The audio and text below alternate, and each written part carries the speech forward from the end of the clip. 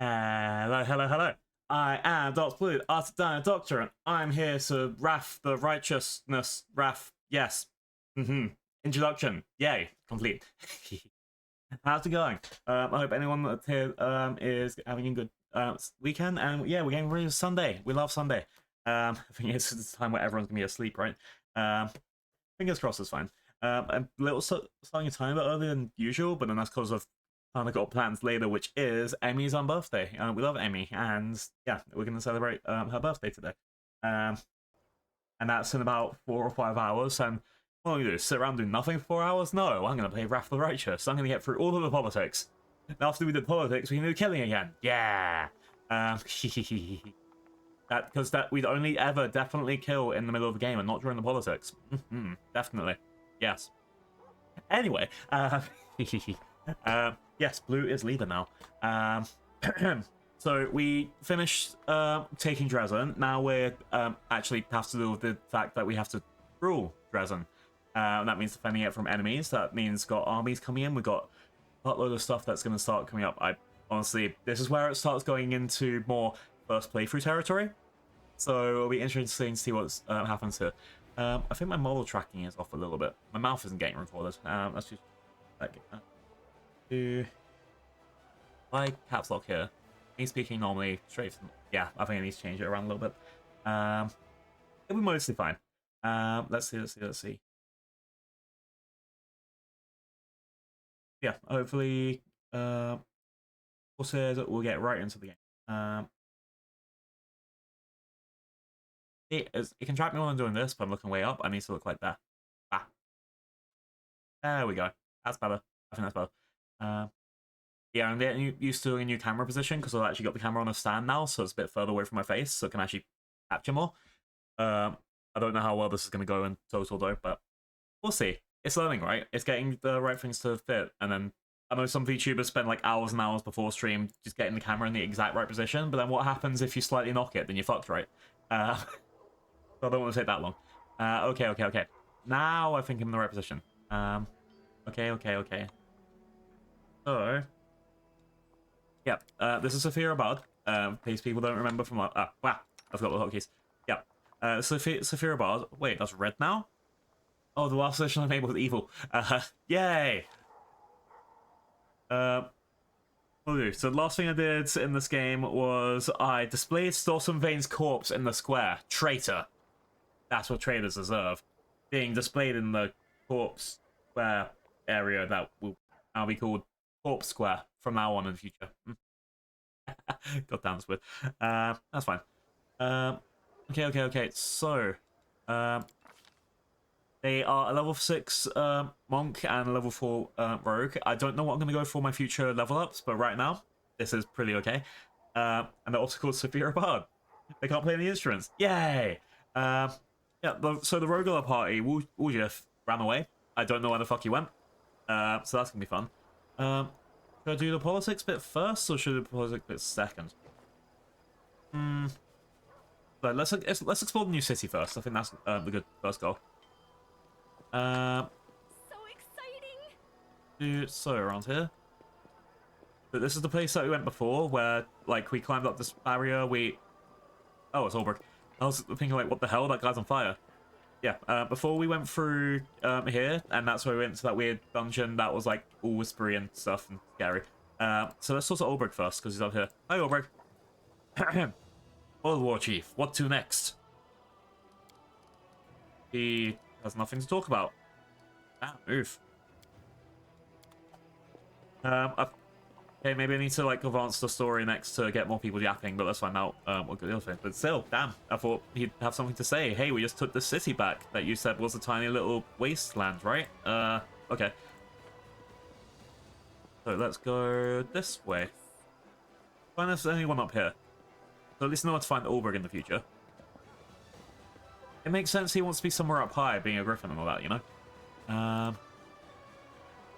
Nothing down this way. I do like the fact that I'm a monk, so it does make me extremely fast for this. I feel like if I was like a tiny character or a slow character, this would be very annoying. Okay. Yeah, I think that, so Oh, yeah, that's my new banner that I have over the city. It's the most lawful banner there is. We love law here. Yeah, I think if I go back down here... Oh, okay, it's a lot better now than it was before. Before it was all those people being like, oh no, we're dying, we're demons, blah blah blah. So I need to go see... I think it was to the left here. There was... Okay. This had a free keyhole door thing. I think that opened this gate from before. Like one of these up here. Maybe this one. Because I distinctly remember that there was a gate that we had to barge through there, but then we had to do a massive fight to get in. And that really weakened us. So I'm glad that I got to skip that. Yeah, exploration. Okay, it's cool. So my companions are showing what... Bismuth is over there. I need to go see Bismuth. We love Bismuth. Yeah, okay, I've got a lot of people to go yap around, go find the yap arounds to then. So even if I don't end up yapping the whole time, there's still gonna be like some things to uncover around town, right? I should probably hold tab and just wait until I see so just hold tab and wait until I see people. Oh, blacksmith, hello. Oh, that's the thing. I'm gonna have to pick up all the weapons that I picked up before. Like half of this is gonna be absolute crap. Probably more than half. Anything that's just got a regular +1, I'm just gonna sell. Sorry. Oh, I need to make sure to hydrate. Today's gonna be water hydration. Hooray!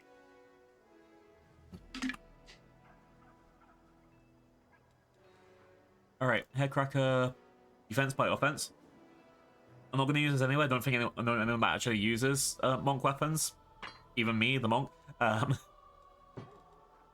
Then anything that's +1, yeah, I can just go. Anything that's like special like these, I'll keep it for now, just until I figure out what to do with it. 15 daggers. Damn. Oh yeah, that's all of this. Masterwork axe, yeah, Masterwork, so like, okay, I get it. Like, that's the reason I picked them up, which is because they're usually light and kind of fast to sell. But also, goddamn, there's so many. I overload myself a lot here. Their Masterworks, ooh, you can't go wrong. Boop, boop. Alright, quick death is javelin. I don't really know anyone that really uses javelins. Just saying, we're about to get that other new party member, aren't we? Radiance means... Oh wait, Radiance belonged to Sealer. Damn it, they took it away from her. So make sure to keep that on the side. Power of Wind. I'm going to keep that on the side as well. Yeah, a lot of this stuff I'm going to be like, nah, so. Solemn Hours got got gold around it, so it makes me feel like it's very important. Or it could be a quest item.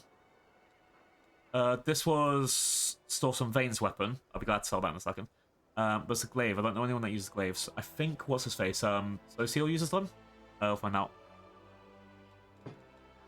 Yeah, a lot of this is just like, I'm going to sell... okay, light shield buckler. I need to keep that for, what's the face? Nella. Keep that just in case. All the rest of this.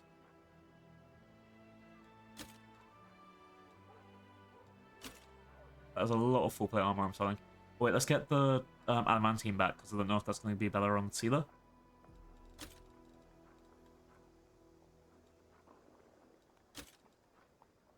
I don't think I need the rings. You got a ring, you got a ring. You could use a ring, just because. Okay, so I need to keep one.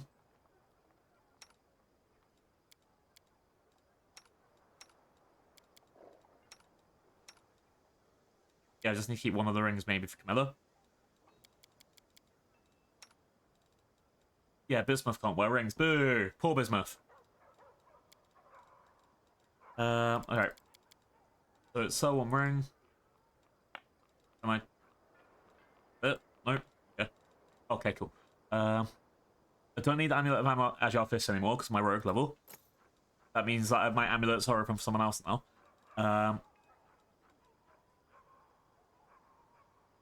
Don't really use rods, but I'll keep it in case.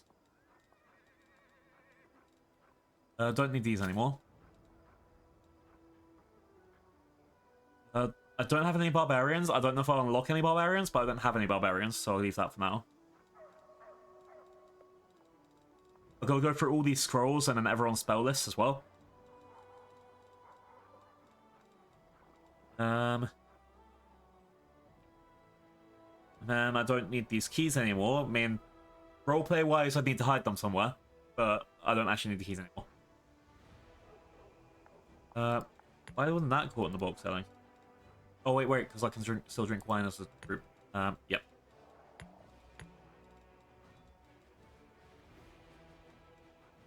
Okay, and then all the rest of the stuff needs to either go into a chest later when I find one, or go into a character or something. Now, I'm rich! Let's see if this guy has anything good. Price in the Ascending Order. The Dissector! Damn, that sounds awesome. Sorry. I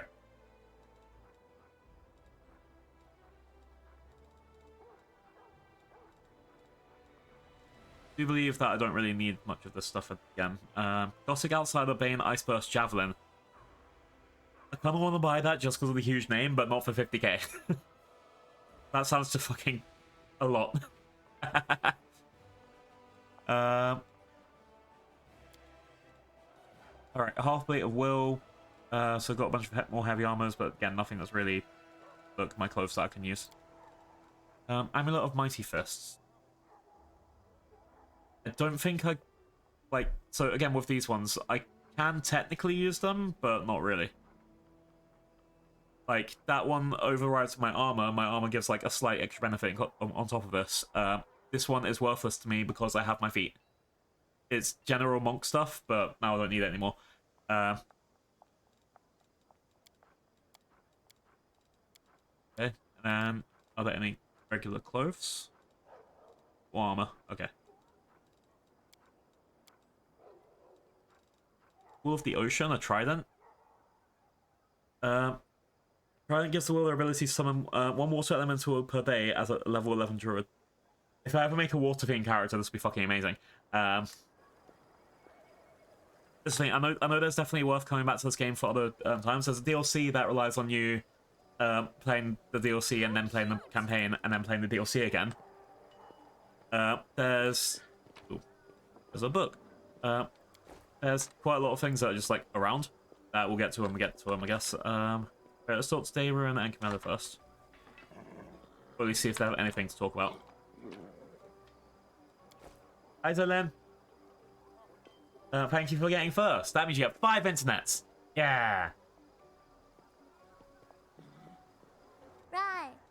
Oh, okay, found clothes. That sounds weird. We got a Allura Titan. I think Allura Titan is one of the Sailback friends. Or I'm completely wrong.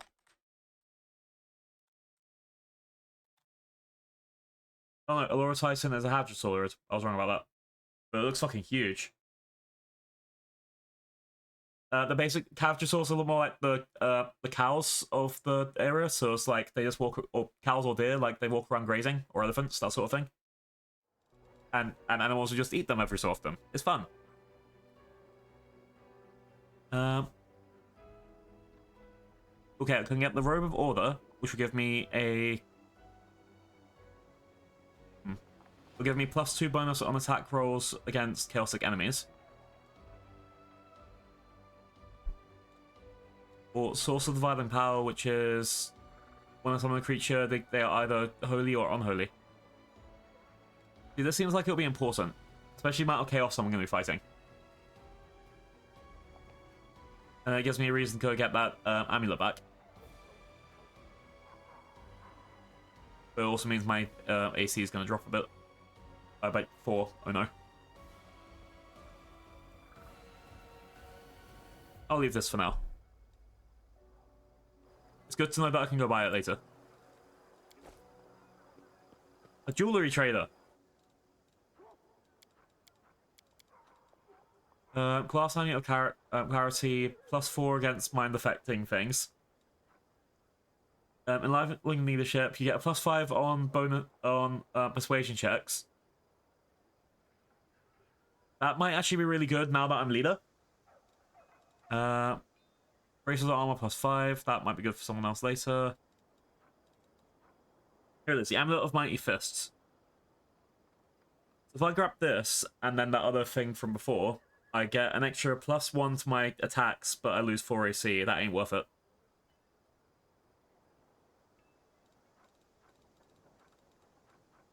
Because that's what I have right now.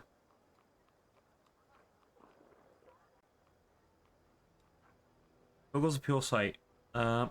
Take 20 on the next Soul Magic one. I don't have that. My Master's Eyes is increase the save DC by 2.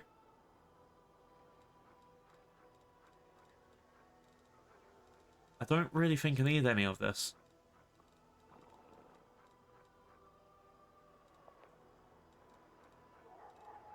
It's good to know that I have options, right? I like options. But also, yeah, I don't really need much of this. Like, that will be a +1 bonus. That's pretty nice, but not right now. I don't know how much... Like, it's giving me a lot of money, and I feel like something's going to come across that I actually need money for. Is this why I just don't ever use my items and struggle through things? It's like, oh no, but I might need the scroll later. And then I die over and over again. But I might need the scroll later. Oh, Darren. You know what? Darren asked, not bothering to treat you properly. I noticed a certain cyclical pattern in my life ever since I met you. First, something happens that leaves me positively intrigued. Then I descend into the depths of fear and anger. Then I start to think it's not that bad. Curiosity comes back. And then something even more dreadful occurs. I might leave it later. Yeah, exactly that. I'll go into a final boss battle thinking that, but what if there's a second phase? Or what if I have to use it again later? I have 99 potions and not used one of them the entire time. And this is the thing though, it doesn't... If it was like me increasing my skill, like Elden Ring, where I was getting better at it, and I could see it, great. Oh god, yeah. Yeah, we definitely need all the New Game Plus. Even if there is no New Game Plus, what if they have a New Game Plus later? Then we're going to be there with no potions like a dumbass? No.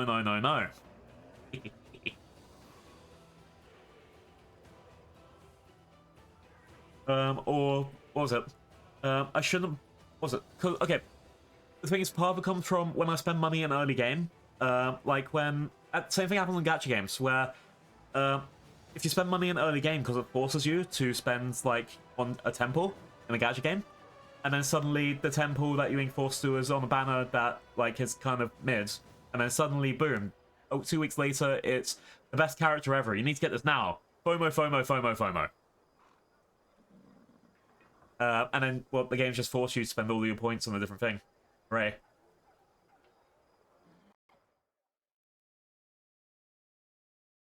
I guess it's just life stuff. Gamba's mean. Wait, hang on. The demons attacked my home, and the city around it. It was unpleasant enough already. But I thought I could compensate for that by striking up a curious acquaintance and having some new experiences. Then my dearest cousin threw me right into the middle of the crusade, and just when I started to see some positives in my current situation, the gargoyles kidnapped me. The Sorcerer and Dresden, following my triumphant rescue, effectively put up every spark of optimism I've ever managed to gather. Now the city is in our hands again, and it's getting more and more tolerable to stay here. I feel surprisingly good, and I'm even beginning to find the city itself rather enjoyable. This brings one very questionable reason into my mind. What is the outrageous and disastrous mess that you're going to pull me into next? Was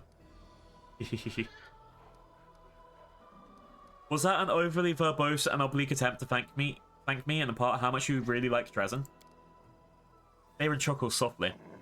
Do you really think someone like me is capable of experiencing such virtuous feelings as gratitude and affection? Most certainly not. Your intuition betrays you. I was just mocking you. And there were definitely some sharp insults hidden under those florid turns of phrase, such as the way of aristocrats and politicians. Yes, I do like Dresden, much to my own surprise. So I can do this to everyone now. I can walk up to them and tell them confess their crimes because they're violating the laws of Galarion. I don't want to click that. It's a very bad idea. Well, I could click it and basically accuse him of crimes. I can exile a lot of my own party members now. That's what I remember from last time. Do you want to talk about your past? I've been thinking a lot about what happened since our visit to Heaven's Edge. Darren's face goes grim. I don't like discussing such unpleasant things. You seem to be quite capable of having fun, so why are you... I don't know what you're trying to achieve here. I suppose you can always ask, and I'll decide if I want to or not. Tell me honestly, do you miss anyone who died that day? Darren is silent for a moment. His pupils seem to pulsate to the rhythm of his thoughts or emotions. Sorry, I'm just getting a phone call. Back in a second. Always the worst timing with these people.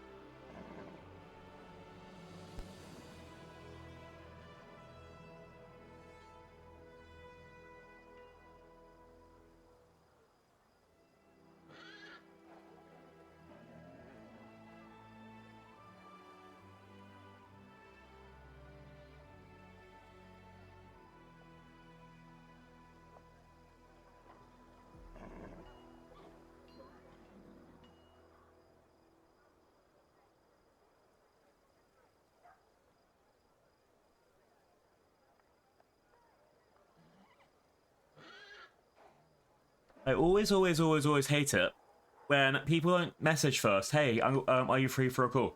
Like, no, we're okay to just drop everything. In this day and age, where we're always doing things.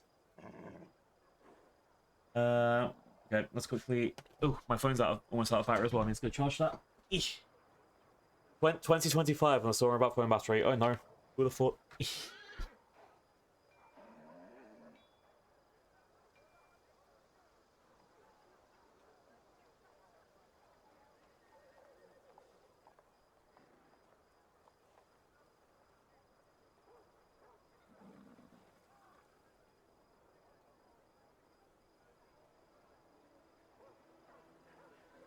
And boom. I've done it. All my adult stuff. Okay. Where was I? Sorry, chatty. So, Damon is silent for a moment. His people seem to pulsate with a rhythm of his thoughts, or emotions, perhaps. I regret leaving my mother alone. She deserves the best of this than that. I confined her to a room so that she wouldn't affect those who believe they can avoid the illness and... Oh, I forgot you didn't know. Alright, that's enough. He shakes his head. Let me be blunt. I don't care about my so-called kin at all. People died every day, and none of those people are my friends. They are dead, I am alive, and I am able to enjoy life to the fullest. Besides, there are many things far worse than death. Were you ever close to your mother? Aaron sighs. Perhaps. Maybe. My mother loved me and I loved her. Even though I was a thorn on her side, how could you truly be close to your parents when you're just an arrogant whelp? At least I was lucky enough to have a real mother instead of a countess mother. Aristocratic parents often see their children as valuable investments and vessels for all their ambitions.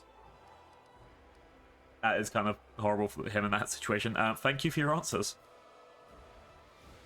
Can't you come up with something more exciting to ask me about? For example, why I hate equestrian statues and what befell the marble horse of my marble grandmother.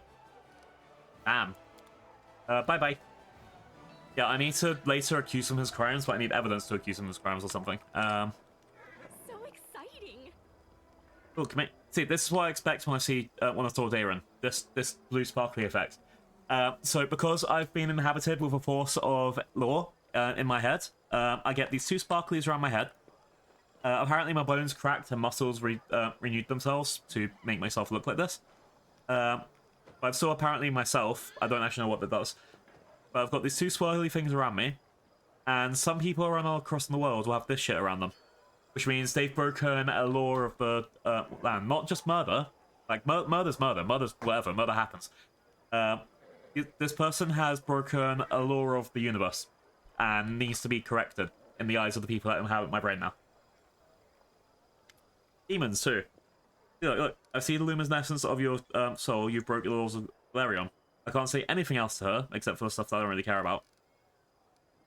But if I say this now, I risk her leaving my party or something. And that's where we get a bit, oh no. If you ever go, like, I recently watched Red Dwarf. If you guys will ever watch Red Dwarf, the best way I can describe it is the Inquisitor from that, where he looks at you, he sees all the things you could have done in life, but instead you're like this. you're the sperm that won the race, then you wasted it. So I think the idea of this is I need to judge people. I don't think it's like a, you know, replacing them in reality. It's literally just I judge people. I'm very judgmental, yes. Alright, got over here. So yeah, I'm going to talk to the rest of my companions, make sure none of them have any special yappy things. I know there's a tavern and a dungeon I need to get to. And then... Who's over here? Okay. Sealer's over here. I think Sealer's going to be training new people. I think there are a few people that I actually might need to run around and talk to in the town, but for now, a lot of these people are just going to be... Even if I could talk to them, I can't. Alright, Sealer. You have nothing here. Okay, thank you for speaking with me. This is my time. Oh yeah, that was it. Sealer needed her sword back. There we go. Now you're not going to be worthless since I accidentally have to use you again. Imagine though, you just like accidentally have a sword just missing forever. Oh no. Okay, the town is now consecrated, which means whenever I long rest, I'm no longer going to get corrupted. I think it's given me everything back, yeah? Yeah. Oh yeah, I have spells, remove fear, spelling barrier. I've got quite a few things that I just like here. Oop. I need to sort out all of these things again at some point. Okay. Who's this person? Arsino. Hi, Arsino. Woman grape, gold embroidered cleric sword is creature of a flight bow.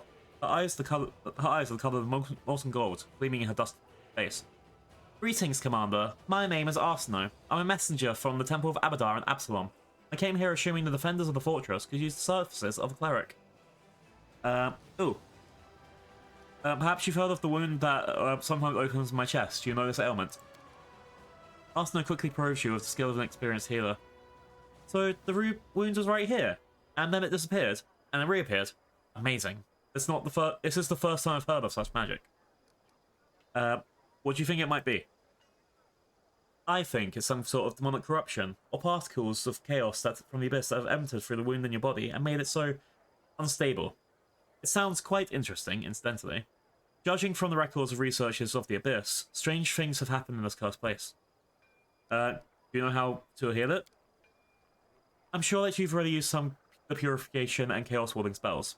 And for obvious reasons, you don't have the option of leaving the campaign and going on a long pilgrimage to various shrines. Since that's the case, keep a diary. Make careful and systemic entries about your well-being. If it gets worse, record the circumstances under which it happens.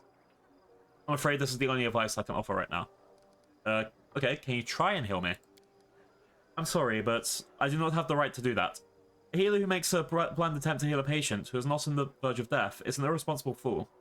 You do not seem to be dying, so we will not take any unnecessary risks.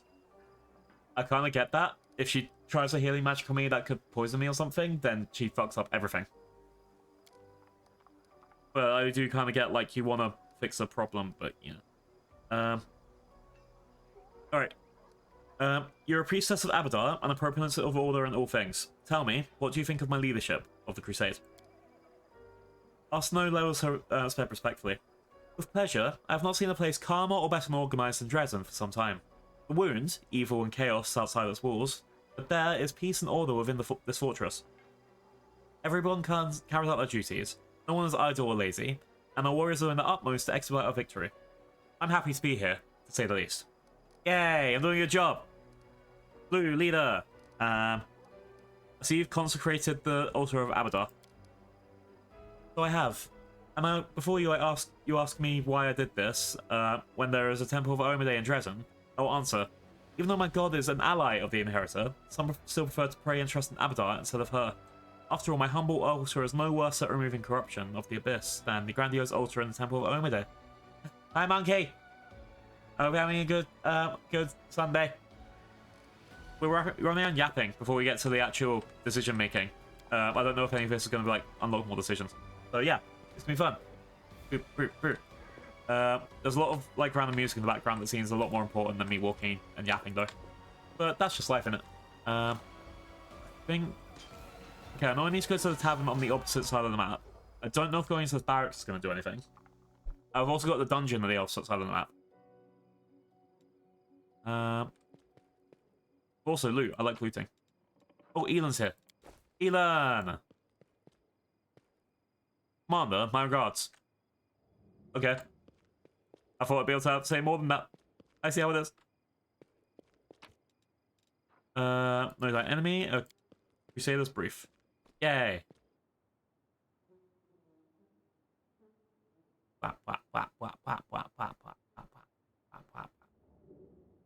Yeah, the loading times are starting to get longer, and this is where I'm starting to worry a bit. Hang on, quickly.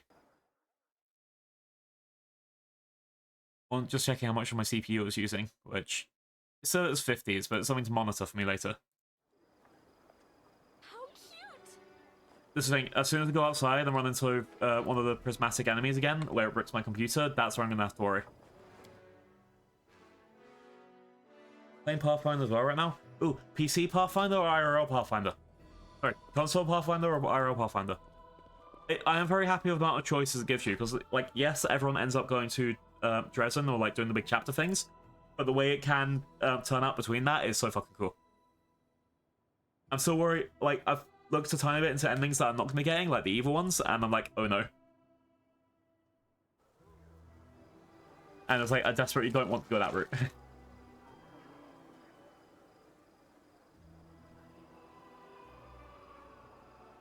I do need to even play it for at one point, but it depends. So exciting! Right, there's nothing up here, is there? Oh. What are you playing or running at the moment? Sorry. Who are you playing or running at the moment? Because at the beginning of this, I knew I was going to go for Monk and Rogue multiclass. But then after that, I was like, boom, I don't know. I think my options were probably going to have been, what's it? Aeon, Angel, and maybe Lich, because it could kind of count for Lawful if I went Lawful Evil. I didn't want to be evil.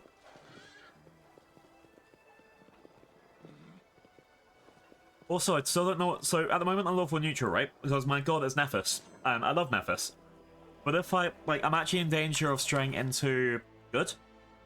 I mean, it's not like I'm gonna make one good decision go there, but if I go to Lawful Good, I want to know how that changes things. Hi, 8 May. Hope you're having a good Sunday. You got the blue arrive. I forgot I had that emoji. I remember how it has blue awkward leave. Yeah, okay. I mean, so I'm figuring out my emotes because I'm on the verge of getting my art from Pocky, and I'm gonna have to like do a little ref sheet and then start sending out to people just to make emotes and things, and it's gonna be scary. And I'm hoping to get like a full brand new set. As much as I love most of these, they can be done better and with like an actual, you know, professional artist or anyone that can pick up a pencil. Basically, you can do it better than me. Alright, is there anything cool around here? There's a couple of houses and abandoned buildings they want me to go in, okay.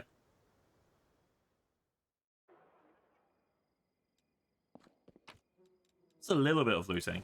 Just a little bit of looting. But it's okay, because I own the city, right? A book. An eyeball, yeah. I suddenly just start... 10 whole minutes and you decide to start your day with me? Oh no. Eat Me has the brain rot. Think someone worth keep clicking on. Oh no!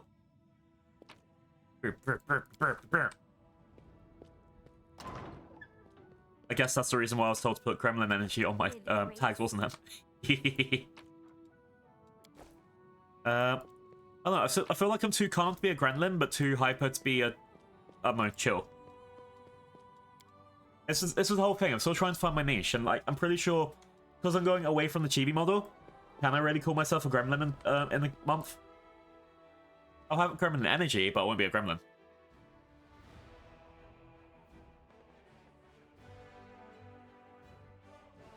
Alright. I think it'll be fine. Oh, actually, if people on my Discord didn't notice, first of all, Discord. So I run it with Meg, and Meg did the Meg did art for the new profile picture for the Discord. Because yeah, it's a shared Discord. So I think it is a lot better than just having like one Discord per VTuber. But it's also, I understand why it's hard to get that with a lot of other people. But if I quickly, this is the thing, we trust Meg and we love Meg, and that's why it's okay to go for that. Right. And also, yeah, we got, so on Tuesday we have our community night, which is, it's going to be chat box. It'll be offline only, no streaming, so it can be a bit more unhinged. But also, I'm just going to get the picture that Meg made. And there.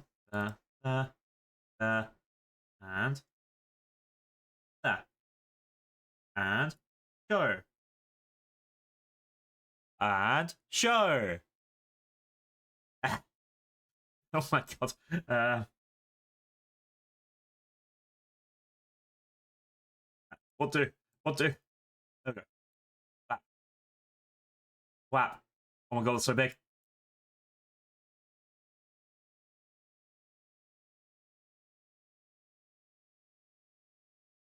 You can see the picture now. You can see the picture now.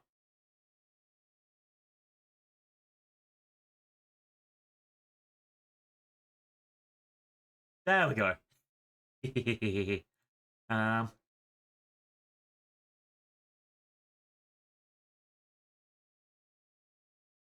it's fine. There we go. It's all here. Yeah, it's got that like really nice. I don't know what the art style is called, but you see it with a lot of adverts for like when people do new games. Like every single game character around, so you get one of this for Astaria, and you get one of this for Commander Shepard from Mass Effect, like that sort of thing. It's like the minimalist art style. I say minimalist, but it's like shapes and colors. I don't know. Art. But yeah, Meg did this. It's a really fucking good job. I think they did it like over yesterday. I like it. And that's our new Discord profile picture. Also, technically the first new art of Blue 2, if we don't count the art that I'm getting of him. So yeah, I'm very happy with that. And now that represents us as a group, which I think is great. Multiverse pit stop, which still needs to probably get a better name and stuff. But yeah. All right, let's again. Yeah. So go look at Meg.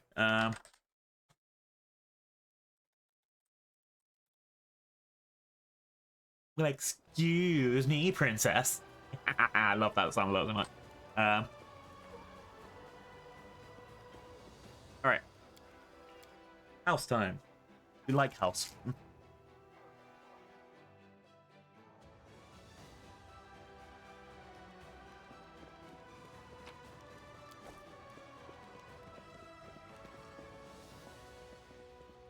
Okay, there's a basement. Am I gonna find out someone's been in here the whole time for 70 years? Or... Oh wait, this is like the secret path to the dungeon, right? Uh-huh. Oh, maybe not. There was a secret path to the dungeon. I'm pretty sure it came out of this one.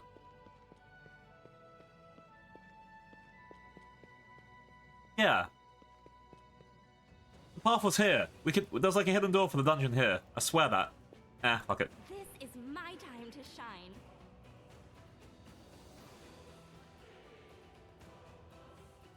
Alright.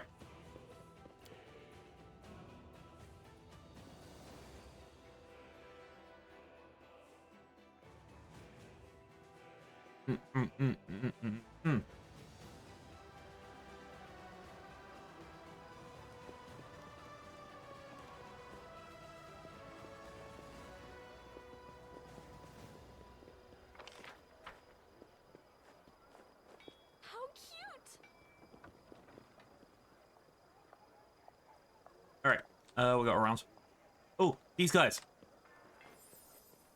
We got Ramley and he's talked to in a second. So we got... who's the director? You. Get your head out the crowds. Where else ain't over yet?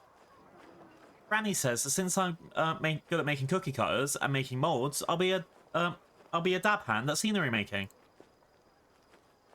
Brother, I thought we agreed to take fair and square. I take the even number lines, you take the odd ones. Brother, then you said that we'd need to share syllables too, so I take the even syllables, and that you take the odd syllables.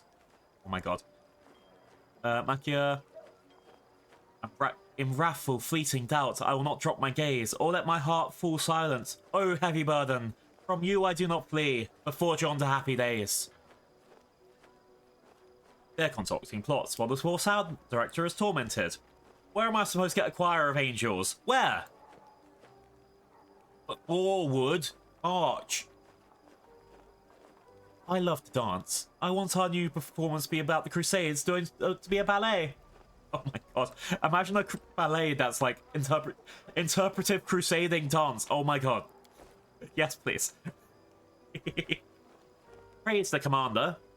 Okay, this guy has again done some sort of horrific crime. It could be a betrayal or something. That's why he's glowing blue. If you glow blue, you're bad. If you glow blue, you're bad. There. English. Hard. Oh, Ember. Did I miss out someone? Miss out Lan. I need to go talk to Lan.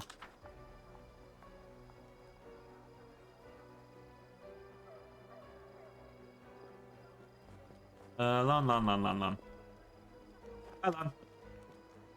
You don't have anything to say either, okay. Now, Ember. Oh yeah, that guy that was like, what's it? Oh my god, you remind me of my granddaughter. He died, like, when in Unlock's arms, basically, right? Oh, no. He got sent back. He was saved. Okay, that's not so bad.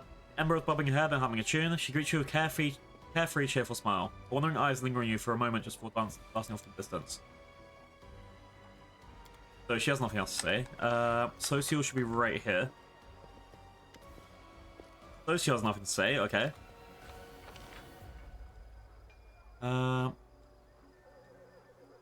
Oh, I need to go talk to all these people. Well, won't I? We'll be fine in a second. Alright, August, you're over here.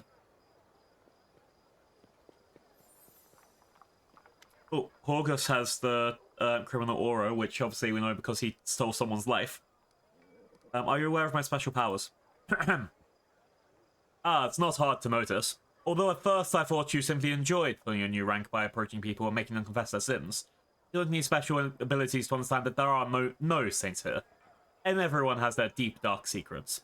I was wondering how exactly you decided whom to expose. I suppose this instinct is one of your talents. If you wish to make your subordinates like you, then this may not be the right way to achieve that. Common folk don't want you to go hard on them. They think justice means sparing them and punishing their neighbours. You treat everyone equally, and that appalls them. Because nobody appreciates true justice. Damn. Damn! A one-eyed devil? Hello. A short, chubby tiefling with a gold eye patch spits chewing tobacco between his feet, and takes another pinch from his tobacco box, holding them with jewels. A fine day to you, Commander. Welcome to the One-Eyed Devil's trading house.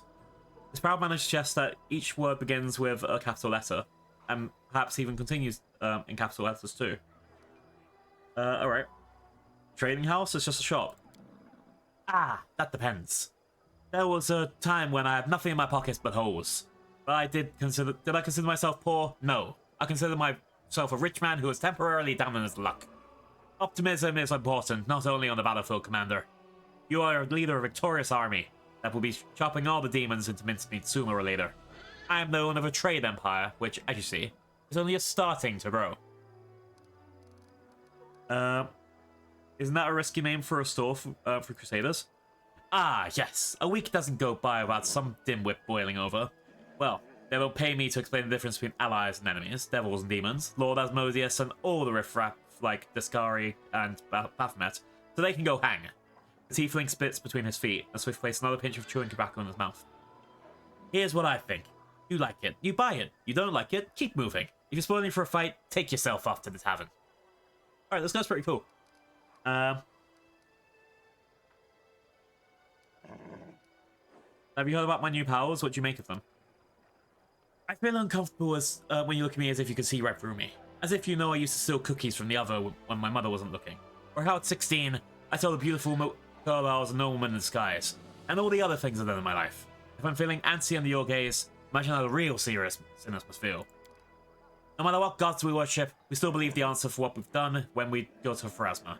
Until then, we can only do as we please without worrying about the consequences. But now you're here, there's no escaping your judgment. That's plain to see. I wouldn't be surprised if people started fleeing Dresden now, that anyone here could be snatched off the street and convicted. Who'd hang around waiting for that to happen? Oh, I could turn out to be a massive dictator. It happens. Show me your wares.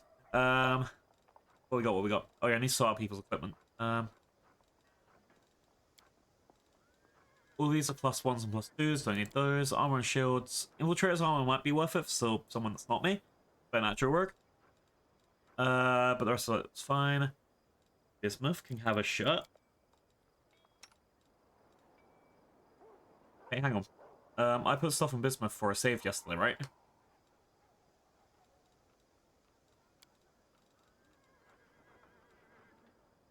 Can I put a belt and a hat on? I'm not sure if that belt and hat disappeared.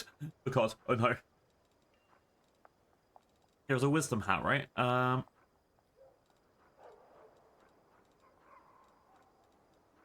don't know. I think I've put them onto Socio after. Yeah, wisdom and that was okay. That's okay. That's fine. So you're not going to lose armor and things between games, but you still can't wear this anyway. Good to know at least. So let's quickly sort out this other stuff now. So Adamantine full plate gives you a higher armor class and lesser armor check penalties. There's actually no reason for you not to wear this. And there's something else that I picked up. Just wear that cape because why not? Oh yeah, it was Camilla stuff. So you needed a new rapier, right? Put that on for you for now. And then this buckler.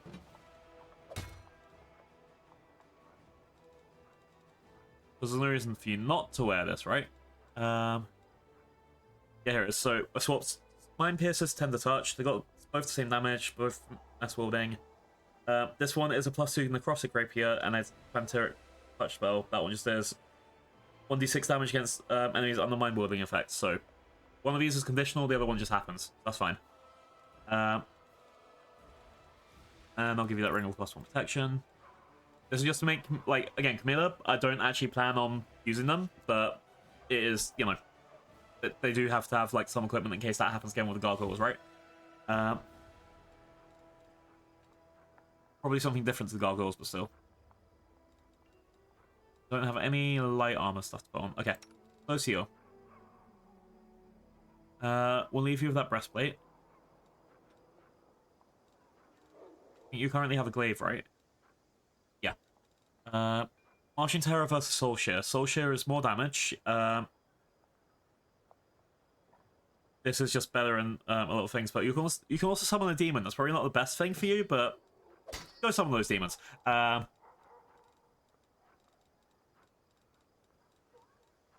Besides that, I think I can sell everything else I have.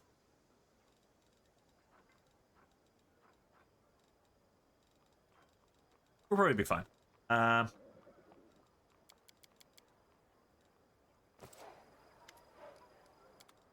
we got anything here that's like actually okay? Headbang or charisma +4. It's fine for now. I'll probably get something similar to that later, right? But let's sell you some shit because why not? That can go. That can go. The other stuff to figure out when to go. So. You want to buy some nail clippings? Why not? Show me the money first, though. No, thank you. Oh wait, I'm the gods of the Crusade people, right? Or like someone like the worship. Could I go do that? Could I just sell like bits of my like? Oh look, it's the Crusade. It's the Aeon's nail clippings. I'll sell you this for 10,000 gold. So I can make millions, millions. God, I need to play like. If there was like a trading class like that, I'd definitely go for that. All right. Peasants, citizens, not really talk to, nothing really to loot. Egg? Why egg? There's something over I didn't do there. anything wrong. What's wrong with my nail clippings idea? Hi, Meg. I showed the art you did on the thingy, like, many minutes ago. I got this. Boo! Wait, that means I can say anything I want. With grace? I feel like I should know what to say when I can't say anything I want, but apparently not. Damn it. Meg Stinky. Done.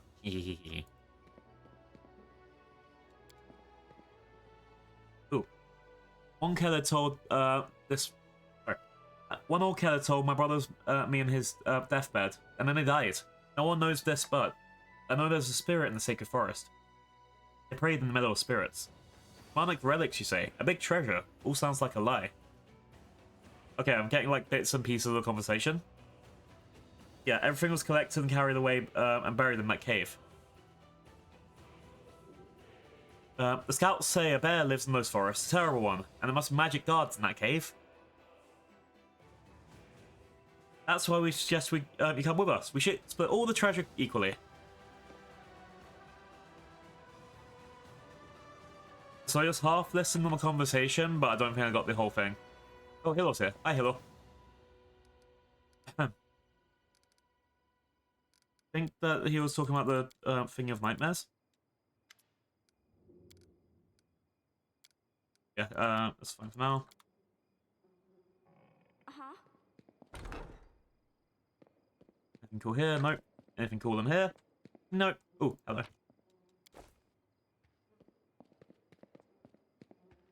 Alright, Nemio, you got anything to say? Nemio met that idol yesterday. It's the person who created all of the shit in the world. Hooray! So, the experiment. Nemio gestures excitedly. I will need some supplies for this one. Girl, bring me a bottle of alcohol. Any will do. Hurry up, please. Science can't wait. What kind of experiment? This will be an experiment of a personal nature. Nemio seems sheepish. But no less exciting for that. Mark my words. Why would you need alcohol? I've already told you. It's their experiment. Hurry up and bring it to me. Why can't you buy the bottle yourself? I'm busy with an extremely important task, mentally preparing myself for the experiment. Besides, a task like this is a perfect fit for my loyal follower. Okay, I have alcohol here. Let's go. Bye, Ale. Nenio snatches the bottle out of your hands and stares at it with the covetousness of a seasoned alcoholic. Here it is, my path to learning true values of humanity from the perspective of the lowliest man on the street. He proceeds to produces a corkscrew from her sleeve, looks at it in bafflement, then at the bottle, and the corkscrew again. He hands the bottle to you. Open it. This experiment definitely won't work if we don't open it.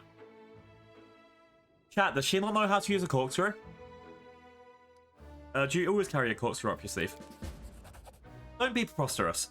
But I am always meticulous when it comes to preparing for my experiments. I plan for every eventuality, in your size. Alright, I admit it. That's not true. But I've truly prepared for this experiment. What's the experiment going to be about? I'm taking a huge risk with the experiment. I'm putting my reputation, my good name, and even my future on the line. With the help of this bottle, I will lower myself to the average man on the street. And I'll try to understand the mentality of someone who is wholly devoid of intelligence. You know, you surely know, maybe from even personal experience, that alcohol dampens mental activity and is a catalyst for stupidity. With a brain like mine, alcohol is the only way to find out how it feels to be an idiot. You're asking me if you've never tried alcohol before? I haven't. I've never seen the point of it. Oh no. Chat, as a responsible citizen, I should get drunk with the fox, because otherwise...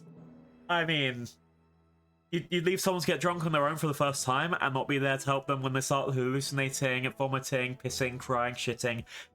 As a responsible citizen, I should help Nenio get smashed. So you're asking me to be your drinking body? Not at all. I do the drinking alone. Your role in the experiment is to include standing here and providing me with a physical reaction to my inevitable temporary degradation. Okay, so she's asking me to stand here and watch her get drunk for the first time. I wish I had a camera. I'll caught the bottle. Fine, let's get started. Well, let's begin. With the steely resolve of a warrior going into his last battle, Nenio takes a big gulp straight from the bottle of ale for the first time. Oh god, Nenio. That's disgusting. After she overcomes the urge to vomit, she looks at you with teary eyes. How do you all drink this? I am doing this for the sake of science. Another gulp. Oh, that should be enough. Ugh. Am I stupid yet? Quick, ask me something smart. Alright, what am I going to ask her? What is 2 times 2? Oh god. Alright. Is there an overland route from Avestan to Tianjia? Hang on. Yeah, past all these checks, that's good. Apparently I'm kind of smart. Of course there is. It passes through the crown of the world, a northern continent known for its extremely cold climate. By the way, did you know that most of the guides on the route from Avestan to Tianjia are taciturn, sulky, and ignorant individuals? It seems to be used the phrase, shut up, more than any other people I've encountered. It would not seem that I'm drunk enough yet. Nenio takes another swig from the bottle. Right, it seems to be working. Now I need to come up with an idea right now. I used to have tons of ideas. Let's see now. Biscari and Baphomet. The anti-Crusader allegiance is not effective enough. They need to unite their forces on the physical level. Baphomet needs to mount the Scari and ride them into battle. 2 in 1. I think she's onto something. Yes, the experiment was successful. I'm definitely drunk. Takes another gulp from the bottle and to confirm her condition. From a scientific point of view, how does it feel to be drunk for the first time? Terrific! I've become definitely more stupid. More than that, I'm a son with a box of rocks, and right now, I don't give a rat's ass about science. Wait, I've got it. That's how men on the street see science. They just don't give a rat's ass about it. Who cares if there's an overland route to Tianjia or not? Tianjia is over there, Nenio says with a vague wave of the hand. Whereas the bottle is right here, where it belongs. Yay, I love her. I hope you're satisfied now. Incredible. My intellect never stood a chance in this battle of alcohol. And what's most striking, this fact doesn't bother me at all. It feels like all the thoughts in my head just went poof and disappeared. My thirst for knowledge, my desire to prove myself, they're all gone. My mind is so calm. And it's actually a little frightening. I must simply describe my condition for my encyclopedia, but I'll get to it later. I just don't feel like it right now. Oh my, you're not going to drink like a fish from now on, aren't you? What? Of course not. How can you think that little of me? Me, the great scientist of modern times. Nenio licks her lips with intense concentration. Fine. Maybe. A little bit. Sometimes. No more than once a year. And only if no one sees me. I have a reputation to maintain. Okay. Congratulations, Nenio. You're drunk. That's it for now. The experiment was a success. Just a moment. Nenio stares at you with glazed eyes. Shakes her head and exhales loudly. When she meets your gaze again, her eyes are crystal clear. Alright, I'm fine now. Did Nenio just stop herself from being drunk? What was that? What was that? What was what? A moment ago you were drunk as a skunk, and now all of a sudden you're stone cold sober. Is that so? Nenio looks at the bottle in her hand, thoughtfully licks her lips and nods. It seems that is indeed what happened. Clearly I decided to forget the incident entirely, because I no longer need this information. What I need to do now is write an article for the encyclopedia about the influence that alcohol has on an individual's mind. Okay, so, yeah, so Nenio can just forget that she was drunk and sober up immediately. Can I have this power? I simply blocked the deleterious effects of alcohol on my mind. But in basic terms, I forgot I consumed alcohol. The mechanism is similar to the one I used to get rid of irrelevant memories. It's not overly complicated, if you know how to do it. Yeah, your abilities are amazing. Huh? What were we just talking about? God damn it. Happy I could help. On behalf of future generations, I formally thank you for your assistance in this momentous experiment. Now I have time to answer your questions. Ask away. Yeah, I'm gonna go. Thank you, Nenio. I love you, Nenio. Why not romanceable, Nenio? How cute! Alright, let's go. Just downstairs? Yeah. I love Lenio so much. So exciting!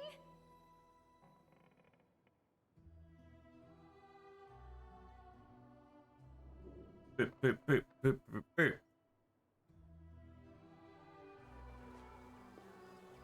The load times are still worrying me a bit, but not as much anymore. Oh, a jewelry artisan? Another jewelry shop? Let's go. Oh, someone's been here for like, what?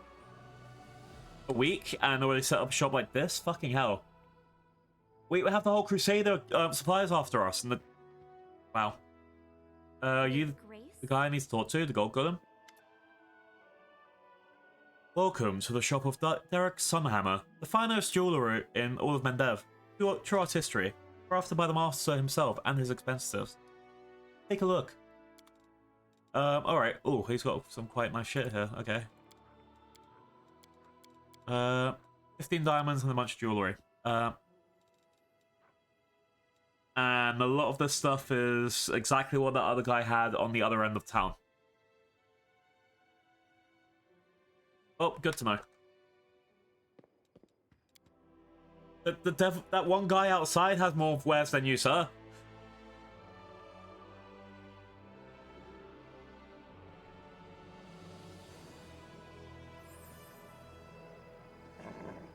Alright. Form an Awesome Haze. I remember this dude. This is the guy that he was after... what's the face? This one. Kalessa. He was after Kalessa. Also, I don't know what the... Oh, wait, I haven't. I've got a lot of quests to go through. We've got the Dragon Hunt, which needs to talk to the guy in Tavern. Find something that belongs to Surrenderev. We'll get a... Yeah, we'll get a attack out of nowhere from demons soon. There's quite a lot of shit that's really coming here. Well, nothing... Oh, middle game. Sudden Ascent of the... the Sudden Ascent is a perilous movement for any military leader. Yesterday, the commander was in charge of a small fighting force, the vanguard of the Mandavian army, as it completed a risky mission. Today, that forces the army itself. Will commander's talents be up to the task of transforming a full squad into a full-fledged warrior host? Probably not, let's be honest. Okay, there's all the stuff I'm doing in a minute.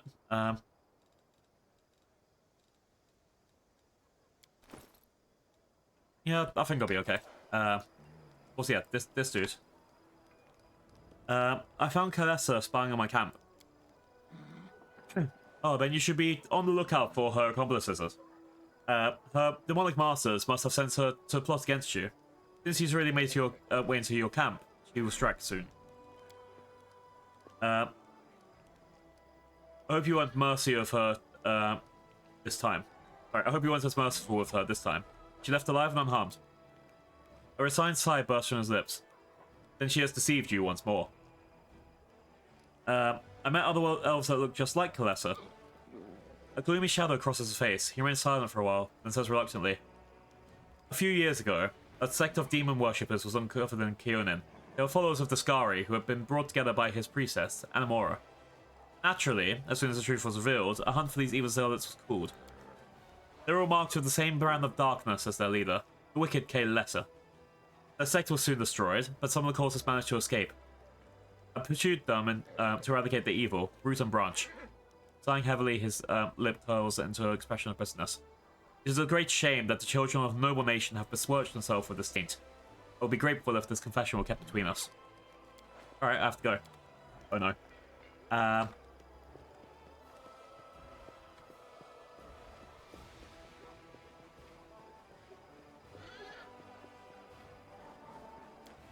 Half Measure Tavern, okay. I guess it's a brand new name, new management. Alright. Fire the tavern keeper. Okay. The boy sitting on the counter looks about 18. He salutes you with dignity, though his eyes scarcely rise from the tavern's ledger. The Knight Commander? At my establishment? What an honor! My name is Faikito. I'm the owner of the Half Measure. How shall I address you? I ask because some people don't like undue familiarity, What a scoff at the tedious of ceremony and titles. You can call me the Armored Armadillo for all I care. Damn. How would I want people to address me? My character is a famous bard, Sophia the Bard. But also, now I'm the commander. Do I need to change this up?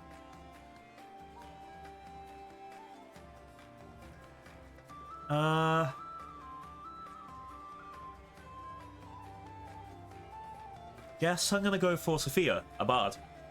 That'll be for like a friend term. Yeah, anyone that doesn't know me goes by commander. It's sort of like, okay, let's say it in like the same way that right now I'm Dr. Blue. My friends will call me Blue. Other people will call me Doc, and that's how I kind of see that kind of thingy, either title or name, right? Maybe if I get to know this dude better, he will be able to call my character Sophia. But yeah. By my title, my commander, or simply commander. As you wish, commander. So what can I do for you? Wine, a meal, a heart-to-heart talk. How is it that such a young lad owns this tavern? I think that's probably the first thing. I mean, he's obviously got here and he's fine, but... before the siege of Dragon, the half measure belonged to a distant relative. I won't bore you with the details of how the family died. Just 3 words. Demon worshippers and sacrifice. It should be enough. Now that the city has been liberated, the authorities in the Day's Church will be returning what remains to the lawful heirs of the deceased. They take these things seriously in Mendev. I suddenly slaps himself on the forehead. We started talking about the inn, and I remembered. I wanted to thank you personally for defeating the demon in this very tavern when the city was liberated.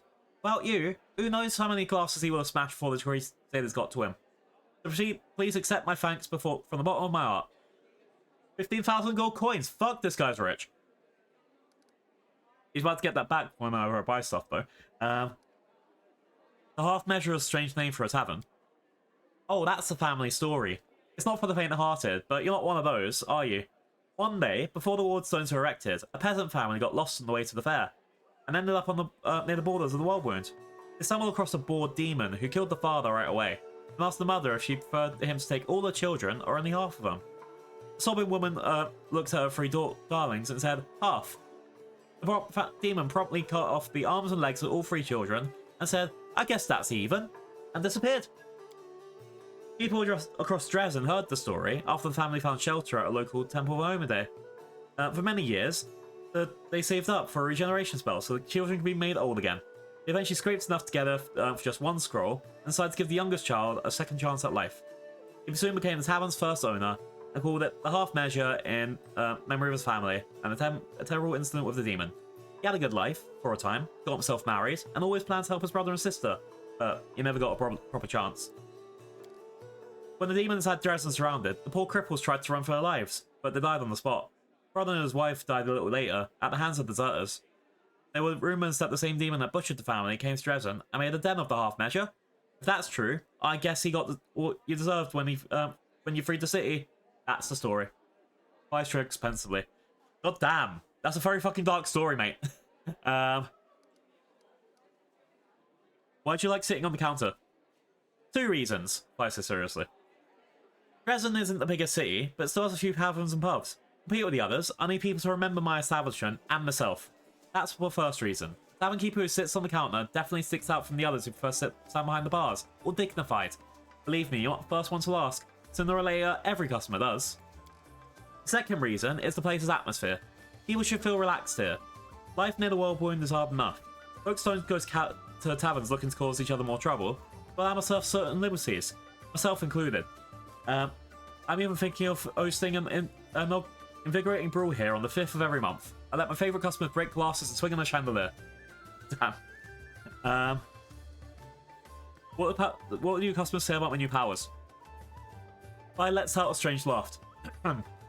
People are strange.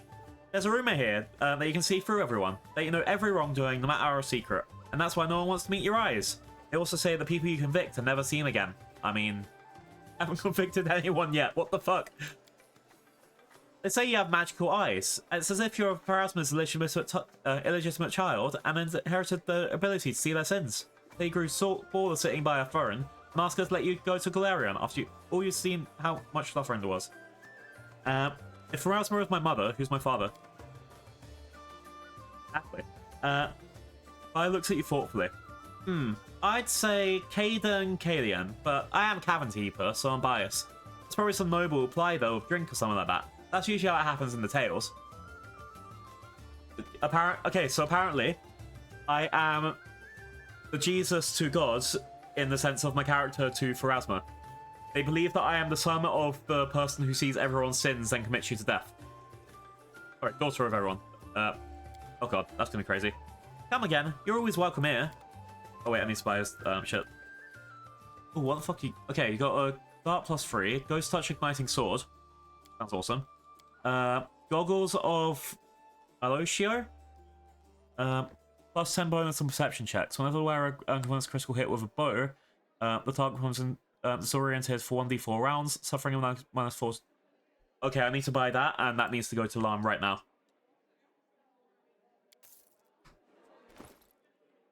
I just gave him back double the money that he gave me, but yeah, that needs to go to Lam.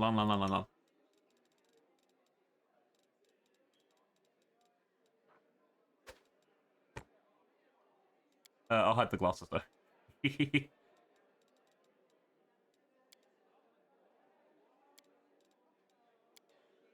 Oh wait, if I take off his shirt, I'll leave it like that. Yeah, okay. Alarm has the power, so plus 10%. Sorry, +10 competence on the perception for the start, but also, if he ever gets a crit hit, which he gets a lot of crit hits, I think he's got a 10% chance of a crit hit. That target's gonna become disoriented. That's gonna be so good. If they somehow survive, they won't be able to hit me. Alright, I think I was here because there was Greybore in the corner.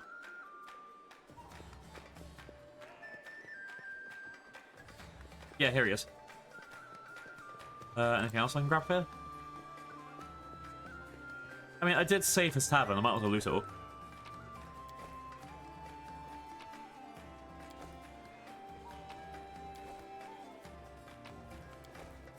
Crime. Acceptable crime, because who's going to stop me? Alright, Greybore. Oh, I had this guy talk like a pirate yesterday. Okay. How can I help you? Before you stands a dwarf. He has a stern, rugged features, and it looks to be well armed. He fills his pipe with tobacco from Garund, lights it, and blows out a cloud of smoke.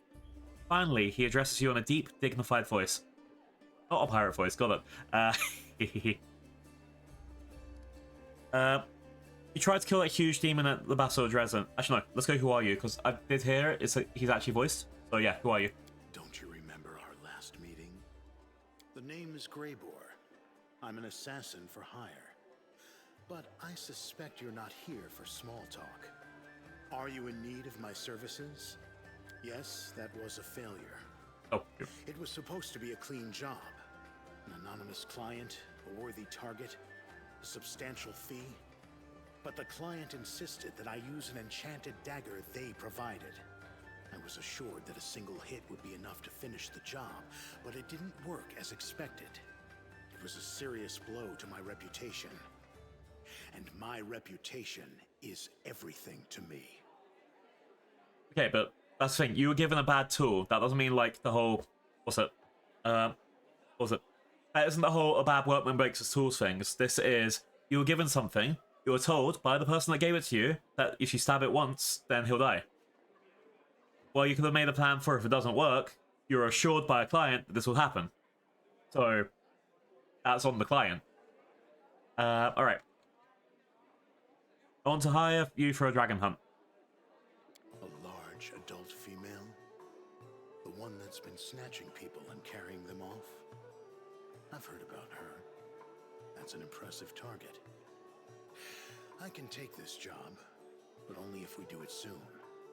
I'm expecting a new assignment from my regular client, and I'll have to leave as soon as I have the orders. And of course, you should know that this dragon will not come cheaply. 2,500 gold, paid in advance. Dwarf's eyes light up, but his tone is one of studied indifference. I'll pay. Why would I want a discount? He said this thing and then go for it. One thing about mates rates, if someone's like mates rates, your mate needs to be paid what they're worth as well. So, I'm paying this guy what he's worth. Excellent. Let's get down to business. It's no easy thing to take down a dragon when you don't have wings, so you'll need to follow my lead. The best thing would be to catch her by surprise in her lair, but we need to find it first. Of course, since she doesn't leave tracks, that might be tricky, but I think I have a solution. We need to go west of Dresden, to the Grimwood Forest. Okay, why Grimwood? The dragon's been seen there often. According to the scouts, this is likely because there's still some wild game left in those parts. We'll set up an ambush there. Okay. I hope I can rely on your honesty. I understand that on our way to the dragon, there may be other fights or places we need to visit for various reasons. That's to be expected. However, should I see that you are deliberately delaying the contract, or that you're dragging me off to assault some demon citadel instead of going after the dragon, we will have to revise the terms of our agreement. Okay, I understand that. I wouldn't be happy if, like, I suddenly decide, oh, we're just gonna assault this little fortress. Oh, we're just gonna go attack this little band of demons. Oh, we're just gonna end the entire world wound. He has an agreement, right? It'll be like changing someone's job description after they've taken a contract and then not informing them. See, I'm lawful. Good lawful as well. All right.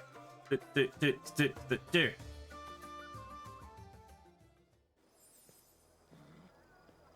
This is my time to shine. All right. What next? I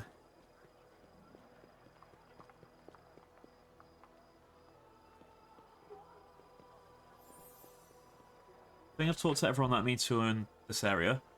Wait, Bismuth's apparently over there. I see a Triceratops in the corner. Oh, there they are. Hey, Bismuth. Killing out with the horses. Alright. So I need to go over here to find Wilsa. And then I can start doing politics and stuff.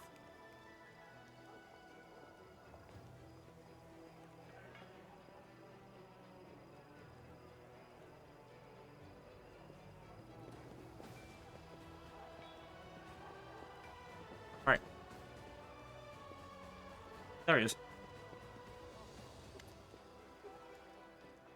The Beta Quartermaster gives you a friendly nod. What can I do for you? Sorry, what can I do for you? I forgot his voice already. What are the duties in camp now? Yeah, a little bit of everything.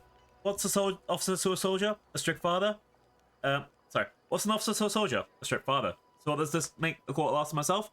Someone like their mum. That's what. Make sure the lads have everything they need to defeat the enemy and come back in one piece. I think I already heard this before. I don't know why it was highlighted. The horses have got to be fed and watered. The camp's got to be fortified by the evening and broken up by the morning. And I've got to make sure the wages are paid in time and the wagons don't squeak. And then there's the reports. Gosh, until you asked, I didn't realise how many duties I actually had. Please, HR. Got it. Are you going to manage the fortress now? No way, Commander. The quartermaster throws up his hands. Not in a million years. I can manage an expedition just fine. But running a fortress is a different kettle of fish. That's enough work to make a man's head explode. That's why they sent an expert from Nerisham. Her name is Gorgalinda Stranglehold. Why a name like that? Oh god. I've seen how she handles things. She knows what she's about. That one. I obey, bless her. You're managing the fortress, and I'll take care of the soldiers just like I've been doing. Yay. So what you got? You got any like decent weapons now, or it's all gonna be your +1 stuff? A holy speed composite shortbow, goddamn. And then most of the stuff I'm not gonna be using anyway. Actually, I need to figure out what I'm using from these and not. But we'll be fine.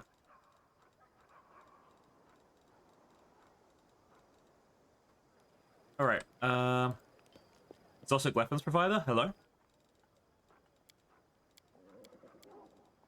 Cool. Just those. Price and sending order.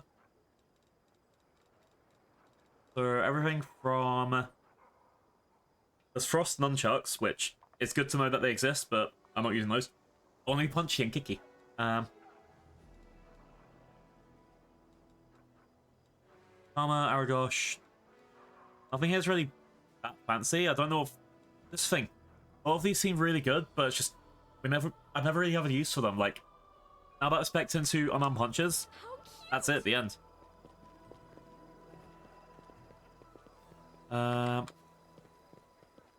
There's no reason not to punch everyone to death.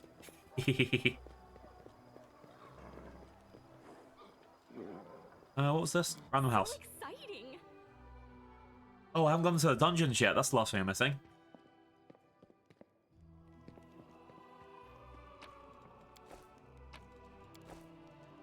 So dungeons, then politics. Let's go. With grace.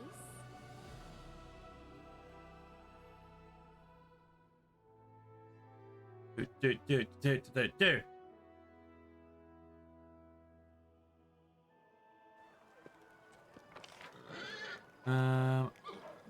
Barracks. There you go. Prison.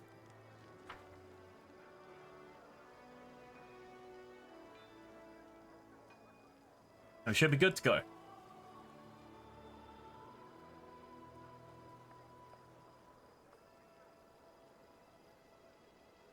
Oh, starting to get really raining outside. I guess this is a storm that everyone's talking about.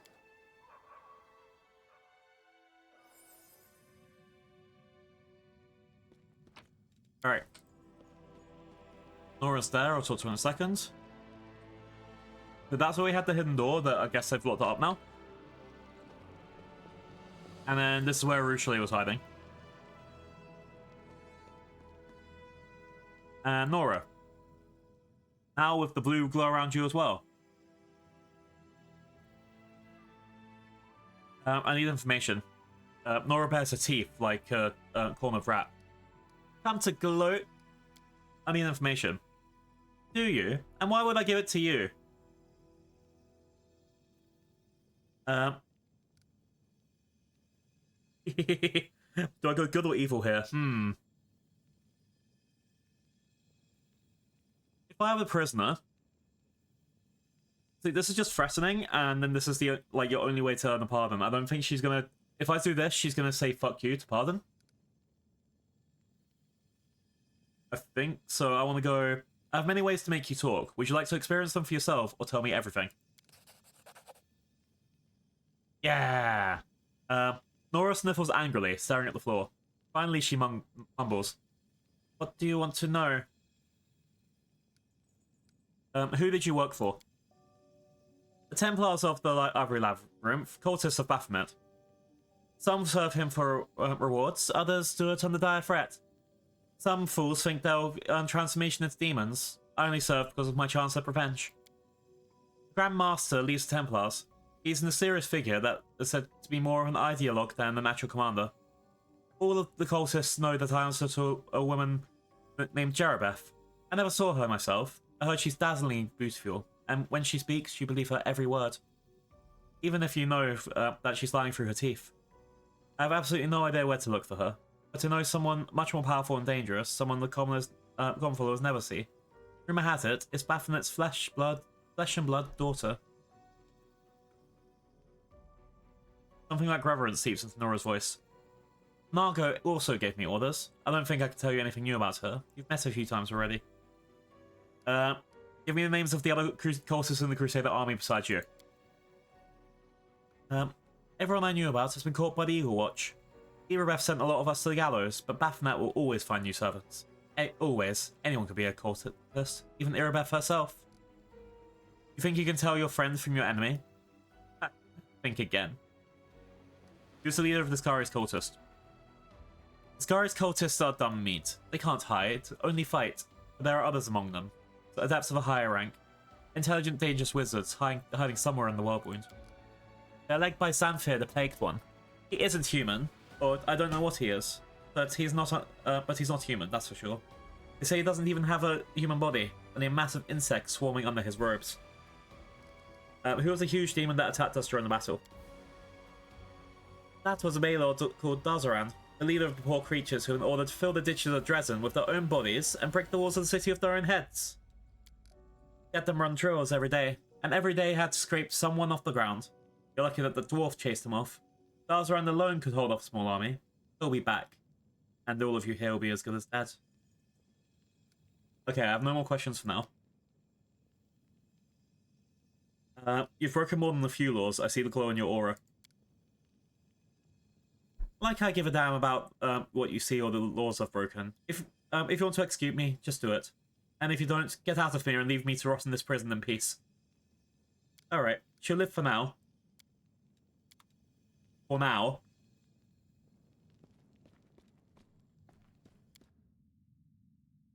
We're going to take her to trial, then she'll be executed. As traitors deserve.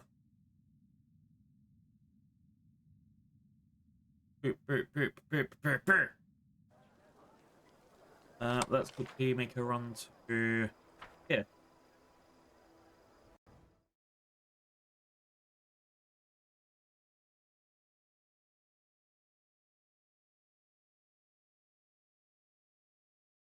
Boop.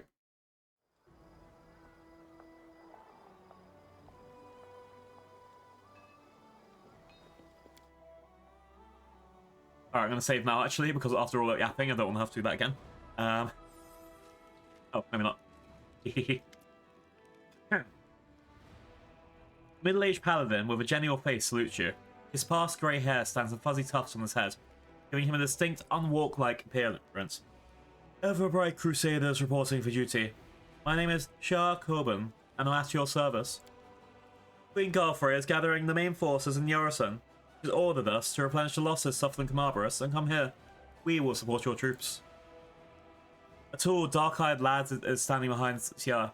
He passionately echoes Xia's words. We are ready to go to the front immediately. Allow us to be the spear of the attack. Your Crusader calls the man to order. Morvig, do not speak unless spoken to. Don't worry. No one will be defeating any demons without you. Xia smiles and kindly and tussles the boy's hair. Damn. Did you fight in Camabrus? How are things there? Not personally, no. The bulk of our order is to, in Yorosan. Almost all those remains behind in Camabrus died. And the ones who were disorganized and leaderless. But the order didn't perish. New volunteers have become, oh my god, I can't English there. New volunteers have been pouring into our ranks. We are licking our wounds. Camabrus is rebuilding. Life wins out. People are coming from all over Avistan to help. Many are joining up with Crusaders, just as it happened back in the First Crusade. Who have you brought with you? Everbright Crusaders, mainly. We have a lot of volunteers who joined us. Those who arrived at the Queen's Call did not want to sit in Nerosia waiting for the main army to set off. All those hotheads know is that the front is here. Arnold at the boy behind him, the one eager to fight. We're picking up this one too. He walked into Camabrus with an old sword in his hand and a few copper coins in his pocket. He was going to keep walking, to kill the demons. And then he would have laid siege to Threshold, no doubt. The boy's cheeks go pink as the old gentleman's at the old man's gentle mockery. He continues to stare resolutely and boldly. Okay. Great, you'll be serving under my command. The Crusader gives you a friendly smile. It is an honor for us, Commander. Let's give the demons a dusting. Alright, I just seen some random dudes. Oh, this is the guy that... Okay. Irabeth, have you made this girl an officer, or is it just standing here for no reason? There's a reason they're standing in plain view. If anyone tries to steal it, I'll see them. I may not be thrilled about having to drag this fortune around with us, but it's my duty to protect the treasury, and the fortress is the safest place in the area. Alright, can you cast Illusion on my gear? Can I wear a fancy hat now?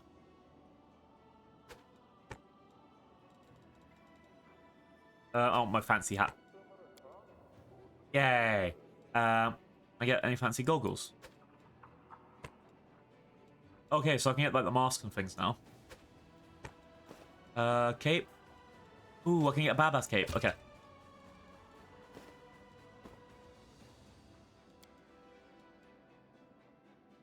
What little cape I should go for? Sound seems okay.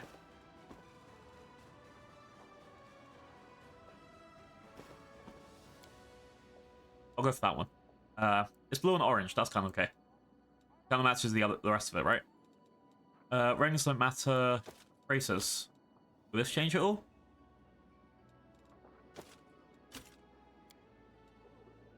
I can't see any differences, but okay.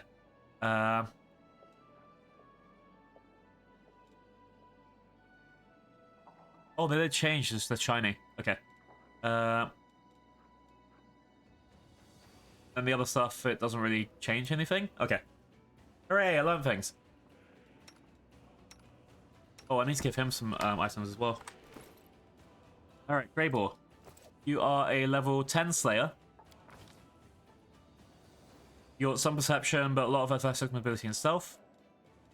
You're doing 2-weapon fighting.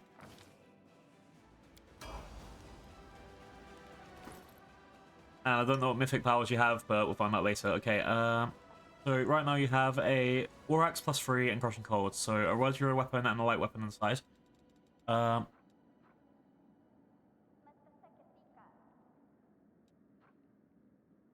Anything worth giving you with this? That does 3 hits, this is 2 hits. So if, I'm guessing I actually need to look at your feet something. You have a focus on Dwarven War Axes. So finding Dwarven War Axes, that has to be your main weapon. And you also have proficiency of spears, javelins, and long spears. Does it have anything light? Quick Death. And Dwarven War Axes as well.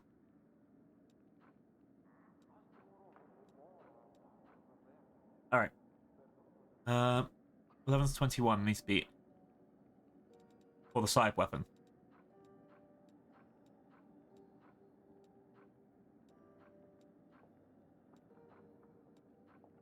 No, can't see anything. Armor-wise, you're wearing light armor.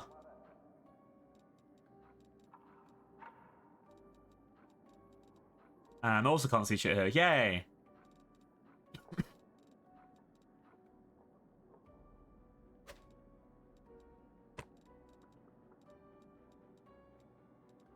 Slayer gets for quarry. And then, yeah, I guess I'll pick up something for you later. It might even be in my inventory right now. Actually, let's go do that before I do anything. This is my time to shine. Oh, cutscene.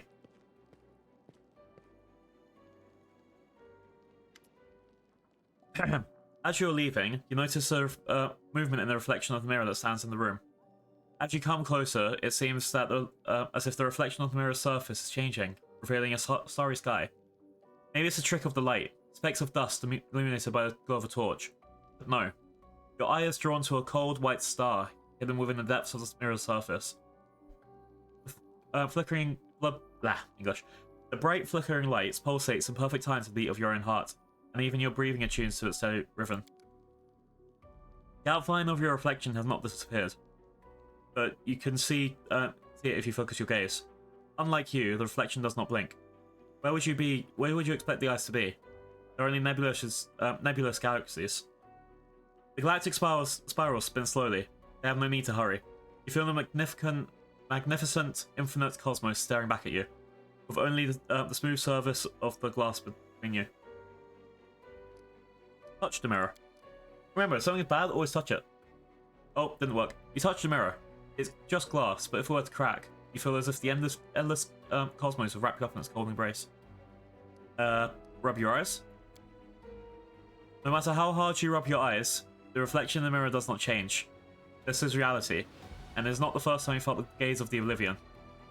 You've experienced it before, when you encountered the Aeon, and now it feels as if you are once more subjected to its observation. Alright, I will look with the eyes of the Aeon. You recall the gaze of the creature you encountered in Carnaborous. Is it what you've seen now? Is what you see now the shadow of a dying Aeon, or maybe the glimpse of a new one, born somewhere in the multiverse? You feel connected to this being. Maybe the Aeon, timeless judge, is slowly fading away, and has come to give you some final guidance. Who are you? I ask. This question does not need to be asked aloud. It hangs between you and the Aeon, unspoken, yet understood by you both. I am an Aeon, the embodiment of law in this multiverse. I preserve the balance of worlds and planes.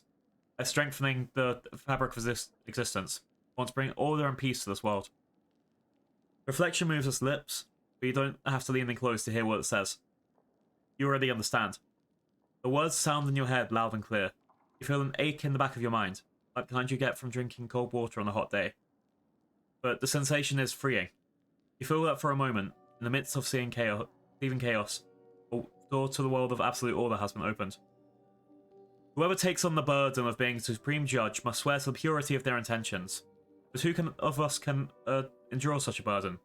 Swear and embrace the power of the Aeons, and the only power that is able to save Galerion.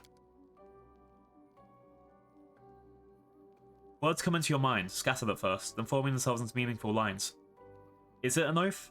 Maybe you need time to think. Or deep down, have you been repeating this text of oath over and over and over and over again, so you know it by heart? Check to see if the mirror is enchanted. It definitely seems to be real. There's nothing usable about this mirror. It has always been here. Used to check one's appearance before meeting with guests and subordinates. The being that is looking at you from the other side of the glass is also using it. That has not changed the nature of the mirror itself. It seems entirely normal. I will swear the oath of the Watchers. Sorry, the oath of the Aeons. Oh no. The words of an oath forming in your mind, each one burning with certainty and purpose. But where did they come from? The lips of reflection seem to move even before yours do, as if the Aeon itself is prompting you. I, Sophia Abad, commander of Dresden, by the will of fate and the power of gods. Others call you commander and speak of your responsibilities, but this is the first time you have spoken it aloud yourself. The words take on a new weight. The voice of an Aeon, an eternal being, echoes your words as if in support, as if the multiverse itself accepts you, and accepts your oath. I swear to never deliberately overlook unlawful acts. I swear to never cover my ears when I hear lies. I swear to never keep silent if my words will bring justice. Turn away. Don't look. Better say nothing. This doesn't concern you. These are all things you've been told your entire life. Now, repeating the words of an oath, you realize that you've always detested such cowardice, childhood. Your whole being revolts against it, for it is not in your nature to look away. It is not in your nature to remain silent. This is why you've been given the right to enforce the law. I swear not to rule, but to judge. I will not be the executioner, but the executioner's sword. I will not enact punishment with malice or joy, but only in the name of the law. I swear to be a pillar of stability and order. There is no anger, there is no joy. The veil of time has been lifted from events of past and present, laying them bare before you. You see the truth, undistorted by fears and desires of a flaming mortal conscience, as if the Aeon is sharing its infinite wisdom with you. If I ever break my oath, may the Aeons, the keeper of order, punish me justly. May my name be buried in eternal oblivion. This I swear. Your final words linger in the air. The mirror is silent, but you know the multiverse has accepted your oath. Nothing will ever be the same again, and yet, everything is as it should be. This feeling of certainty brings you peace, like a taut string that's been released. But something is stirring, constant, and restless at the edge of your consciousness. Galerion is imperfect, Endev is imperfect, Dresden is imperfect. The blinding light obscures your vision. It's as if you are trying to peer past the lighted candle into the distance beyond. These wandering lights are the souls of the guilty who have not been charged for their crimes. Some of those flickering lights are close. Whatever else may be happening in the multiverse, there are those in Dresden who await your judgment. Convict the guilty of Dresden, oh no. I know a few guilty people though, that's the issue. I've got Camilla, I've got Tavron, I've got... oh god. Okay. And this ends by the end of this act, oh no. Aeons are the creatures that exist out of time. Their only concern is balance of the multiverse, no matter how it's achieved. Choosing this path is the first step to greatness. Upon reaching its pinnacle, the judge of all creation will behold the interwoven fates of humanity and paint it intricacy. He has the ability to see the souls of those who have broken the law. The commander is a creature of flesh and blood. But with the power of the Aeon, she'll be able to bring the world torn asunder by passions, the Order. In the worlds inhabited by the mortals, the slightest bit of movement of a soul into action may violate both law and order. The eyes of an Aeon can penetrate the mortal shell and perceive the light that lays bare the transgressions of the soul. But the ability to pass judgment impartially must be trained, like any skill. Okay. That's a bit scary, but it'll probably be fine, right? God. Put these up. Put all of these inside here for now.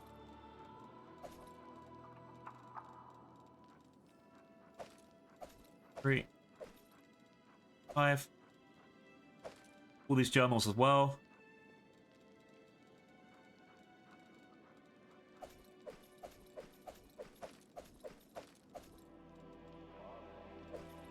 And hopefully we'll be able to get through everyone in a second. First up, I wanted to go to Bismuth. Bismuth can't wear any of the these either. Okay. Put these back for now. Keep the armor just in case.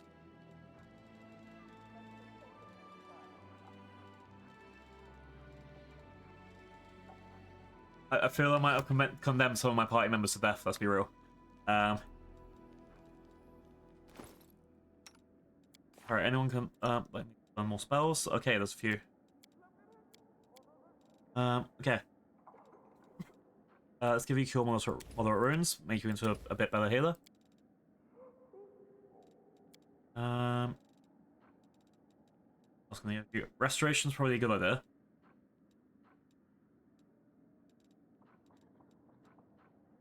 Chaos Hammer.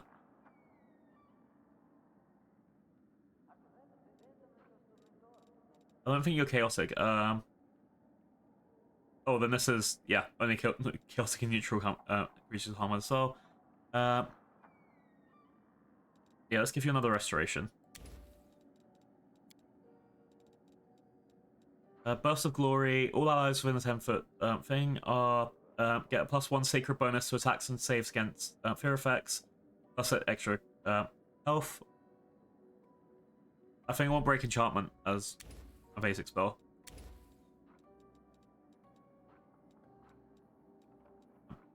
And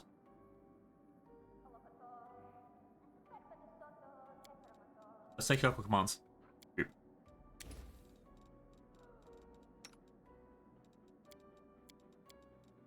Can't use anything extra. Camilla.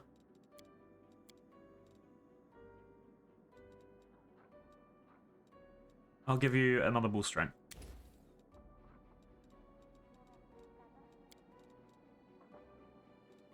So you can have another soothing mud. Thing, there's a lot of sorry. There's a lot of getting everything like in order just to move on sometimes. A couple cure critical wounds. And an ice storm, because why the fuck not?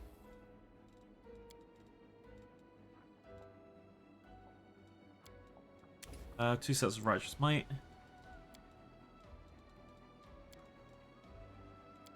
Okay. Cool lightning storm. Why didn't this work then? That's weird.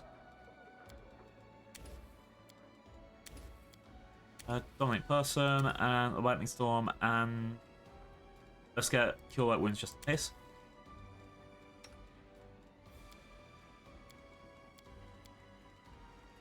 You can have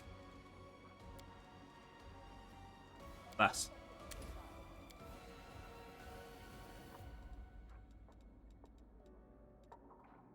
Remove curse.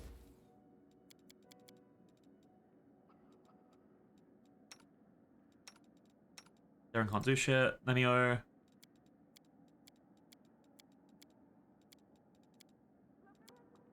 Level 4 spell and level 5 spell.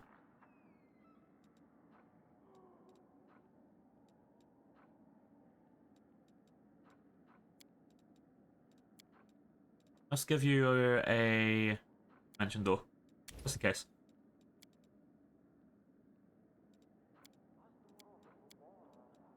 And then 3 icy prisons, 2 hungry pits, And that's it. We did it. There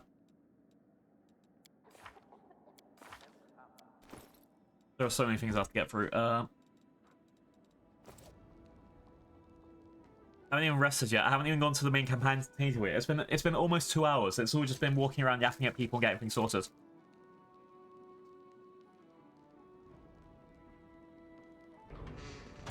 How cute! Alright.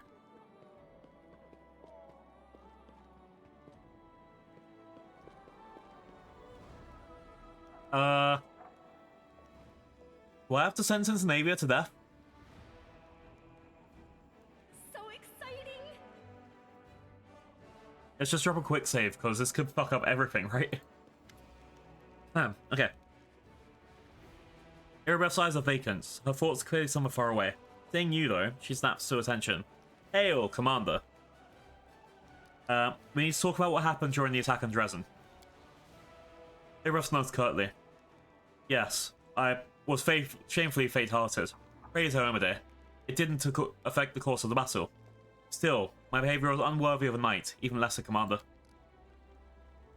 Under the circumstances, even my position would be tantamount to desertion. Still, as your advisor, I strongly recommend you release me as position from the head of the order, strip me of my knighthood, and then send me to serve in the condemned. Damn, I can literally be, you aren't of much use. I don't have anyone to replace you right now. God damn.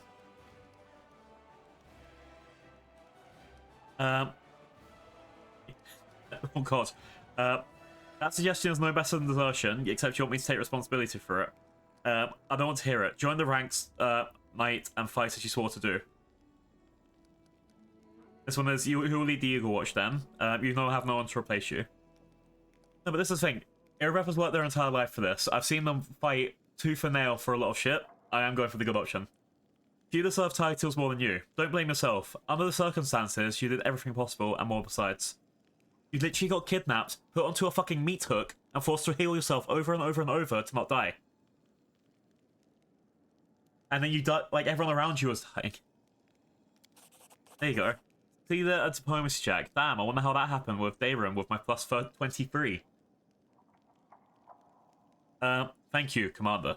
The gratitude in Irabeth's voice is sincere. A spark of enthusiasm appears in her eyes, which had grown adorable over the last few weeks. The half-orc salutes you sharply. For a moment, you see the Irabeth who was ready to protect the defender's heart to her dying breath. Thank you for still trusting me. More than anyone else does in this crusade. Even more than I trust myself. Despite your words, Irabeth obviously still feels unworthy of a commander's rank. Changing her minds will require more than platitudes. Perhaps you can bolster her by appointing her to a position where she can work more closely with rank-and-file soldiers. Those whose faith under the commander remains undimmed. I will go. I might have to like put Irabeth somewhere else. I think that's what kind of asking me to do. Rego, you here? Hi, Commander. Greetings. Hi. Navia. Have you figured out how the demons have been sneaking up on us? Navia answers with scarcely unconcealed irritation. No dice. Our scouts crawled all over the area, down every hole, nothing. The grey road was completely empty, and then bam! A whole rogue army popped up like a jack-in-the-box. My own leaders, a few scouts who didn't come back from the gorges to the southwest. We found without no sign of secret paths or underground passageways. Definitely no route we could use to quietly move a large force through. I feel it in my gut. There's some evil scum out there. We just have to look harder. Of course, I could send out some more scouts, but they might just disappear like the first ones. Why don't you go there yourself and figure out what's up? That seems like a trap. Anavia punches her fist into her palm. You know, I'd love to give that rat Neuro a good shake. How long was she serving the demons, I wonder? I bet a good silver if I turned her upside down as hard as I could. Something interesting would fall out, not just lice. This sounds to me like I should go back to talk to Nora. Do you find anything about where Monago is now? Navia shakes her head sharply. Nope. Zero. Zilch. Not a whole lot or nothing. The scum melted into thin air. Soldiers saw her jump out the window, run through the square in front of the citadel, and suddenly disappear. Haven't heard anything from her since. I don't like it. I'm telling you now, this is bad. First of all, her kind just don't give up. If we can't see her, that means she's setting a trap for us somewhere we wouldn't expect. I mean, it'd be great if the Demon Lords just gobbled up for all her failures, but I think that's too much to hope for. That's not the worst part. We have a more interesting question. I wonder how she teleported from the city. If by that time you'd already hung a banner, so I was just saying it probably wasn't full force by then. But, you know, both you and I know that's dross. She wasn't supposed to be able to teleport, but she did. The question is how? I don't think she teleported. I think she might have blended into, like, disguise herself as someone else. I don't trust a lot of this stuff. What do you think of my new powers? Maybe a proud at you. I usually hate wise guys who think they can read people like a book and know the right thing to do, but your ability hasn't failed you so far. I trust you. You know, you kind of remind me of Irabeth that way. If she can't rest if she knows there's some injustice going on around her, that's why she's got your back. Sure, I've done a lot of things in my life, things not to be proud of. If you start carrying all the hoity-toity with me because you've gone and got yourself some awesome new powers, and know everything about everyone, I'm going to lose all respect for you. Just a heads up. I'm going to quick save, and then I'm going to tell her that I do know everything about her and see what happens. I can see the criminal aura surrounding you. That's your new powers, right? Well, I'm not going to lie. I've led a varied life. Ask me about it if you want, and I'll tell you straight. Who I am, where I came from, but the short version is this. There's already a noose waiting for me back in the door. Navius smirks, and I'll keep waiting. The door executioners are at the back of the line of all the people I want my head. Behind the demons and the cultists. I wouldn't abandon the Crusades now, you know that. Not because I'm trying to atone for my sins, but it's my mission now. Mine and Irabeth's. See, this is the thing. With me, logically, you might not be able to atone for a sin fully, but you can make a new life and go ahead and try and improve it.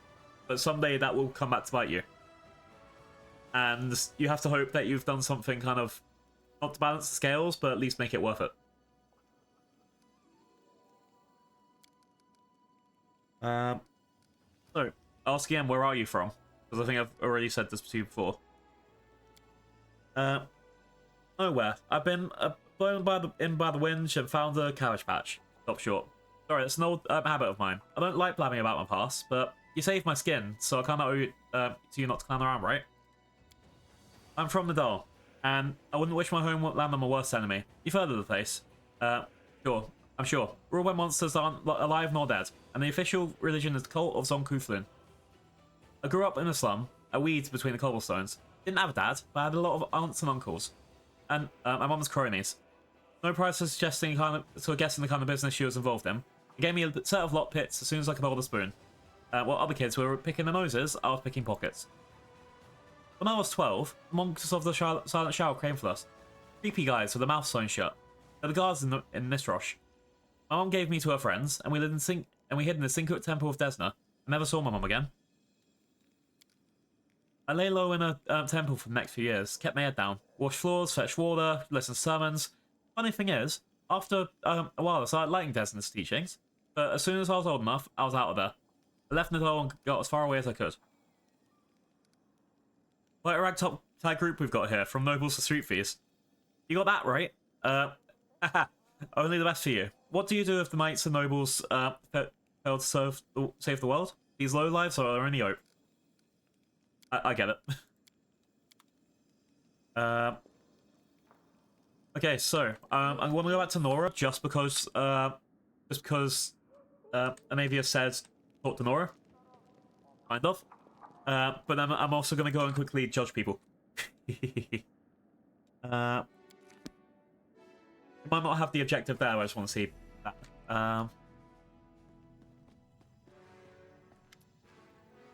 I need the information. Here we go. See? The demon hordes keep attacking us without warning, as if they're appearing from thin air. You know how they're doing it?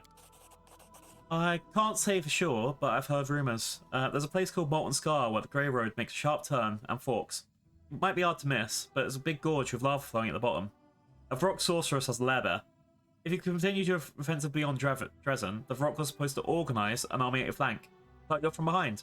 I don't know what that means. Maybe she maintains a rift there. No more questions for now. Okay, that was a good plan.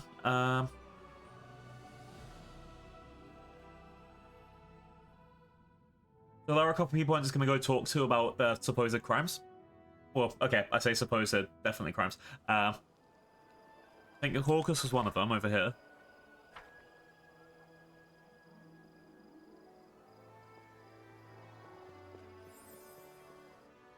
I'm gonna quick save before I talk to all of them, just in case, because it might lock off some stuff. I see the criminal aura surrounding you.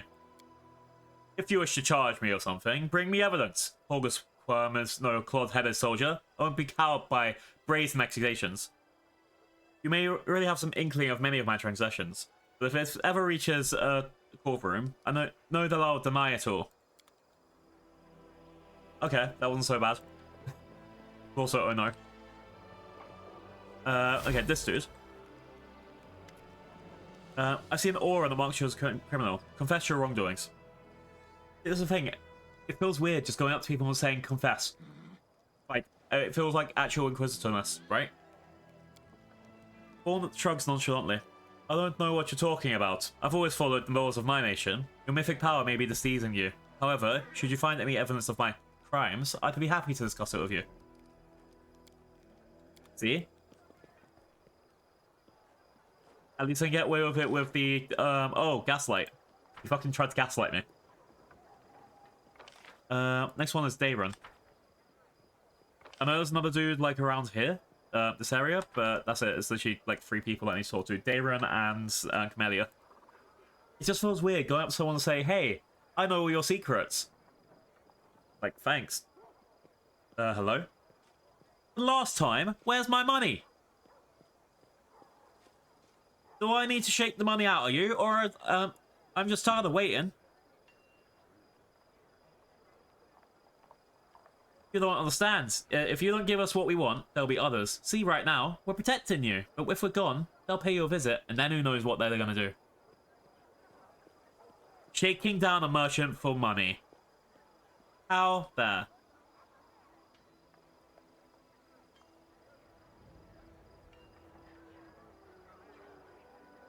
Yeah, I guess most of these people... Get out! The commander will find out about this, and then you'll be in trouble! I can't make English today. Noticing you, the soldier lowers his fist. Commander! Ale! We were just, you know, checking... The merchant brushes themselves off. Don't believe them, Commander. I'm Joe Eritil. Remember the merchant? You actually came.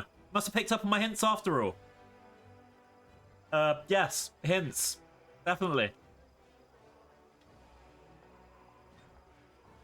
Alright. I'm ready to hear your excuses, privates. We were patrolling, and he rushed us. Probably because he thought we were the ones causing a ruckus. Liars. Every time they come and extort money from me.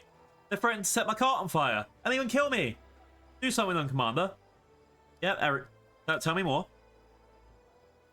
Same thing happens every night, Commander. They come here again and again. Each time, they try to beat the gold out of me. I demand justice. Put them behind bars.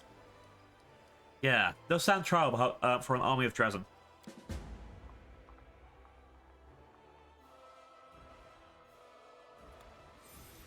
Oh, right now.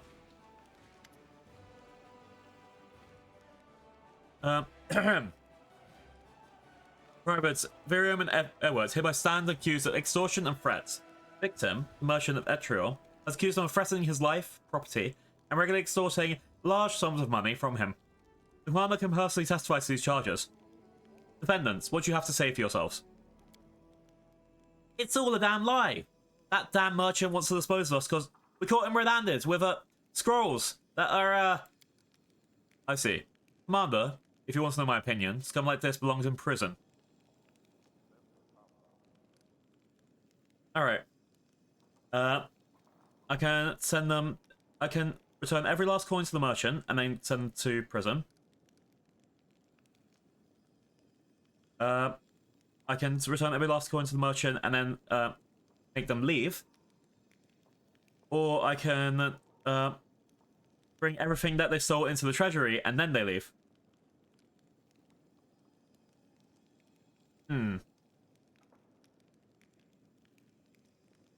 I'm gonna have to do more than these people than just we're in prison forever, right?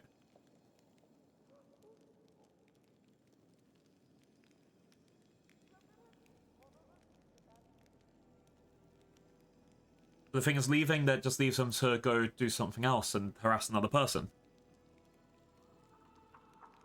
They won't have any want to protect them out there against the demons, which is technically sending them to their death.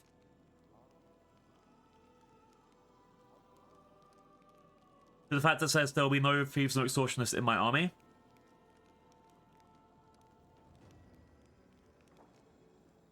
Okay, so that's the thing. Do I need to do prison or banishment? It's all going back to the merchant regardless. It's his cash, he should get it back.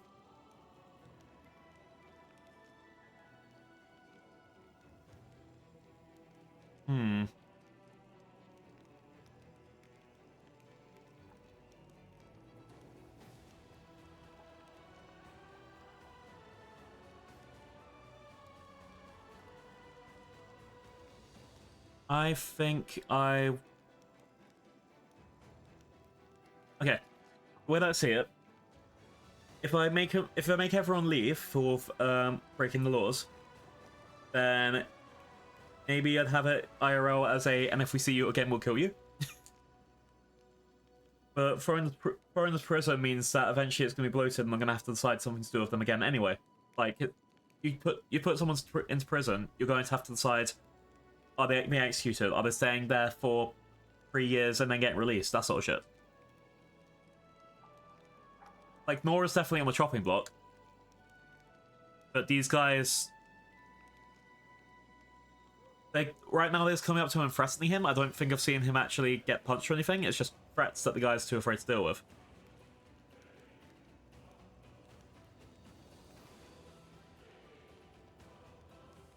I'm going to tell them to leave. I'm going to banish them. Soldier size, sadly. As you say, Commander. Oh, hello. Okay, the extortionists got what they deserved, but they have to think about their conscience. Okay. An impressive procession makes its way towards you. It's led by a devil, richly arrayed in fine clothing and closely followed by his servants. They survey those around them with disinterest, but as the devil approaches you, he gives you a nod and a slight satisfied smile, as if he's finally found something of importance. The famous commander of Dresden. News of you has reached even our depths. My lord has taken interest in you, and has sent me to make an offer. Notice the devil's clawed fingers are covered in rings, puts a hand to his chest. Call me Melise, Commander. I think our acquaintance would be extremely interesting. There's so much to offer one another. I have my, as you denizens would put, of Galerian would put it, people with me. Of course, none of my soldiers are actually people, in the strictest sense of the word, but all of them are ready to kill demons. Isn't your appearance unusual for an ordinary devil? Wait, yeah. How did you get into Dresden, demon? Devil chuckles, revealing his sharp white fangs. You are not without a sense of humor, Commander. A rare thing among Crusader leaders. I find that they are so used to treating everyone with suspicion, and they lose the ability to make a deep joke. A demon, of all things. I haven't been called that for a long time. I appreciate a good joke. But between ourselves, don't ever call a devil a demon again. Some might take offense. I entered Dresden the same way that everyone does when they come to participate in the crusade. Through the main gate. Isn't your appearance unusual for an ordinary devil? The devil looks down himself. You mean my jewellery? Well, I'm not one to begrudge myself of anything. We may be strictest and familiars in hell, but it sounds like we're all aesthetics. In response to your searching gaze, Elise stops smiling. Ah, I see you're concerned about the wings of fire. I won't deny it. I'm not from the lower ranks. Looking menacing and grand befits me. But don't worry. If the place does burn down, it will most certainly not be because of my wings. Why do the rest of your devils look like normal people? An excellent question, Commander. And I think you know the answer. Not all Crusaders are experienced enough to distinguish a devil from a demon. They might even go after a tiefling who happens to be in the wrong place at the wrong time. We want to gain their trust, not or else fear and suspicion. That's why my subordinates look the way they do. They need to appear as non-threateningly as possible. Where are you from? From hell, Commander. be more precise, from Cana, the abode of Lord Mephistopheles, the merchant of souls. Cana is a kingdom of eternal darkness and endless torture, but our interests go beyond the infliction of suffering. Attracting the attention of the Lord of Cana could mean interesting new business opportunities for you. Okay. What offers do you wish to make me? You get straight to business. I like that. I must admit, of all the things to happen throughout Galarian's history, the Crusades aren't all that exciting. However, they do have potential. Any war could mean hundreds, thousands of deaths. The longer the war, the more doubt is sown in the minds of the soldiers. In the end, they are left only with their own banal and primal instinct to survive. Is that not so? Crusaders must seek victory. But to seek victory, they must believe it's possible to achieve. What sustains that belief, Commander? The knowledge that they are protecting those at home is my answer. The devil looks at you with mock tenderness. Not impossible for those who have for someone waiting for them at home, and a home for which they can return. But what will sustain those on their own? You do not need to answer. I will tell you. Strength. The knowledge that they are superior to the enemy. And that I am ready to give your soldiers this strength. On one condition, of course. Oh god, oh no. Let's just quickly screenshot this for Blue Sky. I'm just going to quickly repost that. I'm going to say... okay, something along the lines of... No downsides to this, right? Let's see.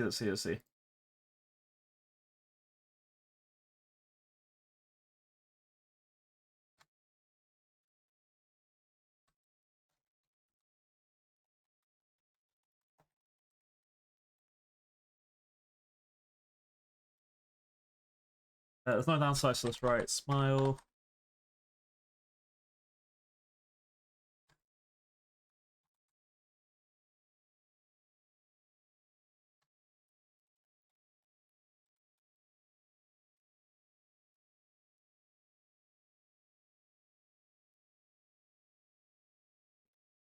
Positions with a devil. Screenshots from Pathfinder Wrath of the Righteous.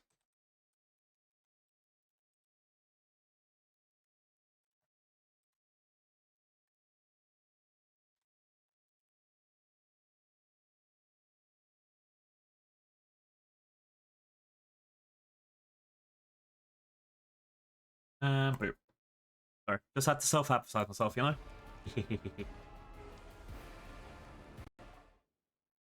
the evil music kind of drives this point home, doesn't it?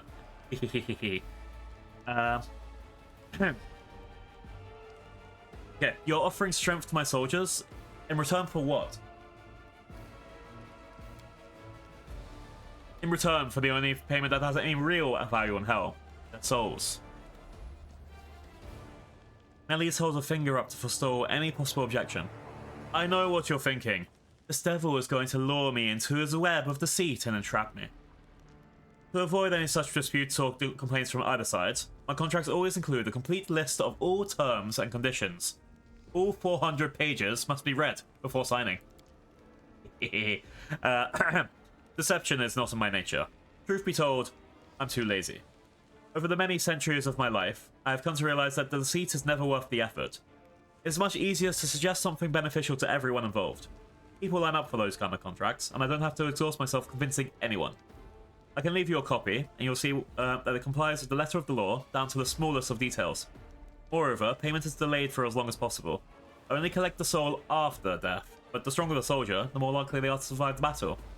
So if you think about it, the contract actually increases their chances of staying alive, making it less likely they'll die. Don't you agree? I am asking for your permission to make contracts with soldiers in the territory of Dresden, as well as any other types of person, as long as they are legally capable adults of sound mind and memory. What happens to the souls of those who sign the contract? As you already guessed, they will all go to hell. They will suffer, and they will serve one of the archdevils. Sounds terrible, doesn't it? But think about it in a different way. If a person with such sound mind and memory signs the contract, they'll probably think that their current situation on Galarion is not much better than what awaits them in hell. Besides, those who are cruel enough and inclined to evil, and believe me, there are many of those among your soldiers, got a chance in hell to work the way up from a ordinary Lemure, a creature of hatred, to a devil like myself. It's likely these people will end up with us anyway, but thanks to the contract, they'll be able to use their new strength to serve you while they're still alive. I want to read the contract. Of course. Melise hands you a sheet of parchment covered in tiny cuneiform script.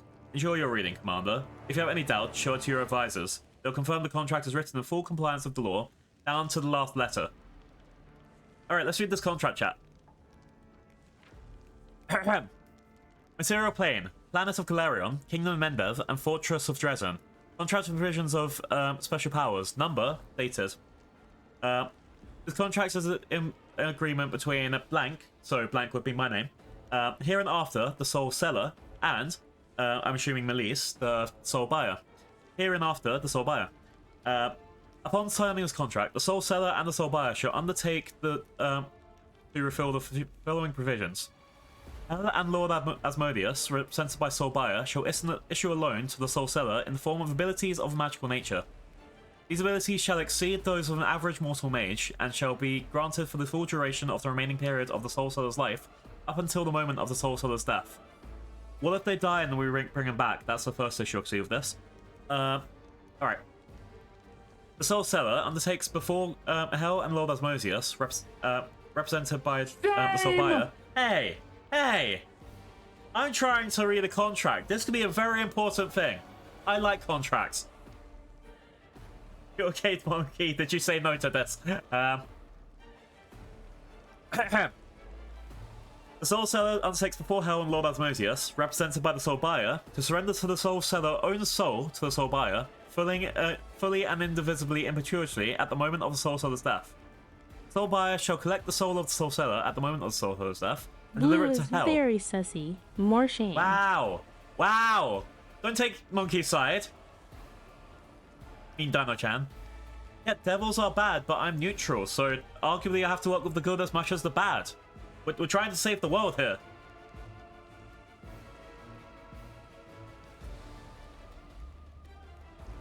Anyway. The soul seller shall not use abilities obtained as the signing of this contract against the soul's buyer or the soul buyer's representatives. Any breach of the fourth clause of the contract shall incur a penalty in the form of the immediate collection of the soul seller's soul, by means of the mortification of the soul seller. Upon execution of the third clause in this contract, Hell, represented by devils and archdevils, is free to sue of the soul seller's soul as deemed appropriate. All complaints regarding post-mortem handling of soul shall be deemed null and void. Oh, so it's like, they've got the thing where it's, if you complain about how you're treated, you can't do shit about it. Oh, you can't sue us, you signed the contract. Okay.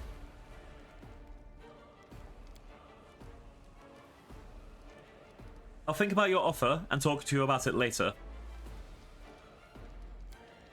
Is there anything you should ask, Commander? I'll always be close by. Oh, he's literally right there. Alright, I'm just gonna check with my advisors. Who don't have a word to say. You don't have a word to say. Amavia. Anyone. Alright.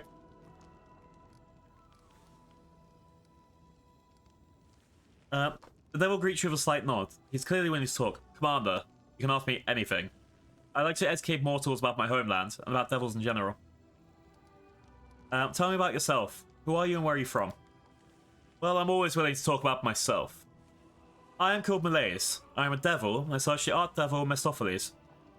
I arrived with my unit from Cana, the 8th level of Hell. Lord Mephistopheles is extremely interested in the Crusade. He's confident there are many contracts to be made here, all of mutually beneficial nature, of course. Tell me about Hell, what's it like there? Thank you for asking. What? Thank you for asking. That's an excellent question. The devil smiles, revealing his sharp fangs. Hell is a plane of existence unlike any other. it did not come into being on its own. It was made for a purpose. Its creator is unknown, but its purpose is unmistakably clear. Hell is the plane where evil is made manifest. There is also order. Not the chaotic, senseless order of the abyss. Do not torture or subjugate others because we revel in their suffering. No. We do this to fulfill our duty. If a soul is entirely free of sin to enter hell, we would have no power over it. We only bow to such a soul in a mission of defeat. Strictly speaking, hell is not one plane, but 9 overlapping planes. Each is ruled by its own archdevil. Each has one purpose. Thanks to our lord Asmodeus, order reigns triumphant throughout the land. Perhaps you're not accustomed to such order, and it might appear overly harsh. Someone has to be the villain to preserve the balance. Wouldn't you agree? Exactly. To have good, you must have evil, and to preserve good, there must be some evil sometimes. Exactly. I like the way he talks. The devil smiles innocently, showing his long fangs. What happened to a soldier that signed your contract? Interesting and unusual things. The devil who signs the contract is acting on the behalf of hell, is obligated to give the mortal, hereinafter referred to as the soul seller, strength surpassing the abilities of mortals until the moment of death. At the moment of the soul seller's death, the soul is collected by the devil, in full compliance with Section 3 of the agreement. It will henceforth be considered property of hell, which will have full ownership of the soul for all eternity. Furthermore, the devils and archdevils, on behalf of hell, have the right to do with such property as they see fit. You can always familiarize with the small print of by reading a sample of the contract. Don't worry, Commander. We only sign command. Oh, he's told me this already. You can look over the full text in this copy of the agreement.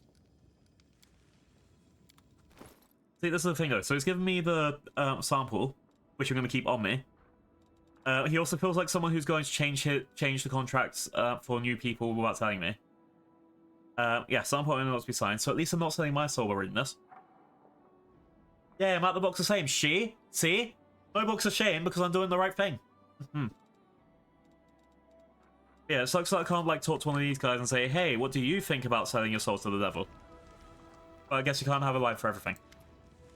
Alright, I will allow you to sign contracts with my soldiers. The devil signs with smiles of satisfaction. Excellent. I had no doubts that you would do what's best for your army. My assistants will begin conducting the preliminary conversations today. Alright, and I can stop him at any time. See? No downsides.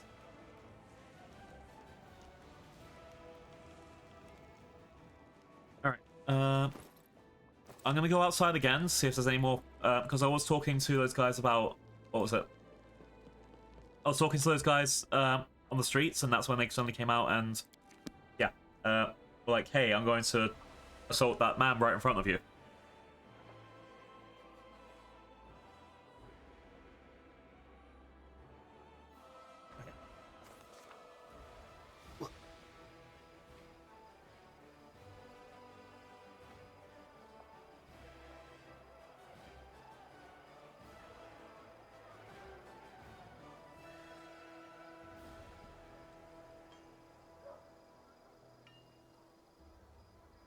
This is my time to shine. If I go over here.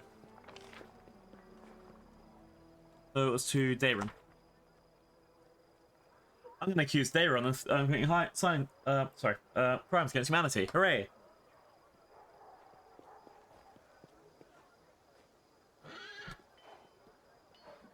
Dayron. I see you're violating the laws of Calerion. Confess your crimes. Oh wait. I need to. Sorry. I confess that all the crimes you want to lay at my door, even the ones you don't. My misdeeds only warrant the harshest punishment. Banishment from the crusade. Okay, let's quick save. I want to see what happens here. Because I ain't sending my healer away. You must be punished for violating the laws of Galarion. You atone? This is unexpected. Are you tired of me already? This is some new kind of protocol. You atone for your crimes by serving the crusade faithfully.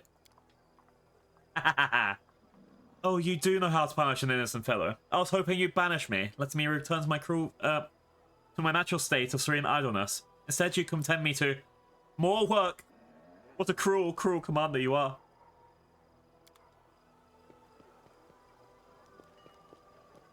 Okay. So I can come back to him later, apparently. But it kind of seems, oh no. Okay, Camellia. I see the luminescence of your soul. You have broken the laws of Galarian. How absurd. Please see such tasteless jests, for I'm truly offended by your words. Oh no. How cute! Hi, Kiwi. Hope you're having a good day. Thank you for the hydrate. Ooh. I've just judged someone, and because of how bad they are, I've told them that they must forcefully work in my party. He hates the party. Oh, having a good Sunday. I'm about to do all the kingdom management stuff, so I've just done a tiny little bit of politics. Now I'm going to do a lot of politics. I met a really cool guy just a minute ago. I'll show you to him if you want. He came in and he was like, "Oh, I hope you get some more soldiers for your army." And I was like, "Cool, why not? There's actually no downsides to this." I think I should take his deal. What do you think? Really good. Just got back for the. Oh god, food shop on Sunday. Oh god, oh no. Yeah, this is my new friend. He said that if I sign his contract, he'll give me more soldiers for my army. What do you think? I just have to do things for him.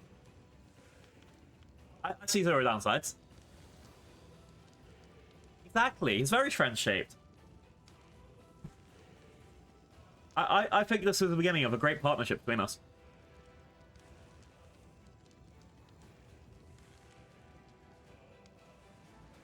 And the thing is, working with him, yeah, 6 wings. He got two big flaming wings. He said they won't set things on fire, so it's fine. Then he's got the fallen angel wings, which are pretty cool, and he's got the bat wings as well, because you know devils have bat wings. He's very friendly, very lawful. I think I owe my life to him. I really do.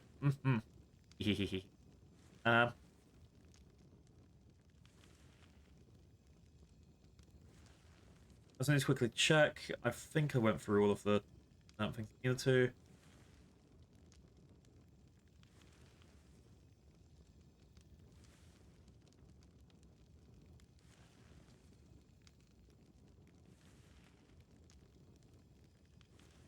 Okay. So yeah, now I'll get to do politics. Alright. Right. Pretty rad, you instantly became cool friends with him. Exactly! Zero downsides. Beneficial for everyone. He just has to stand by me whenever I make my decisions and tell me things. Alright. 2 hours and a half in, and I'm finally done with the yapping and running around. God damn. I have plans in about 2.5 hours. Perfect. Alright, what we got? Events, decrees, rank ups, all this stuff. Before I do anything. Crusade development. Now you've captured Dresden, new options for the Crusade are now available to you. You can construct buildings and forts and Dresden, issue the decrees, capture and investigate new regions. Both mercenary and trainable units will appear at the commander's headquarters in Dresden. Demons armies try and take Dresden from you. Destroy them, or else after 7 days of siege, Dresden will be completely blockaded by enemy forces, and you won't be able to command the Crusade. Oh god. I think we'll be okay. Mostly, maybe. What armies got? We need to start a reorganization of the troops.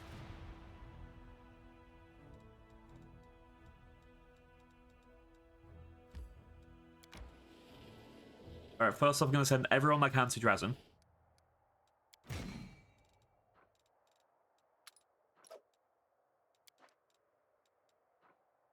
Who else we got? Theater Army 1.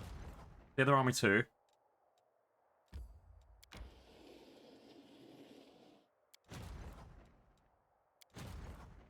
I'm gonna have a lot of shit to figure out, aren't I? I'm gonna need your own infrastructure to hire trainable units, to recruit infantry units, build the main barracks, ranged as shooting range, and cavalry as main stables. So access to mercenary units. These arrive in Dresden every week. The base state of The base stats of mercenary units are better than those of trainable units, but they require more resources and can be recruited as a group in its entirety. If you're not satisfied with the mercenaries that have arrived in a given week, you can search for new units. Number of times you can increase search for free per week isn't limited, but you can increase in time. Oh no. I think the first thing we need to do is get a second general. I think that's the first plan. I put you on the free art list, by the way. I love 5. Thank you. It's a bit of a warning. I have about 2 weeks away. I am retiring this model for my new one. Yay! But yeah, thank you. I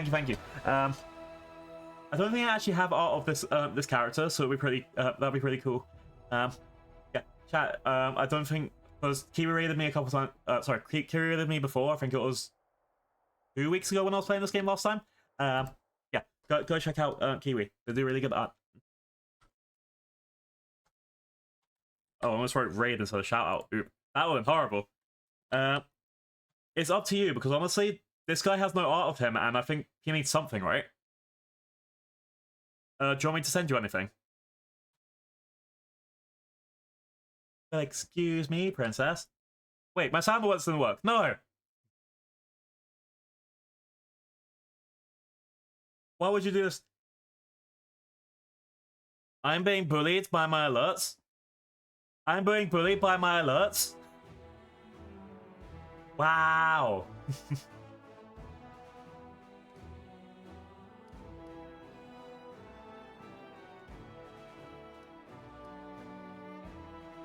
Yeah, thank you. I'll message you after stream, or I don't know if I'm in the Discord. Wait, no, I might be in the Discord with you because of thingy. If not, I'll figure out. There's loads of ways we can DM in IRL. It's easy. There's Discord, there's Blue Sky, there's a third option probably. Yeah, thank you. Yeah, it's because I put it in my pin message at the top. I've got like this whole thing of we're retiring the model. We're gonna have like little guest book. It's gonna be very nice. Harry Pigeon, exactly. Also, like casting spells, we're really good at that. Just do a little message spell. Be like, you know, here's the picture in your mind now. Did it work? Yeah, I think it worked. I'm very good at magic. I am a level 3 alchemist.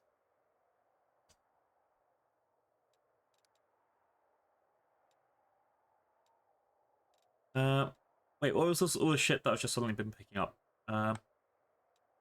Gargoyle Canyon, Fira Left's forward output. Okay, I've got to sort out a lot of stuff. This is about to get very complicated and hard. I think I'm gonna put you into a new army. I need to pick a name for my new army. Thank you for lurking. Thank you for the I would lurk. hug you, but I don't have arms.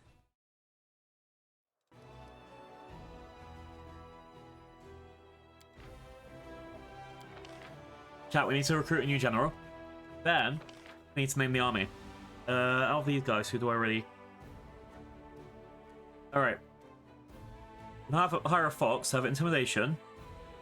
And the units have... Oh wait, I need something like healing. I'd rather have that, honestly.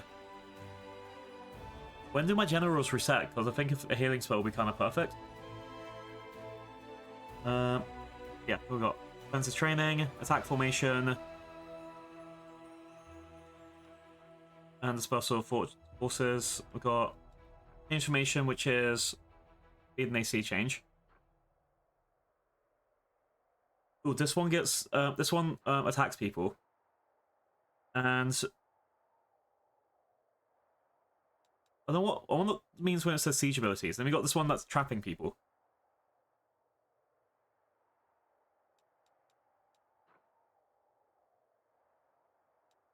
I don't know who to hire, chat.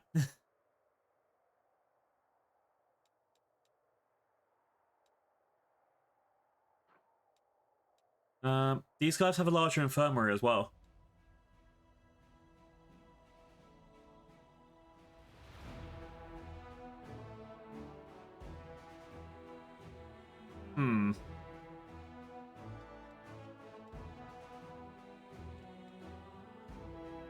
Wait, can I just go back and...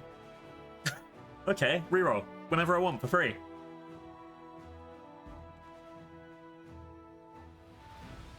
You have a Master of Maneuver, you've got power, you can army size increase. And you can be defensive as well. I think I want to hire Tech to Silverhill.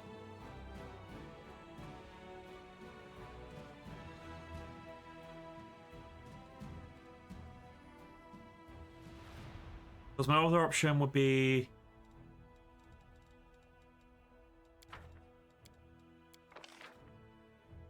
Ooh, your Silverhill even missed. Master Maneuver, you've got Hunt Power, and you've got Flare. That does stop people from... I think I might want to go for Sorreville. And then we need to pick a name for my commander, because we got the Winter's March named after Winter Ma.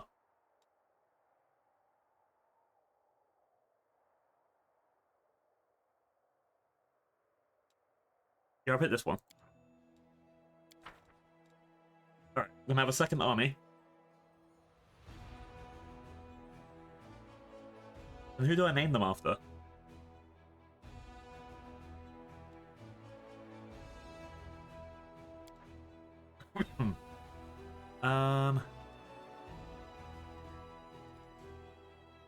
Yeah, there was the second army is going to be a defensive army, so these guys are going to be moving around defending the city, while the other army, the one that I've got, Winter's March, that's going to be my attack army. These going to be guys like going out and taking out all these loose people, taking out fortresses, things like that. The second army, this one, will be defensive. This will be people who are trying to make it so we don't get murdered immediately. Like, these people will probably stay around Dresden and then just go out and fight people.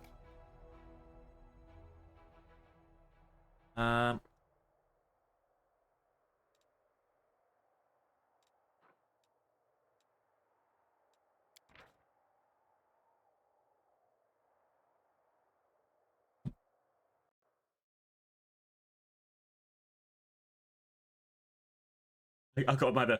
I got neither. Nah, don't work. Never mind. Who am I gonna do?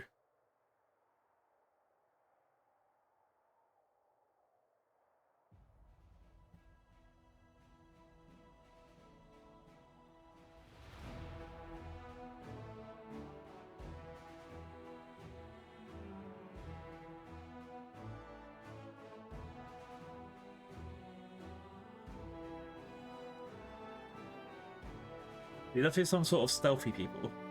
Like, the whole point of being the Rangers as well. I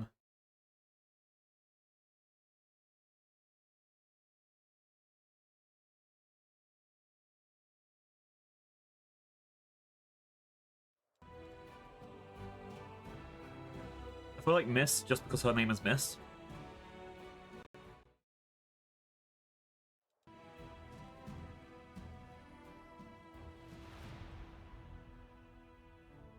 Miss the...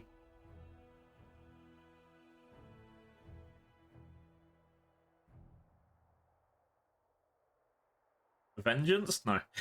I can't make the Avengers in this again. I thought Dragon Age make me the Avengers. I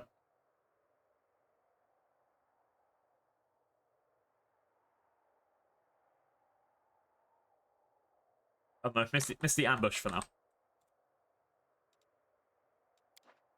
Alright. Who we got?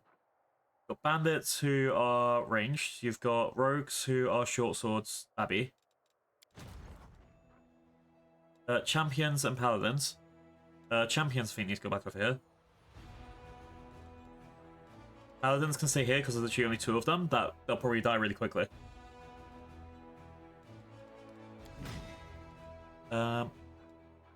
Clerics and Hell Knights, they need to go into the main army. Pick you. Drop you. Pick you.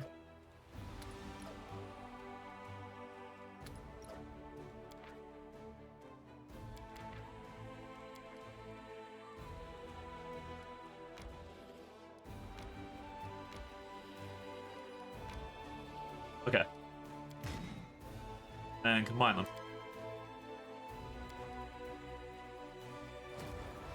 These guys are already level strength level 5 in their own right. That's really good. Like, they can't take out this demon army. That will be the next goal of my main army, but hell yeah.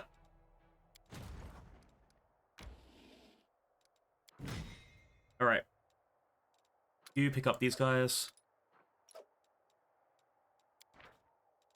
And these guys.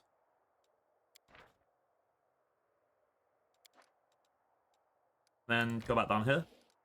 Just so I don't have to worry about separating people. And you two go together. This is my third reserve army that will be built over time, I guess. Alright.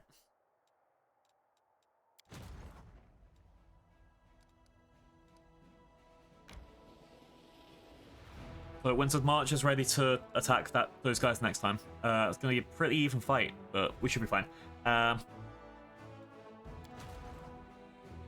This Crusader army is staying here until I can recruit more.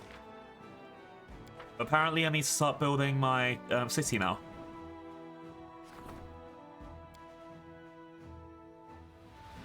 Alright. For Crusaders, war is a calling and sacred duty. For him, it's just a profession. And it's gone. Can I go to my journal?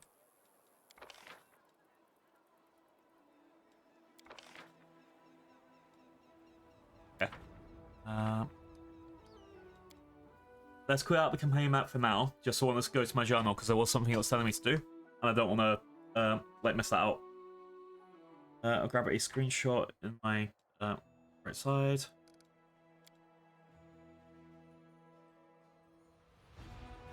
Don't trust everything you hear. Deception is the weapon most favored by demons, and only by them. I'm sure that advice works for someone else. I'll be fine.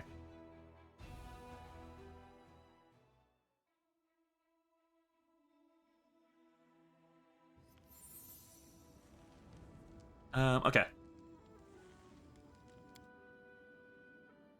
I just clicked on the thing again instead of going to my journal.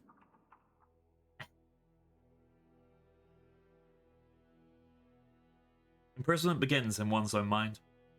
Baphomet. Oh no.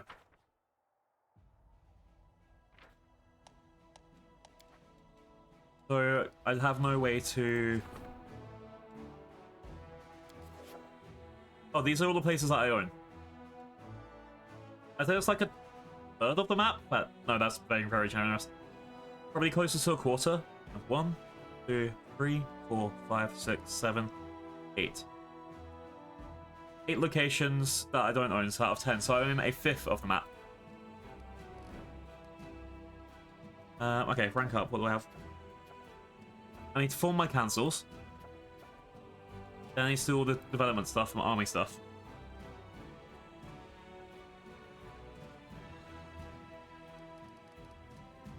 Got relics that I need to investigate, and I got orders that I need to sort out. But I guess all of this has to happen first before I do anything. But yeah, let's get my building sorted before I do that. I think this is the difference as well. So I need to think more about how I like go between different menus and game modes versus if I was on my own doing my own thing. I could just go back and repeat things, save scum, all that stuff if I wanted to.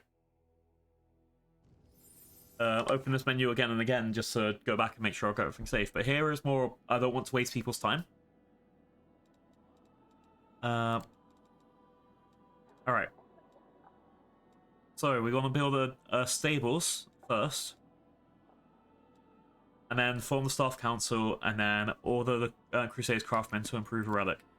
So I'll do the building stuff first, and then I'll do the like sorting out councils and stuff. Main stables is what is advised, so I want stables, and then figure out the rest.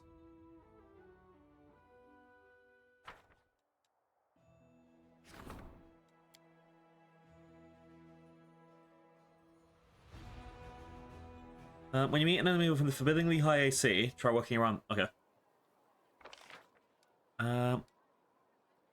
Stables, stables, stables. You aren't telling me anything about stables here.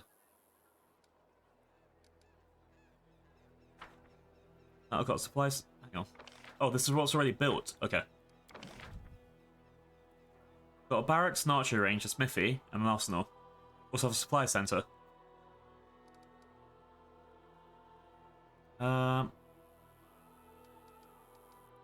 First up, we wanted a... I need to look at this in a second. Main stables, which cost 500, whatever that is, gold materials.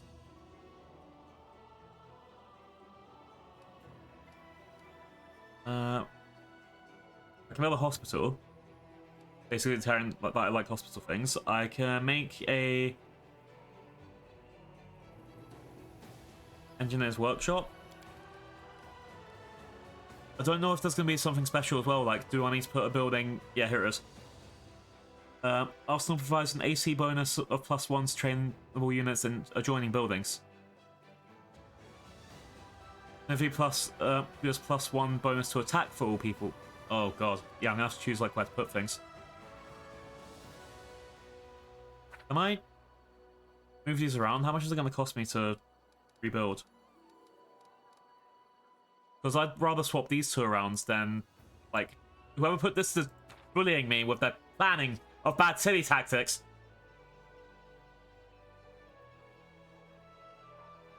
But then... grumble. But this other thing is, like, if I put it in the wrong place, then I can only have 2 buildings getting it. Oh, okay, yeah. Maybe this is probably the best way to do it. But, okay, the way I was thinking it is, like, there has to be a way that I can put it so, say, the main barracks is surrounded by all the plus AC buildings, but that's not going to work for every situation, especially have 2 things. Okay. Ugh. Oh, this one provides a plus 10% damage bonus for all units in trainable adjacent buildings only, so I want to put that towards my archers, I guess? Because archers, I want them to have a lot of stopping power. Archers need to be glass cannons to me.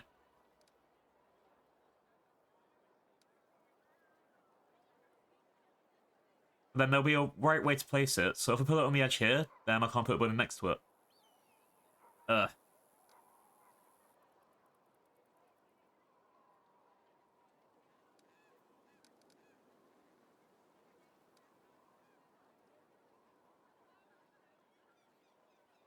I also need to try and get this teleportation circle. That would be amazing. Okay, now let's just go back to the main screen, but also, yeah, I need resources. That's the next thing.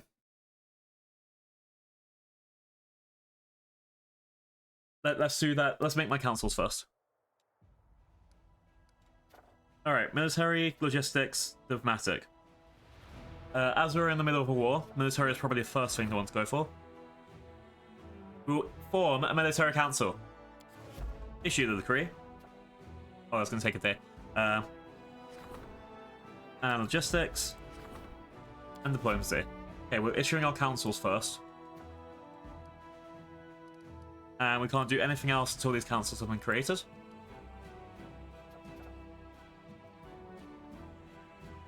Oh, events. Okay. A small crevice opened in the middle of Dresden, and then a tiny, sickly old man climbed out.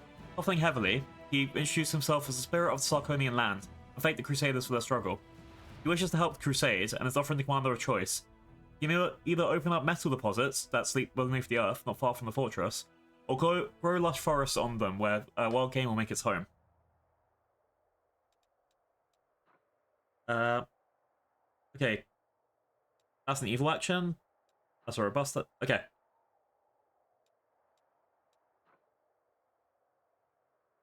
So here I can get increased material income for 30 days, but only for 30 days. The forests mean I get robust. Robust is plus 2% to maximum HP. This is forever. This one gives me 100 points, and all units gain the plus 1% bonus for action. I'm going to choose the forest. That can last a lot longer, and it gives me a bigger bonus. Whereas this is just 100 and done. This is 30 days of extra supplies. I don't know how long this can... If this is like a 30-day game, fine. I need to look at the future, and that's going to be the forests.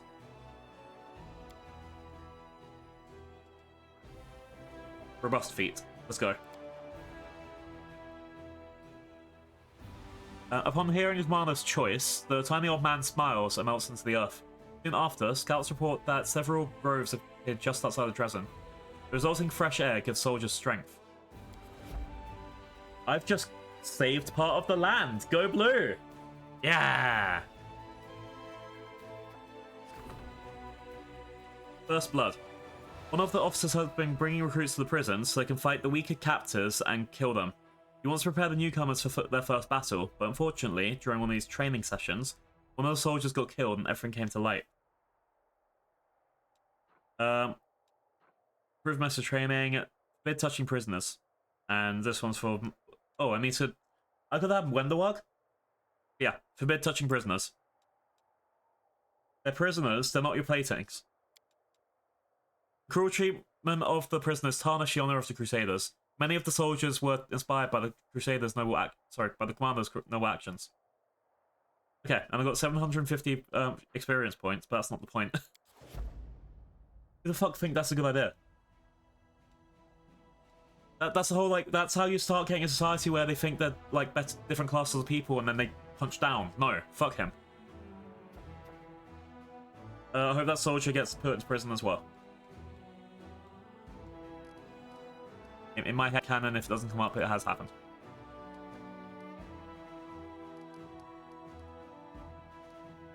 Alright. Let's go back to the town. I think I need to sleep for a day for my soldiers and everything to move on. Or for my tribunals and things to be sorted.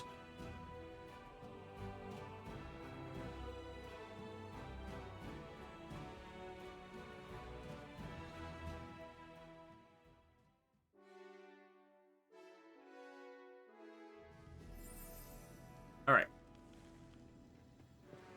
So exciting. And rest.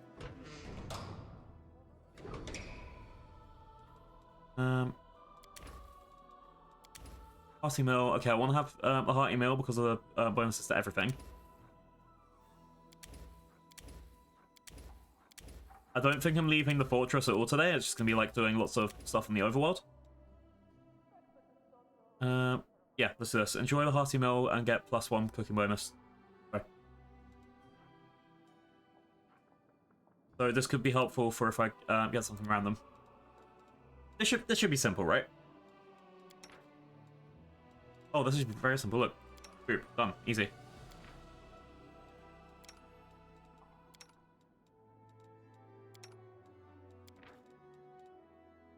Ooh, okay. Who's my next highest cook? Okay, Dayron. Dayron followed by... Oh no, Lan. I don't think I can actually scribe any spells, but, you know.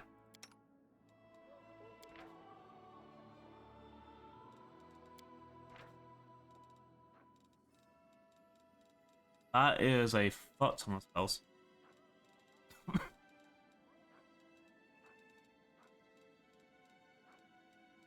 I think mirror image is probably going to be the best one to go for, but I'm pretty sure you can only use a scroll if you have a have a class for that.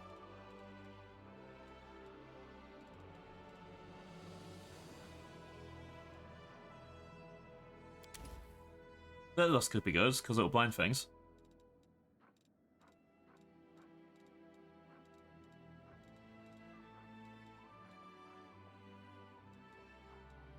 I'll do this. Scroll to see invisibility.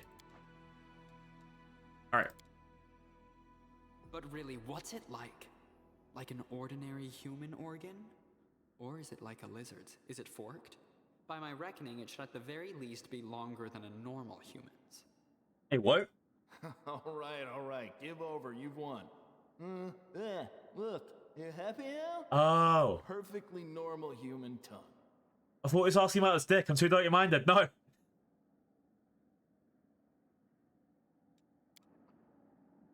Is it forked like a lizard's?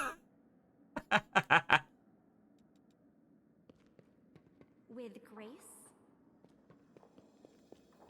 Alright, does any of this advance?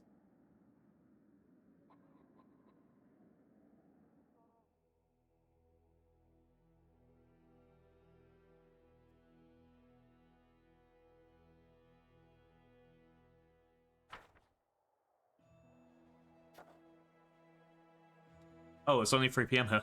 Okay, let's just skip the day. Alright. The Council of Officers seasoned in the art of war will help the commander implement new tactics and diversify her army ranks with skilled units. Nice.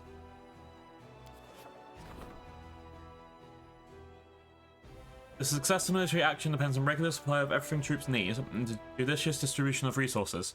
The Logistics Council is made up of experienced officers who will ensure there is no chaos in the army, while the commander's attention is focused on the front lines. The crusade depends on the support of nearest and foreign countries. The Diplomatic Council will see that there are no political problems that interfere with the regular inflow of gold and recruits to Dresden. Okay. What else we got? Development, we can't do that. Army, we're about to do that in a second. Alright. First, we'll study the Sword of Valor.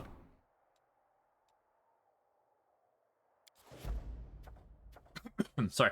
The Sword of Valor that... Sword of Valor is the great relic of the Crusades. It seriously changed upon coming into contact with the commander. What does this mean? Clerics and wizards could send some light about the properties of the artifact. Irabeth's breakdown, which occurred before the assault of Dresden, still haunts her mind. She should be reminded that she was, is, and will always be a hero in the eyes of the soldiers, by appointing her as commander of a small squad of crusaders. Unfortunately, because Irabeth is occupied by squad leaders, her duties in the Crusades command have to be transferred to someone else. Let's do that. She might need a break, she might come back later, but it's probably better for her health, right? And other than that, we only have... Okay, decrees. You can only have one of your issues decree for each crusade stats at a time. Each decree costs a cost and completion time. Some decrees can only be issued once, others can be repeated. Okay. Last thing is relics. The fate of Churros High Tusks, fate of the symbol of... the symbol of the crate of the crest of the Fallen Knight. Let's start off with this. Hang on. Can I justify this when I don't have a stables? That's the problem.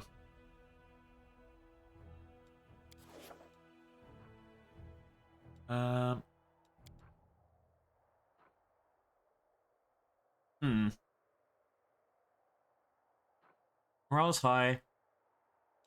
We have a bunch of stuff. We haven't had a victory in a little while.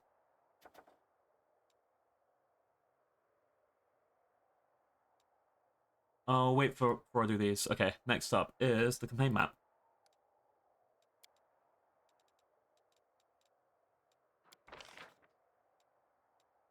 I can hire these guys. Probably afford all of it. But for now, it might be better to wait.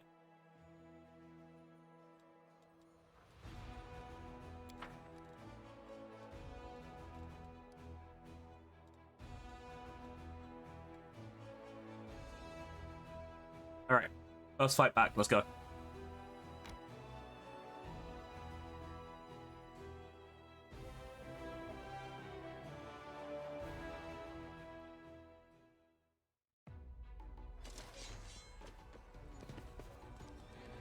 Who the fuck did we take out first? Okay.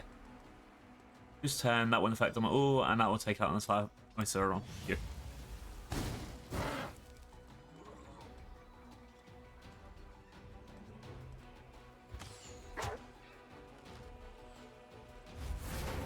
Alright. Hopefully this will help.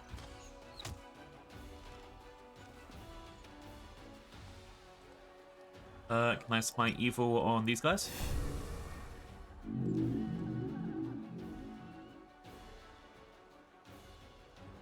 And attack.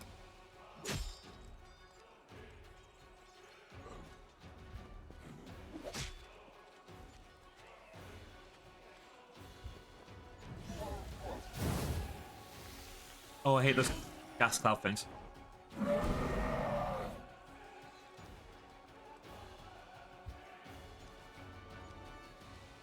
Okay, set fire on these guys. Nice. You need to go and attack.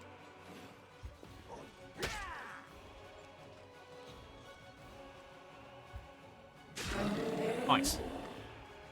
First set down.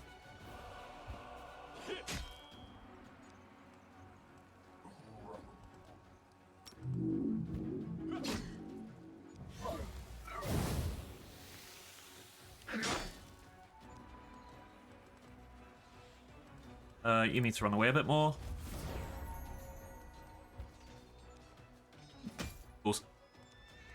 Okay, clerics can go...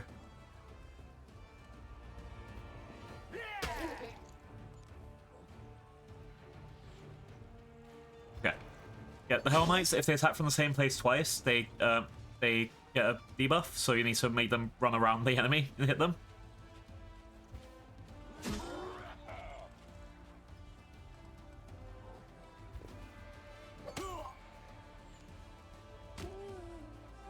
Well, I think we've weakened them enough, so we've kind of won.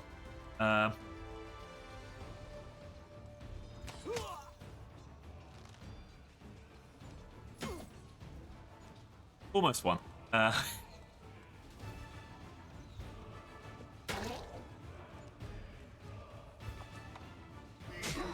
Nice. Double nice.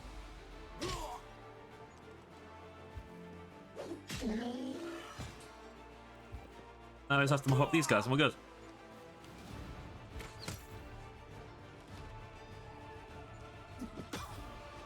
And as long as these guys don't go to 0 health, then we keep the unit in the army.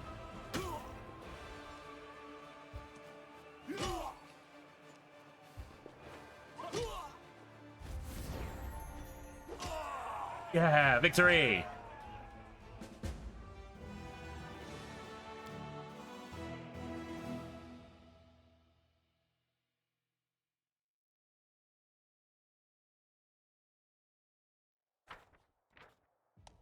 New moral banners. After capturing Dresden, players read 3 moral banners on the walls. We got the 3 moral banner from before. If we win, then we don't. Then the moral stays up. Conquest is when I capture forts. That's the middle one. And defense is as long as my forts are not under siege. Hooray! We're fine.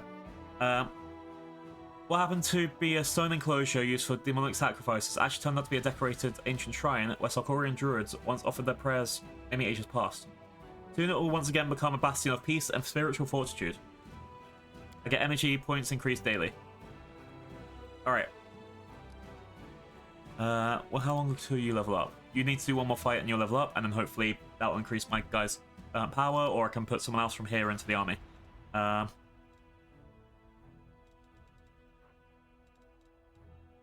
Meanwhile, these guys, I don't know, they need like a bit more strong recruits, so I think they also need to be kind of trained a bit.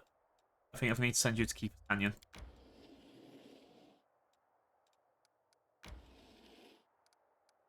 I can take out these guys. They can be easy. Step 1, right? Mortals always lie. If Mortal wasn't lying, it means she's probably busy lying to herself. Okay, who's best one to take out with me? Oh, this is my cavalry. Okay. Archers will be my best bet when I get my own archers out there.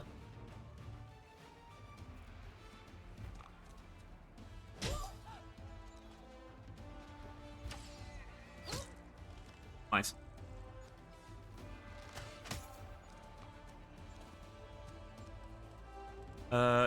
Take out these guys so they only have one enemy to fight. Did the head just come off? Fuck yes.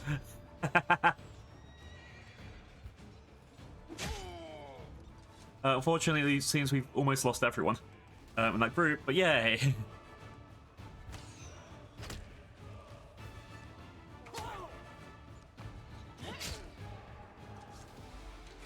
Awesome.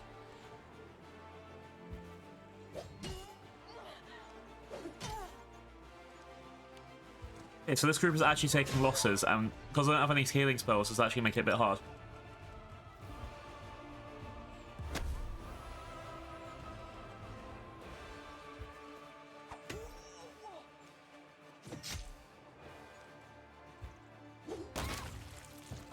At least we got the explosions, right?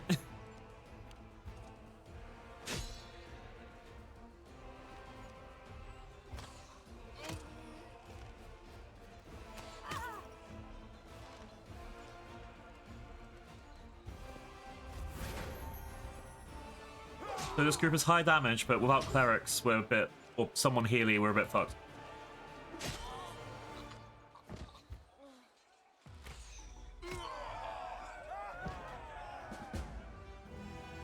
Okay, we've lost 14 of the scouts. Fuck. At least they're hireable, but still. There's only one swarm, and there can't be no other. Anyone who does not become part of the swarm becomes food. Alright. We found braces of the heavy hands. These braces grant +3 on damage rolls for offhand weapon when dual wielding a two-handed weapon. I wonder if it means my punches count as that as well. Okay.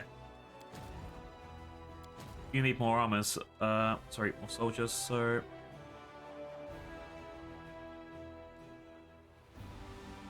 I don't know who I should send over to them.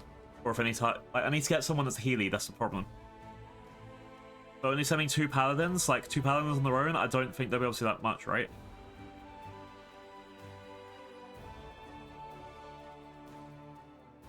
I'll figure it out. Alright, what'd you get? Weakening trap, explosive trap. Oh, you get... Okay. We're good. This character gets cure wounds after next level up. That's fucking great. That saves me a lot of trouble. Alright, weakening trap, explosive trap, ice bomb. Explosive trap seems like a bad idea because there's fire. And we're fighting demons, so there's going to be a lot of fire resistance out there.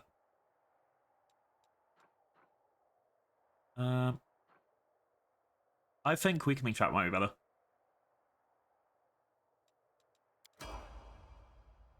Alright, so back to this army over here. We have horses that can ride out on the front and be pretty good, but no one's healed them until now. We have one set of archers at the back, and we have one set of crusaders who can be mid-range, going between whoever needs it to. So to me, either having bandits or rogues makes the most sense, because rogues would be like your other frontline people, or you'd have I think bandits probably works for that army.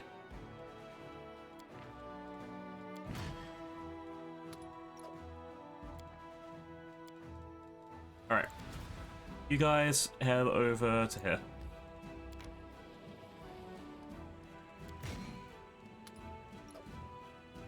Worst case, we lose some madness, right? Hehehehe.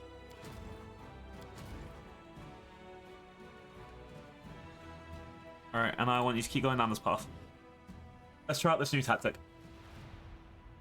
And now that we've got the level up as well, which is one of the main reasons I did this, then we have to cure wounds, and cure wounds means, like, I didn't expect to get cure wounds, but fuck yes, we got cure wounds, right?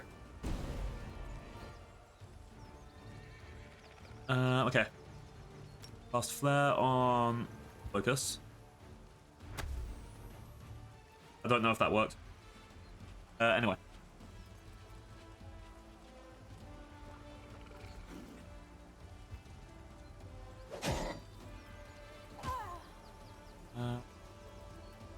And hopefully...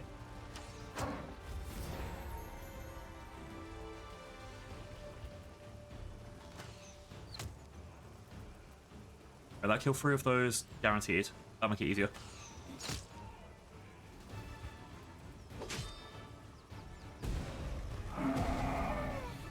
Uh-oh.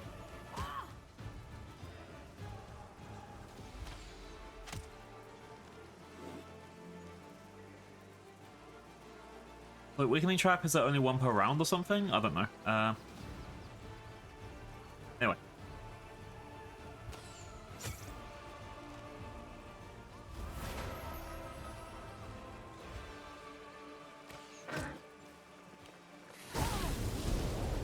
Ouch. Double ouch. Okay, that's good. Thank fuck for healing spells.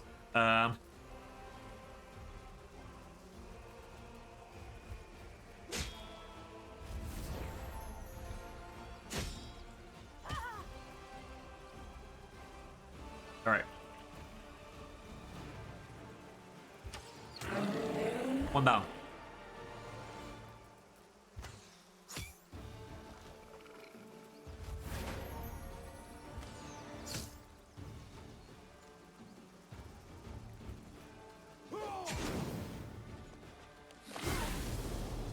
Balls.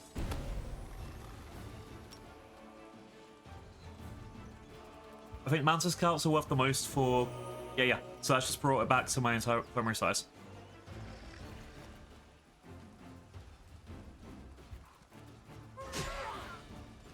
I just need everyone to work together to not die. Hooray! Alright, you have a bow out again, so you'll be stronger.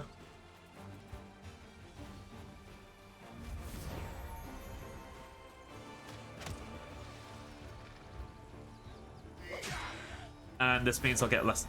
Oh, this could mean the win, right? Okay.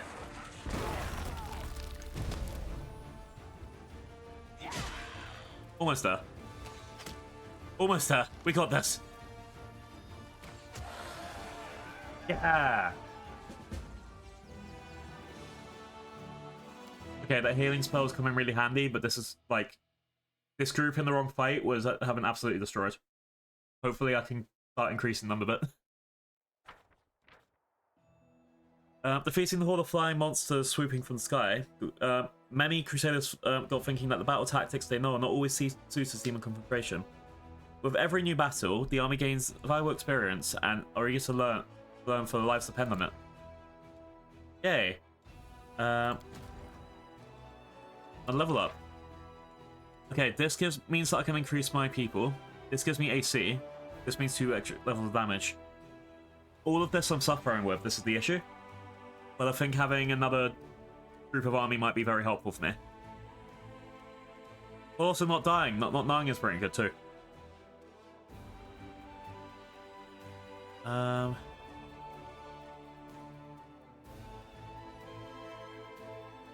think defensive training, because a lot of these units are like, if they get taken out, they take up a lot of my not inventory, my infirmary space. So I think a bit more defense might be helpful. Ooh, bless and bane. Say, or penetrating strike. I think penetrating strike. Okay. Then I need to send you back up here to go that direction. Have a next round. This army will increase soon. Winter's March is surrounded by a 6, a 6, and a 4. But I doubt I can go the direction of 6, so... who am I fighting? Right. Oh, which enemies I'm fighting next? Alright. This demon army is a bunch of cultists and ghouls. This demon army is a boss.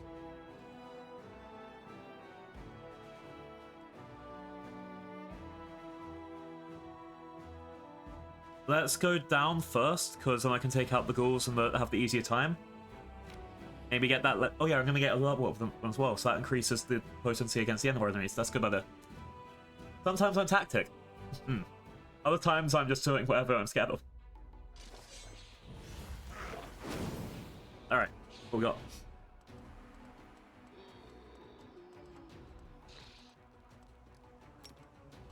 Ghouls, ghouls. Cultists are probably my best target first.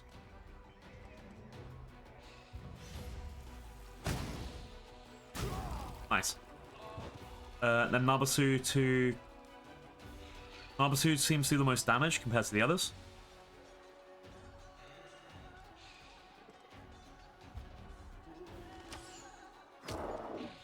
I'd like to take them out first.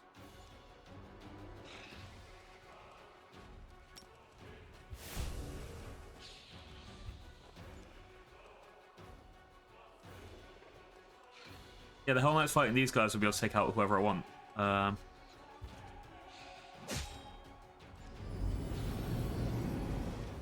Uh-oh. That doesn't seem good.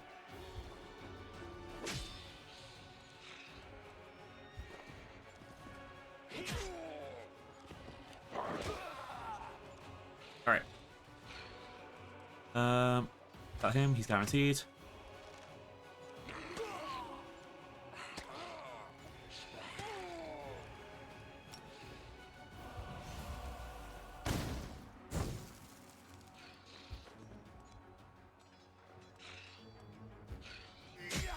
Alright, almost done with that guy.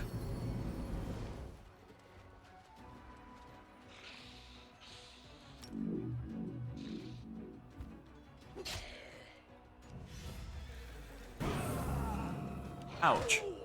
Double ouch. Alright. That's my army.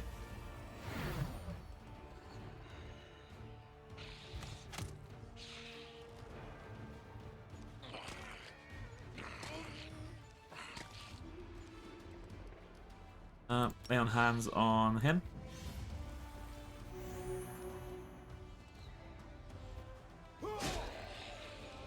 Alright, one down. I'd like to take out the Nabasu, but also these cultists right here, and pretty easy to weaken.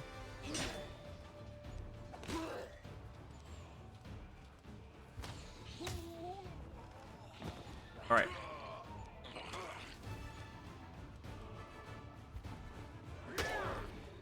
I think we'll be fine now.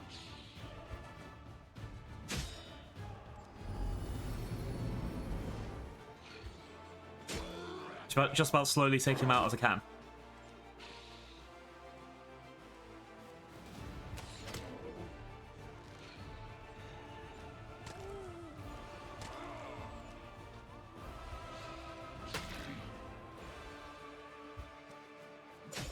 Alright. Next big guy down. The rest should fall easily.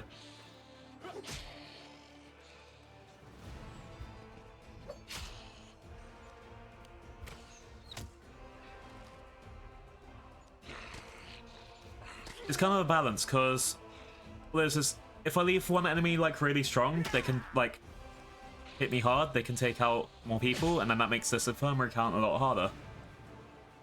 But also know that generally in a game like this, you want to take out as many enemies as you can once, so you're only dealing with one at the end. It's kind of like, you have to get that right balance of don't fuck yourself over.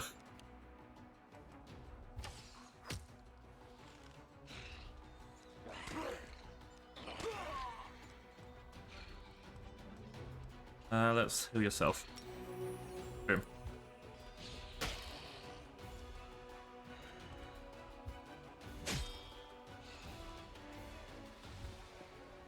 Okay, almost done.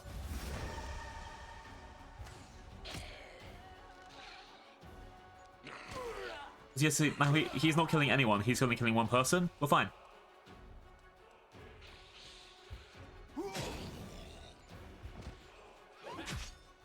More to go. Yeah! Victory!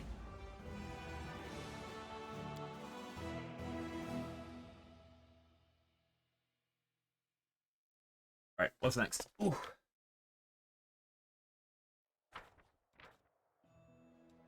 Encouragement bound.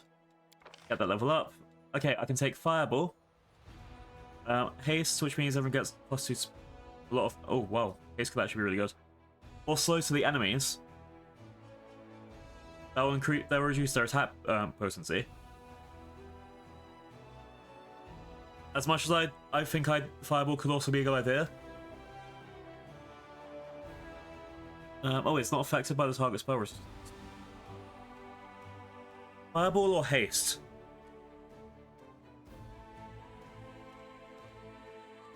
Baz Endurance is there as well, but only targets one unit, yeah.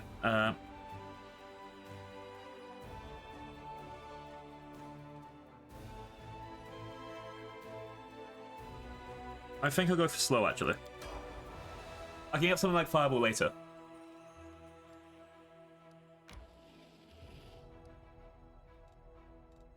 Alright.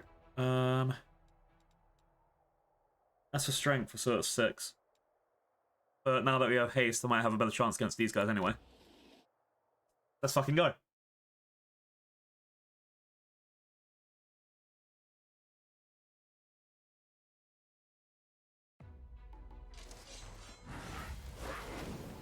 Right, what we got?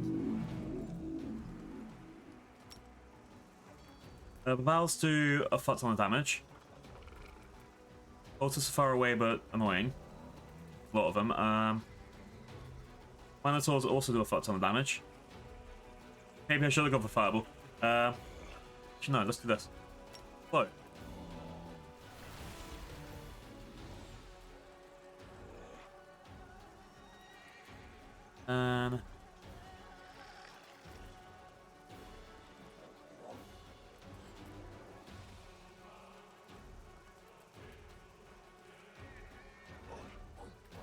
Best people to go for at the moment would be Bowels, because they're.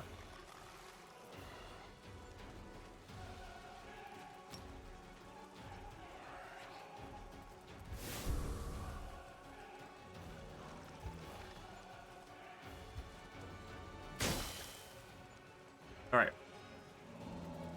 Next up will be move this guy here. Here. Ouch.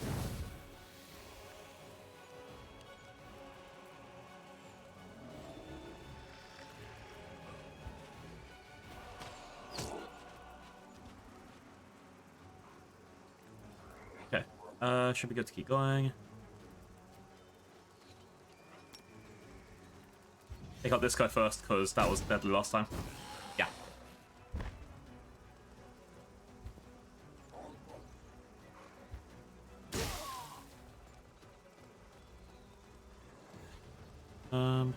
I'll shoot. The Vescivores are probably like the next dangerous ones, as well as Minosaurs and Macros and stuff, but still.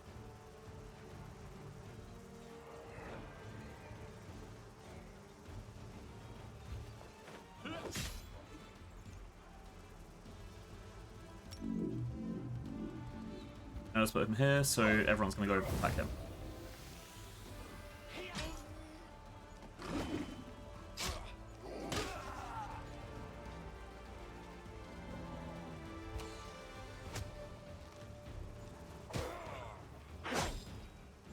Okay, who's next?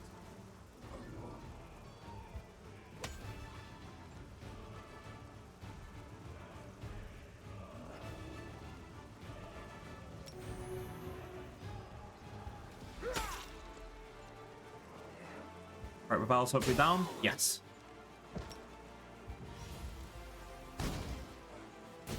Nice.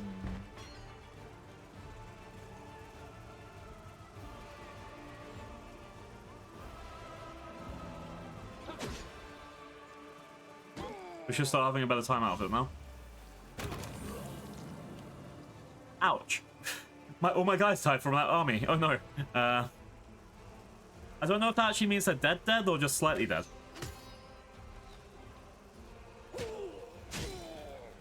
Either way. Alright.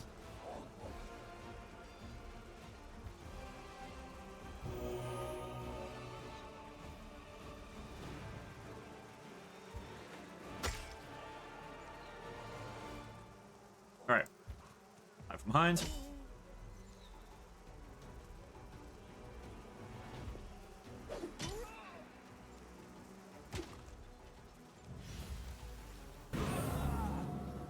Okay, still okay, we're still okay.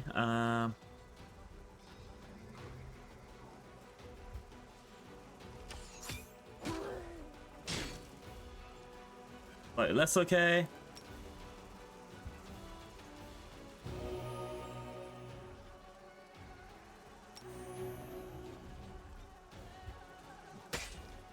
Okay. Take out the cultists first. And now it's just gotten a whole lot easier.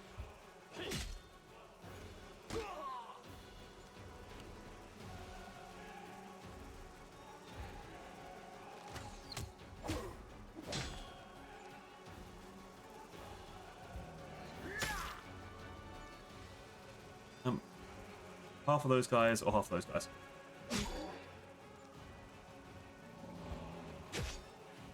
Almost there. Now we should start losing almost no one. I don't know if those guys that will die is going to come back though, so that's going to be fun to find out.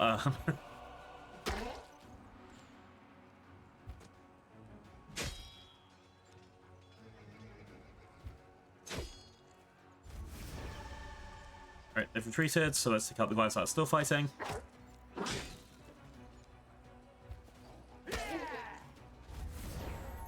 Nice. Double move. Alright, one more to go.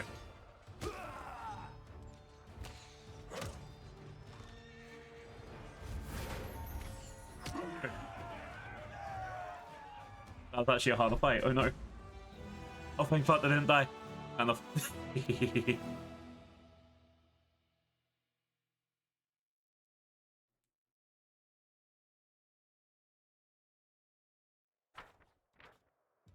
Alright.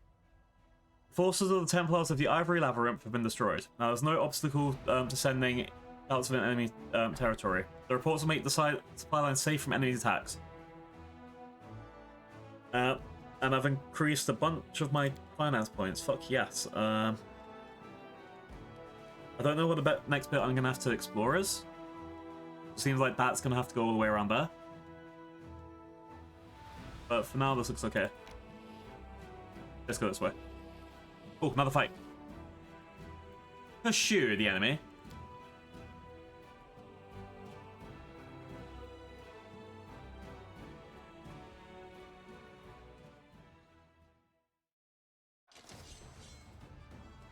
Alright, we got Rift Drakes. Okay.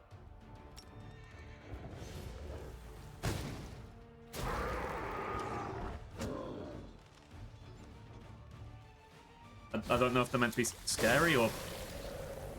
Ow. That slightly hurt me.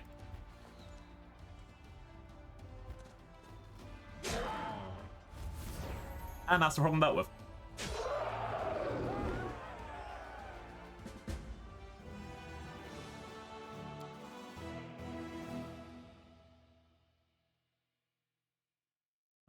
Volunteer space enables tactical time mode, slowing down the slow of combat. Oh, that's me doing the time base.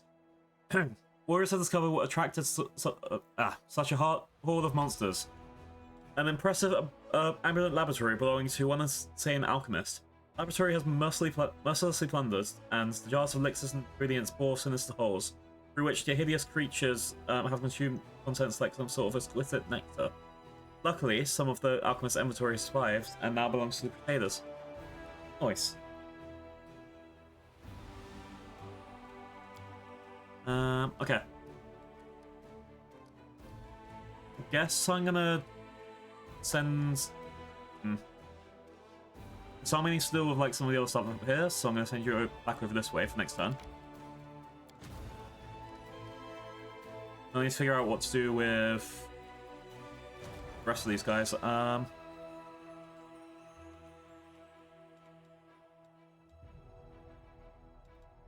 think sometimes I'll be fine, other times just like really depends who I'm gonna be up against. We should mostly okay. Next up, go to the map. Dresden. I can't build any of those other places, can I?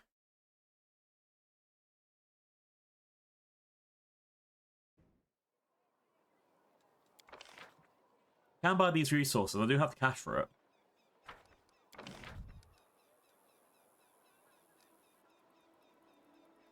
Alright. What do we got? An arsenal will give +1 AC, so that's this one.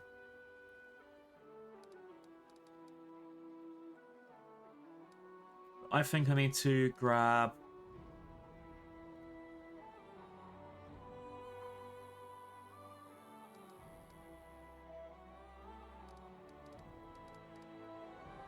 Pathfinder Society Lodge. That might be helpful for some of the stuff I have. I need a shelter because I'm in Dragon Sanctuary. It will increase all points by 4. Teleportation Circle will be really handy for me.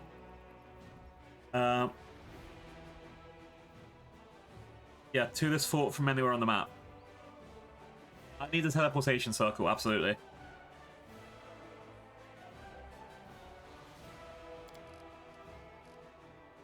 What did you do? Okay, yeah. Teleportation circle here. Training grounds, I don't really have one, right? Iffy Arsenal, okay. I'm going to put the training grounds next to wherever I put my horses. Go to here. And then, so that's going to increase my archery's AC. Sorry, archery's damage. And my horses are going to go here. I need to get materials, so stables. Stables cost 500 of this.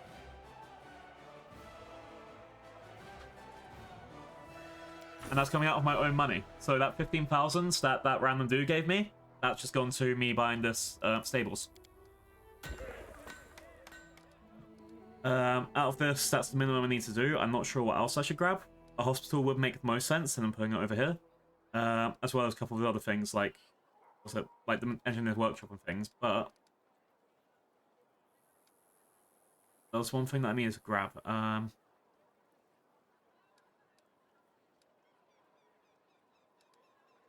Full strategy gives bonus to attack and defense and plus 2 bonus for all powerful generals.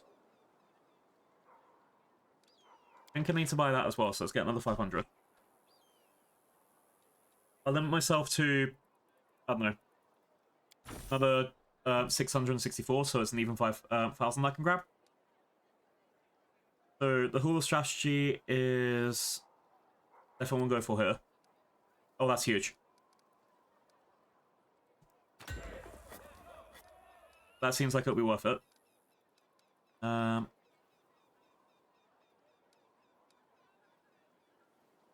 then the Pathfinder Lodge is 7,500 to 100. I can't do anything about this.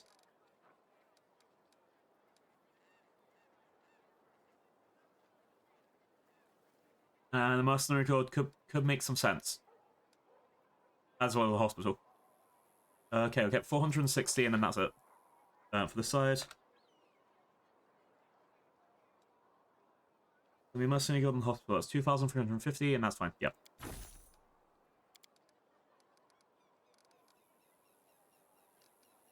Group that. And group that. There. City management. I've succeeded my tag.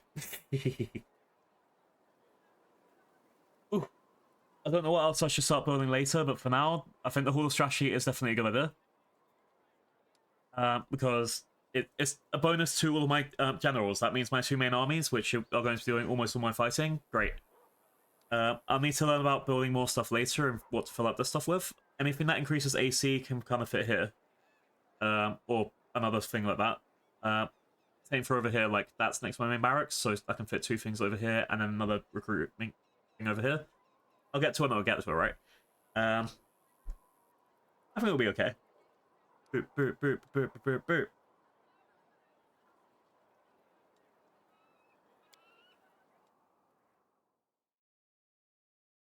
That's what we're fighting for, isn't it? For weddings, fun, laughter, even the cursed lands of the world wounds, even after our hardened years of war. Exactly.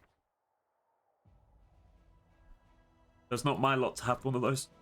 No weddings for blue. Just whatever these events are. Aeon's cool. The Crusade leaders overcome with a strong desire to return to Dresden and spend some time in privacy. Okay, we'll do that in a second. The arrival of the Blackstone Company also needs to go here. So it's another mercenary group, okay. And the next door theatre troupe travels to request an audience. Okay. So I guess we're doing some stuff in the main area.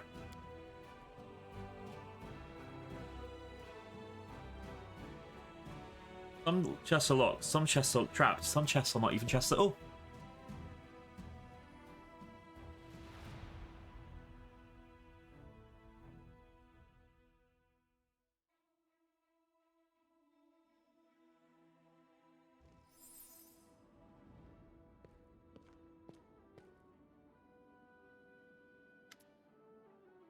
Alright. The Aeon's gaze is cold, calm, distant. It makes sound falter, giving way to absolute silence. Finally, you have some time for introspection, to think through your decision. A chill wind blows through all thoughts from your head, except for the most pressing ones, sharpening your mind like a razor. Hi, Rai. I'm learning about myself, apparently. Can I offer you a nice egg in this trying time? Ow! Why would you egg me? I'm so innocent and pure. Oh wait, no wait. I mean lawful today. I'm the lawful. I am the law. How dare you egg law? Never law egg law. God damn it. But will my model have eggs set up? This is the problem. What if I decide no eggs? What if I decide going forwards there'll be no egging of dinos? And find something even more ridiculous to throw at me. To be honest, I don't know what else you guys will throw at me. Oh, I have stated many times, as much as I love like using the Twitch integrated throwing software, I would not like it on my channel. I feel like every 5 seconds it will go. I don't have time for that. I feel like the only way I could curb it is by making you guys pay me in bits or something. Even then, I don't think that would work.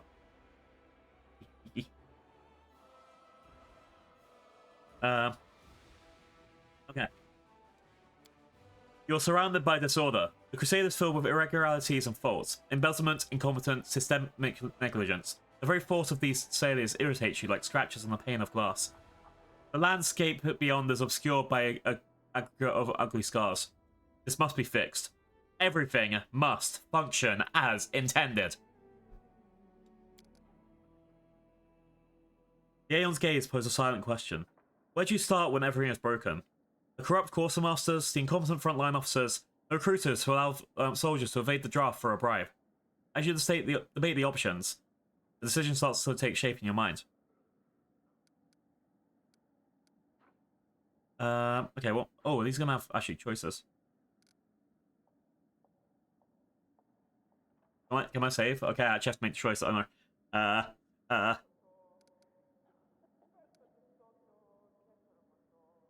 One decision is not enough. What will it change?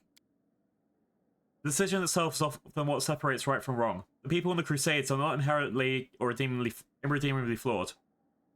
Among them are some who no one likes, the know-it-alls, the nitpickers, the grumblers, those who have sharp minds but lack the charm. Aura's quartermasters who count every penny, unsociable officers who have never been promoted because they failed to win over their superiors, and principal priests who mercilessly denounce the vices of the comrades. They eagerly follow orders, but need direction, and that direction is based on your decision. The impulse that would set everything into motion. Shouldn't such matters be helped with, decided with advisors and not alone? The answer comes to you in a flash. None of them have the same innate understanding or order of things that you do. You must rely on yourself and your inner sense of correctness. Alright, order in the rear. Hunt for recruits.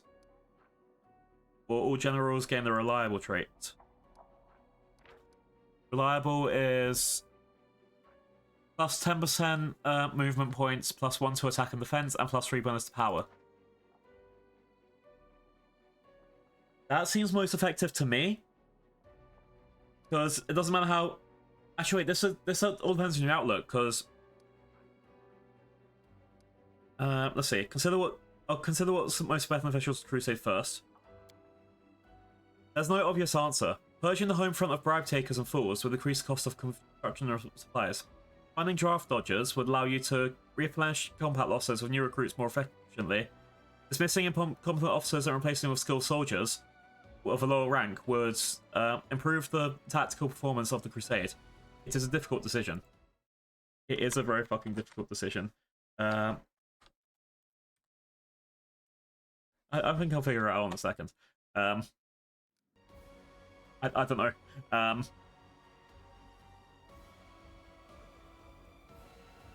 For me, this seems like it's best for my practical gameplay to make the world safe for me to actually, you know, travel around and shit to unlock the rest of the map, right? This one seems great to put more units into the front. This means that I won't ever have to be like waiting for about half an hour for my army to get bigger, right?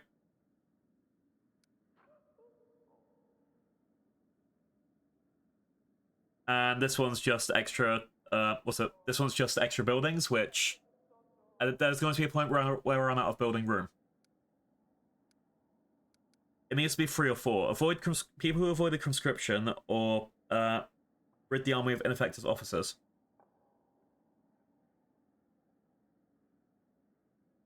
I say real change starts from the top. You have someone competent in charge, they can start organizing stuff below, and then eventually, yeah. I'm going to get rid of the ineffective officers and then start working down.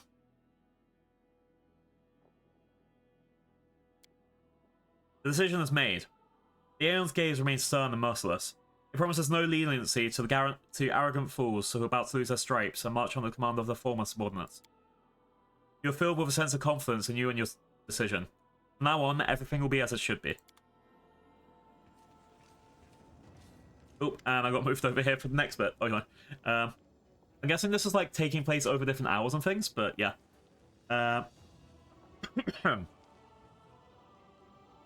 Before you stands a tall, fit man whose dark hair is already tinged with grey.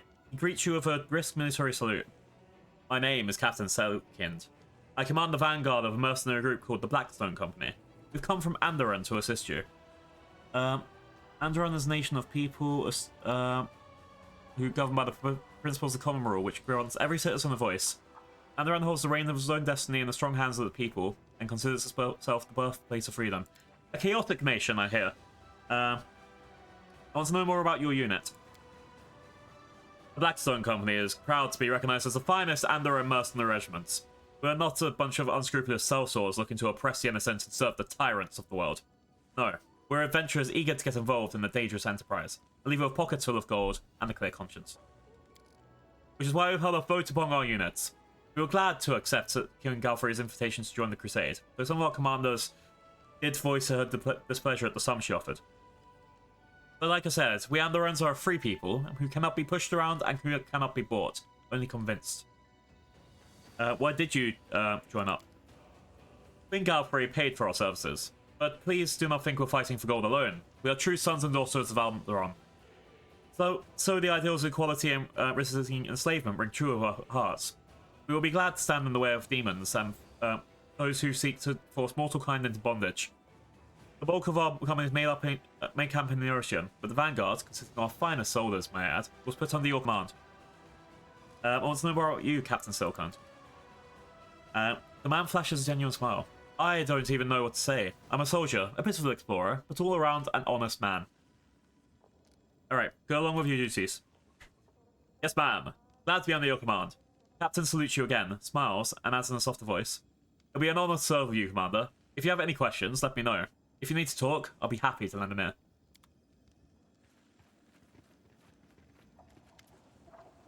Grandma Getlin lowers herself into a bow. Good day, your commandership. It is we, the artistic board of the Next Door Theatre. We're still working on our piece about your heroism. We've even taken on a few new crew members. We now have a master of stage equipment and scenery. It's my granddaughter, Tina. Tina, say hello to her commandership. We're faced with another dilemma. We simply cannot decide on a climatic moment for the act that it's all about. The Battle of Draven. Here, you listen to the options. Grandma Getlin holds a scroll before her eyes and begins to read, running a gnarled finger across each line. Option 1. The commander, you, launches herself out of the catapult and smashes down the fortress walls, allowing for the armies to rush inside. 2. Captain, so again you, the commander, so again you, masquerades as a Baelor and creeps into Dresden and the skies, and then opens the gates for the Crusaders. And 3. The commander, so that's you again, rides on to the attack on an enormous mountain goat, or should we call it a battering ram, and it breaks down the city gates. Well, what say you? I can banish them. I don't want to banish them. I really hope this leads up to something amazing at the end. Alright, launching out the catapult seems awesome. Cross-dressing as a Baelor, it does sound like really cool though. I like the version where I ride on an enormous mountain goat, but we're going to get a ghost that size. Okay, let's think. I did decide for the big guy to be my... okay, a giant goat for the Goliath to ride. Or have him cross-dress as a Baelor. I feel the tale of Sophia, a bard, only makes sense with cross-dressing as a Baelor.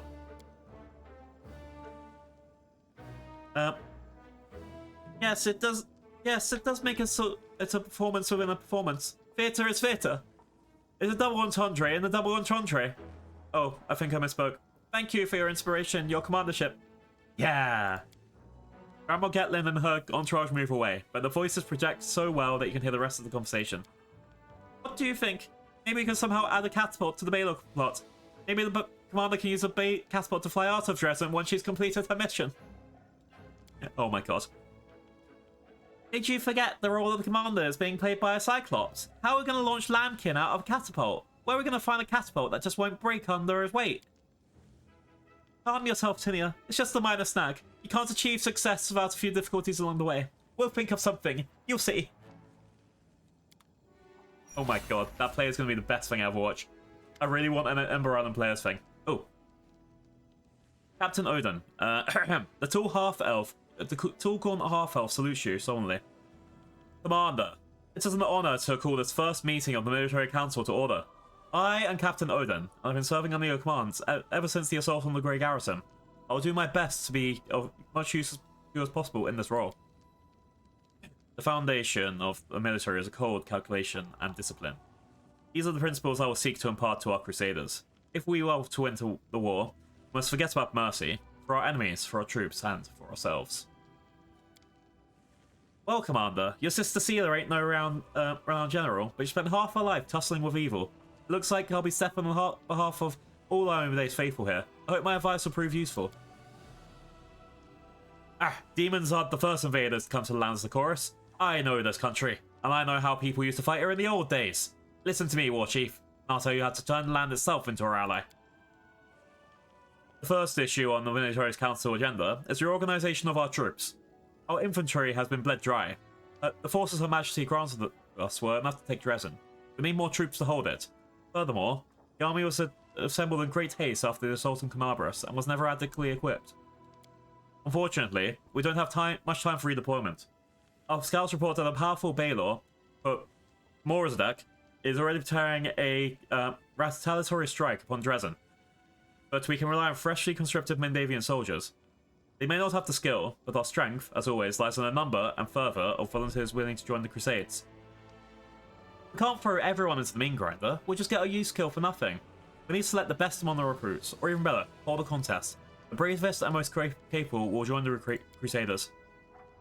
The death count is always highest in the military.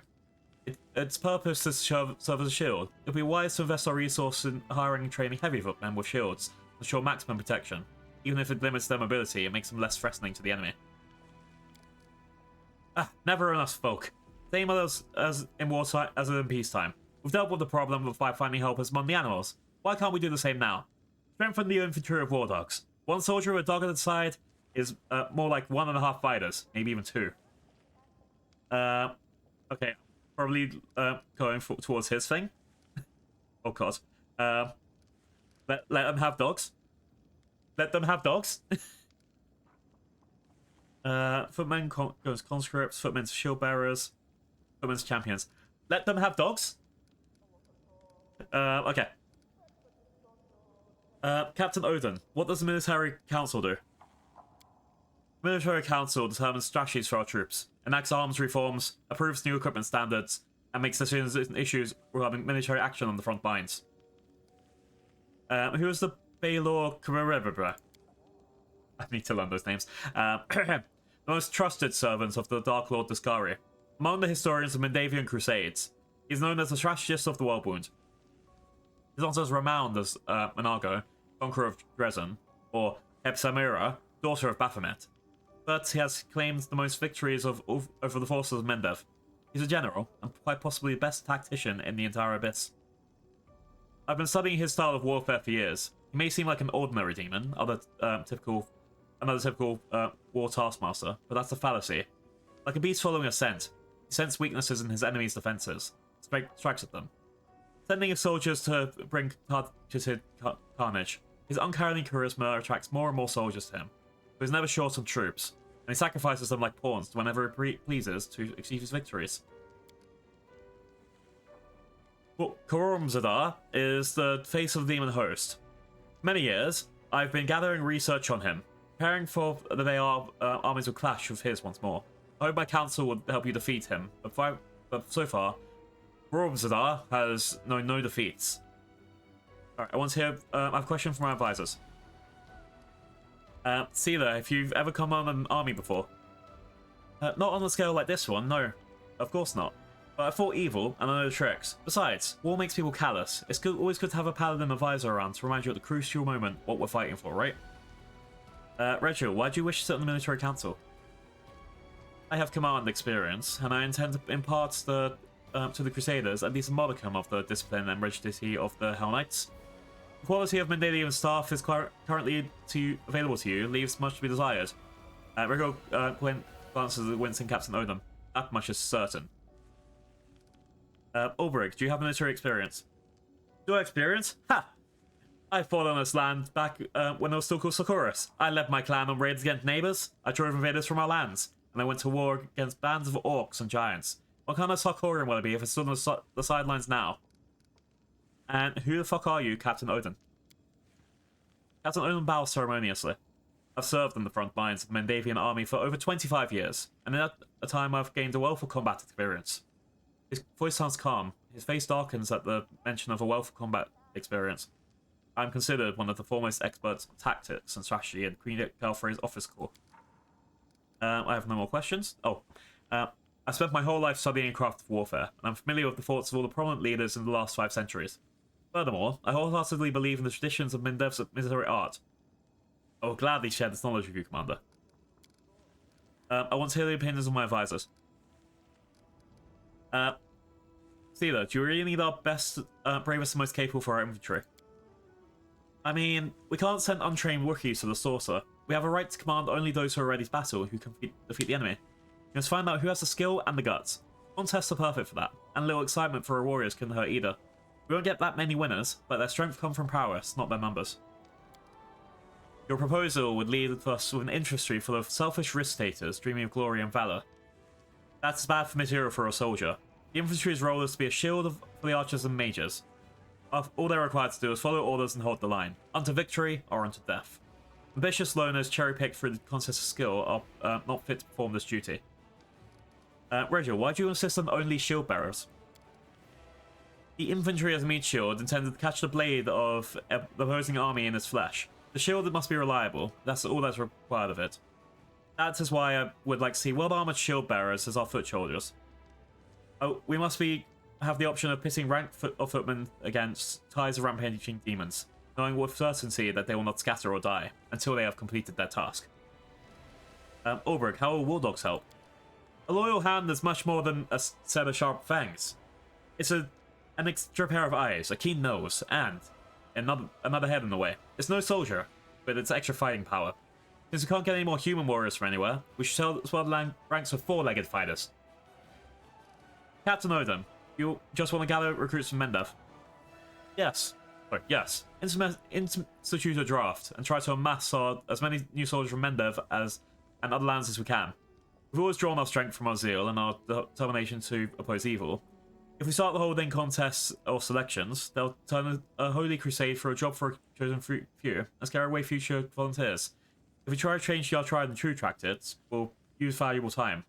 Our army is in need of fresh blood right now. My English is failing again, I know. Alright, dogs sounds like it's the best idea.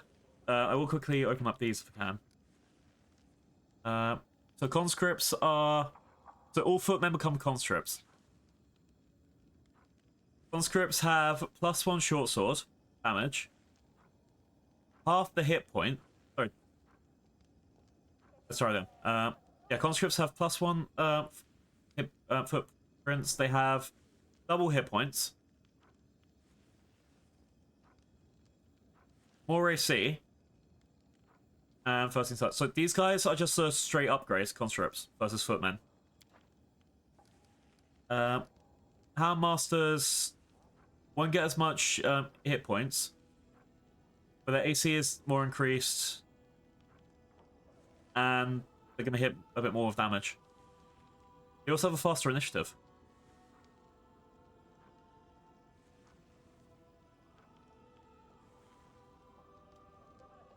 Hi, Amsley. We're picking if we want to have dogs in our army. Hope you're having a good day. I think we should be allowed dogs in the army. Shield bearers, I really don't like them in my current army. They're getting maximum hit points, but you know. And then the champions are a lot weaker than the footmen. I guess you get a lot more attack. I'm gonna go for the dogs. Dogs seem like the mid range. Also pay for the DLC for dogs, right? I'm doing well too. Thank you, thank you. And doing the boring politics and military stuff. And we're getting pet dogs for everyone in the army. Training for a dog of war is no easy task. But we've had a few tricks in Sarcosis. Sure, today aren't a patch on the old ones, of course. But they can talk to beasts. That's all we need. I'll train 5 dogs and I'll quickly supply our army with 4-legged reinforcement. Wait, we're just going to treat 5 dogs? Oh no. Thank you for your time, Commander. When the reforms are finished and the ranks of our infantry are replenished, I will assemble the military council to discuss new decisions. Yay, dogs! Ooh, okay, who's this person? Hail, Commander! A middle-aged dwarf who has clearly seen some combat salutes you with a barely moving, bone-dry hand. On her face are huge scarred claw marks. A black eye patch covers one eye, but she is watching over the other, intent and somber. Dorgalinga Stranglehold, chair of the Logistics Council, at your service. We've got ourselves an ugly situation that requires your decision. Hopefully this council will benefit from a vast experience surviving with gear that consists of rocks and sticks, and where any dinner that's not squaring in plate is considered a feast. All in all, kind of like our crusade. I won't lie to you. Our logistics are a mess. We need more of everything, and what we do have is in disarray. Crates and provisions are rotting away in storehouses because some idiot quartermaster spilled beer on the papers. And fools are not the worst problem. There's also theft. Some officers grease palms to get a helmet with stylish plumage, or a fancy blade from Narratum. Meanwhile, that means the ordinary soldiers are being armed with barely more than kitchen knives, hammer and tongs. It's time to give the entire logistics staff the bum rush. Question is, where do we find capable and honest people to replace them? Let's get some veterans on the job. People who've had their fill in the front lines, and who know firsthand what life is like for a common soldier, what a ration takes like, and how the boots are always the wrong size. Oh, and I get 2 choices? I wonder if that means I'm missing out on people. My suggestion is to call some experienced, well-connected supply officers from their ocean. Let them leave their cushy jobs in Mendev and work up a sweat for the good of the crusade. Dorgalindo, what's the council's responsibilities? The Logistics Council deals with all matters relating to supplying the army.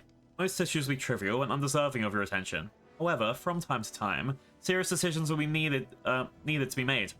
And that's when I'll come in the council. I have questions for the council. Lon, why are you here? I know a few things about gathering weapons and provisions. Compared to the war for survival we had to wage on the ground, you guys have it easy up here. Things go badly, I can teach your troops to live off the land, and how to craft decent weapons from junk. They will have the memories of Lan's special stew for years. Not sure if they'll be fond memories, but they'll remember me for sure. Dorgalinga, why are you assigned to head this council? Over my years of doing quartermaster duty, I've managed to develop a bit of reputation for myself. The units I'm responsible for are always properly equipped, fed, and armed. Imagine them poorly equipped. Anyway, thieves, scatterbrains, and reprobates promptly get the boot. Bureaucrats who never seem to have anything miraculously find everything they need after a meeting with me. In short, don't you worry, Commander. I'm right where I belong. Let's discuss our options in more detail. Lan, what would you advise? In our tribe, we believe the hunter's gear should be entrusted to the most seasoned hunter. For those who sought the prey themselves, learn the price of mistaken outfitting. An old bowstring, a dull spear, a tattered cloak, the hardware. That's how I think it should be in the army. Hi, Winter. Hope you're having a good day. We've done about 4 hours. Oh god, it's really 4 hours. We've had about 4 hours of running my kingdom and not leaving the fortress. Yay! We've had a couple of fights though. That's good at least. So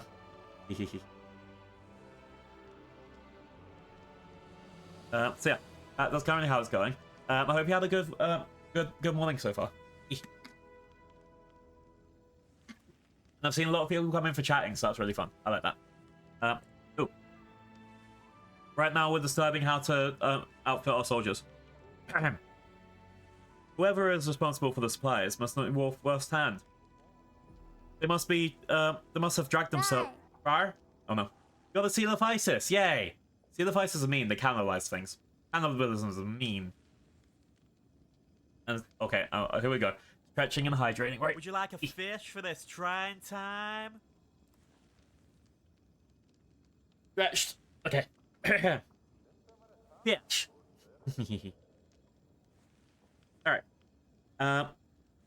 Whoever is responsible for the supplies must know war firsthand. They must have dragged themselves through the mud of the battlefield and seen with their own eyes how a rotted strap or a boot one size too large can lead to a soldier's death. They must have eaten their share of rotten cabbages and seen carts of horseshoes and pots pull up their position instead of ammunition being because of some clerical error. Assign new quartermasters from the veterans, like Dorgalinda here. I bet they won't steal. They won't let anyone else either. Dorgalinda says, there are some great workers in Mendev who have been sitting at home for far too long. Let the Queen send them to us. Instead of counting buttons for the frock coats of the Norosian Royal Guard, let them sort out our supplies. They'll already have connections in the ocean. They could easily have an army property decommissioned and later sold to private buyers for next to nothing. Those buyers would just happen to be the same mercenaries we're negotiating with. Connections are all too important, as you well know.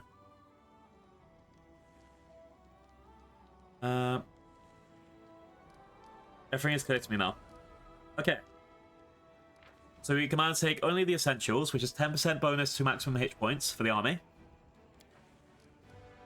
Or we can take equipment from the state, which is +1 to all attack and saving throws. I've already got the hospital and stuff sorted, so right now my health isn't my issue. So I'm thinking this might be the better one to go for.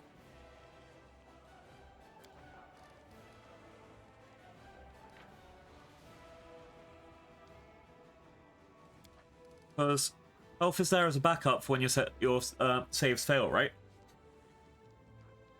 So you don't need to worry about health if you've got that one extra 5% chance of not getting hit. In my eyes. Dorglinda, recruit those with quick connections in the capital as their quartermasters. Will do.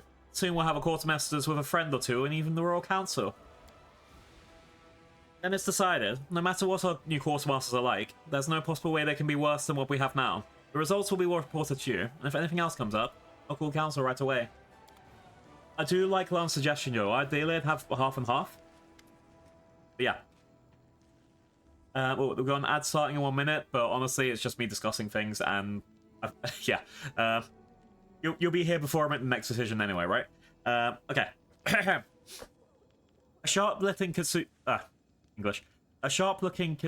gives you a quick, business-like bow. Commander, the matters before us are urgent, so let's not stand the ceremony. I am Lady Kenobi, an official attaché of Nerusham. Here are my credentials. She presents a scroll adorned with Galfrey's seal. Here, Her Majesty has instructed me to lead your headquarters diplomatic council. Honestly, I was surprised when Lady Kenobi asked me to join this council, but I'll do my best to the shoes of a trade diplomat. Yeah, I got invited to this council too. I'm sure foreign ambassadors will be thrilled to see my face and manners. Lady Kenobi, I'm sure you haven't mistaken me for another Crusader Lan, have you? I, like many nobles, have been trained in diplomacy and in fact hold the title of Royal Emissary. It's been passed down the Arende line. I must say that prior to this day, I employed my diplomatic skills solely to undermine Mendoza's international reputation. It's time to break the habit. I imagine preventing international scandals will be just as interesting as causing them. Who knows? I may even enjoy it. I have a question about the composition of the council.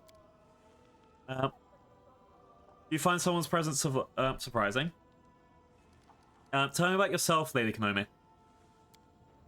Lady Kenobi lowers her eyes in a show of modesty. It is unbecoming of a diplomat to talk about themselves at length, but how am I to refuse you? I come from Tinja, from the noble Kitsune. Like any Kitsune, I've always been curious to a fault. My adventures have brought me to Avistam. And here, in your lands, I met my first and true love, politics. I've served as a diplomat in the courts of 6 different sovereigns, but working for Her Majesty turned out to be the most interesting of them all. Such riveting webs of intrigues and interests are spun around the Crusade and the World Wound. Oh, yeah. This is my good buddy. He said that if I signed the contract with him, then my soldiers will get stronger, and then, you know, it makes sense, right? He's very friend-shaped. I love him. I wish he was romanceable, but unfortunately. No. He came in, put me a deal on the table, said, you're all going to go to hell anyway, why not make them sign it? No smashing demons. I was being sarcastic, like my true British sailor self. Oh, and also, did you just call a devil a demon? Wow. Don't let him hear you that. Oh, he'd be so mad. They're massively different, but like one comes from the abyss, the other comes from hell. Gah. Gah. Okay, Social's never had to deal with diplomatic concerns before. That won't be a problem. In my homeland, Tianjia, inviting clerics and paladins Shaylin, the Lady of Chrysanthemums, to take part in diplomatic missions is a common practice. May not be politicians, but they are perspective and advocate peace and favour balanced solutions. I'm flattered by the respect that worshippers of the goddess receive in Lady Konami's homeland. Social bows his head courteously. I won't let you down, Sophia Bard. I'll make every effort to prevent our friends from becoming our enemies. Why did you ask Daron to take part in the council? For obvious reasons, but still. Why? Because of Count-Arende's influence. Naturally, he's a Mandavian aristocrat. Nobility will be inclined to listen to his opinion. By ensuring the support of nobles, we find ourselves powerful allies. Daron sneers back at her. Oh, believe me, Lady Kanabi. I will exert all my efforts and influence to make this council job exciting. Alright, why did you choose Lance to join the council?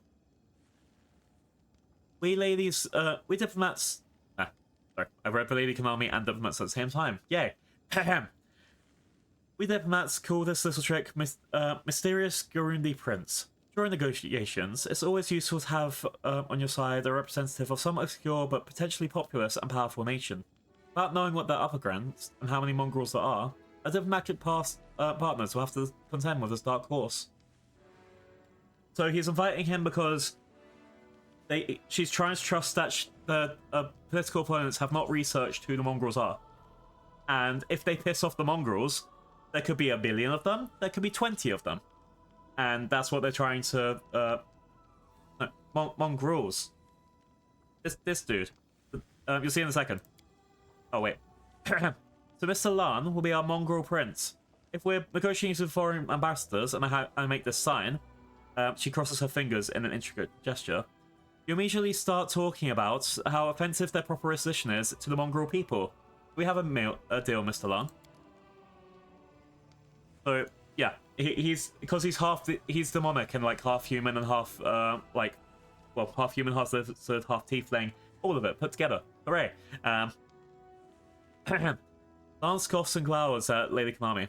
I suspected the word diplomat was synonymous with fraud, but I thought you would be deceiving me, not deceiving others with my help.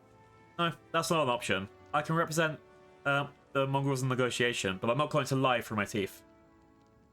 Okay, that's actually very fucking good of Lan. So her plan was to make it so he'd be offended at anything they say and take him off guard. Egg! Egg! Why egg? Ow. Egg in my face during the politics meeting is bad. You're making me look bad in front of the devil, man. Why? Look at him. He's very upset right now. Look, he's got angry devil face. Damn it, Patopli. Why would you do this? Why would you do this? I have angry face. Grr.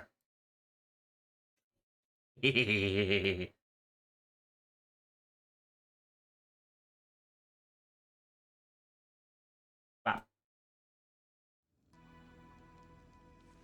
Everyone looks bad in front of the devil. Wow. Doesn't that depend on what part religion is? Because I think I've heard it 2 ways. One religion is, what's it? Satan loved God so much that he went to hell himself to punish the sinners. The other is the standard he got kicked out for wanting freedom, like in Has Been. And the other is that there was a big war for heaven and then he lost and that's why he's in hell. Anyway. Yay, we have lots of law on our land. Okay, what is the Diplomatic Council and why the fuck do I need it? Solve matters of politics, of course. The Crusade is more than just sieges and battles. It is the largest military project in all of Alistan, funded by treasuries of more than a dozen major powers. And each of those powers, in addition to seeking victory over the demons, also pursues its own goals. He's the most sexy angel. We love Lucifer. The Diplomatic Council will manage this tangle of political interests and prevent the Crusades from losing favour with influential benefit factors. And while we're at it, ensure Nerisham remains satisfied with the state of affairs. After all, for the last 100 years, the entirety of Mandavian politics has revolved around the Crusades in some shape or form. That is why the capital sent me here, to observe, to offer suggestions, and keep the diplomatic situation under control.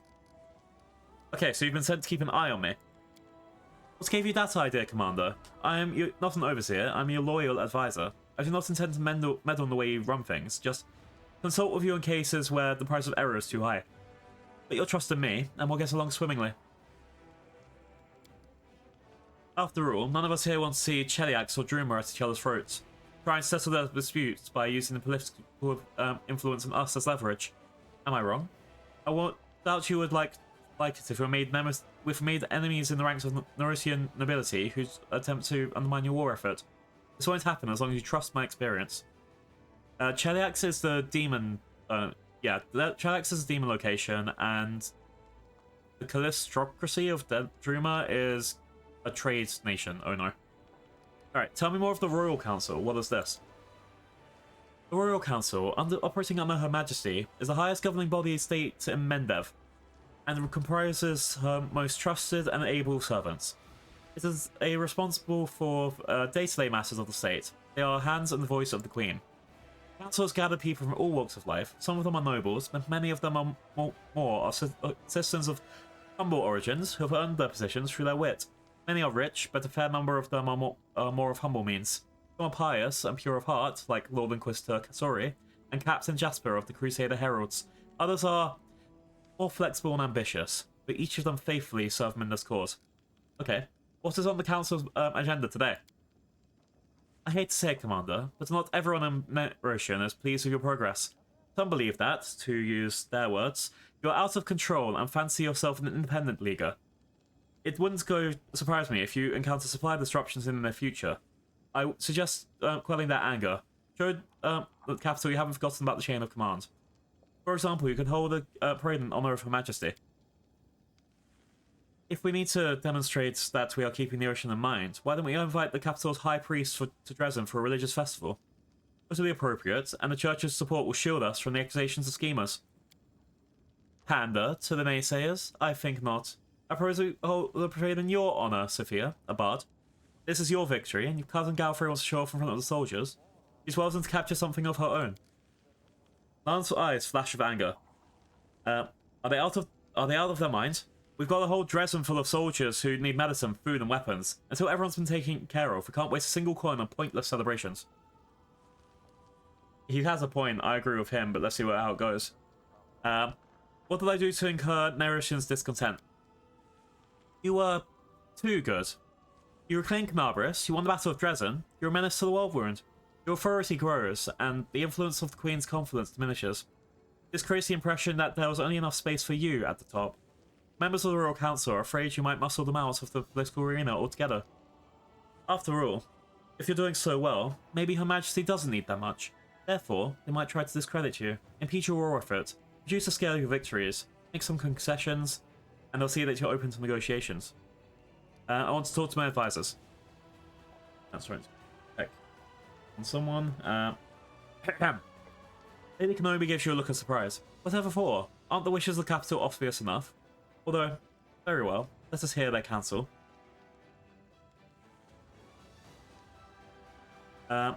Social, how does inviting the High Priest help us? Fast out, we should remain loyal to the Queen and respect the hierarchy. But that doesn't mean we have to kowtow to the Royal Council whenever they ask. I think we should do neither their bidding nor seek a quarrel with them. Rather, we should try to take the middle path. I like his thinking as well. The High Priest of Neosin is a powerful figure, yet he's not a schemer or politician. By inviting him to the festival, we'll both show that we're not costing ties in Neosin, and let them know that we have influential friends and will not buckle to the Royal Council. Dayron, what's the point of taunting them by throwing a parade in my honor? There's a fine line between taunting and setting boundaries, and showing respect and putting on the collar. Mind you, I'm not suggesting anything treasonous or disrespectful. A parade in the honor of the true heroine of Dresden and Canabris. What could be more natural than that? Besides, a healthy amount of disobedience guarantees that people won't pest you with lectures and nonsense as often.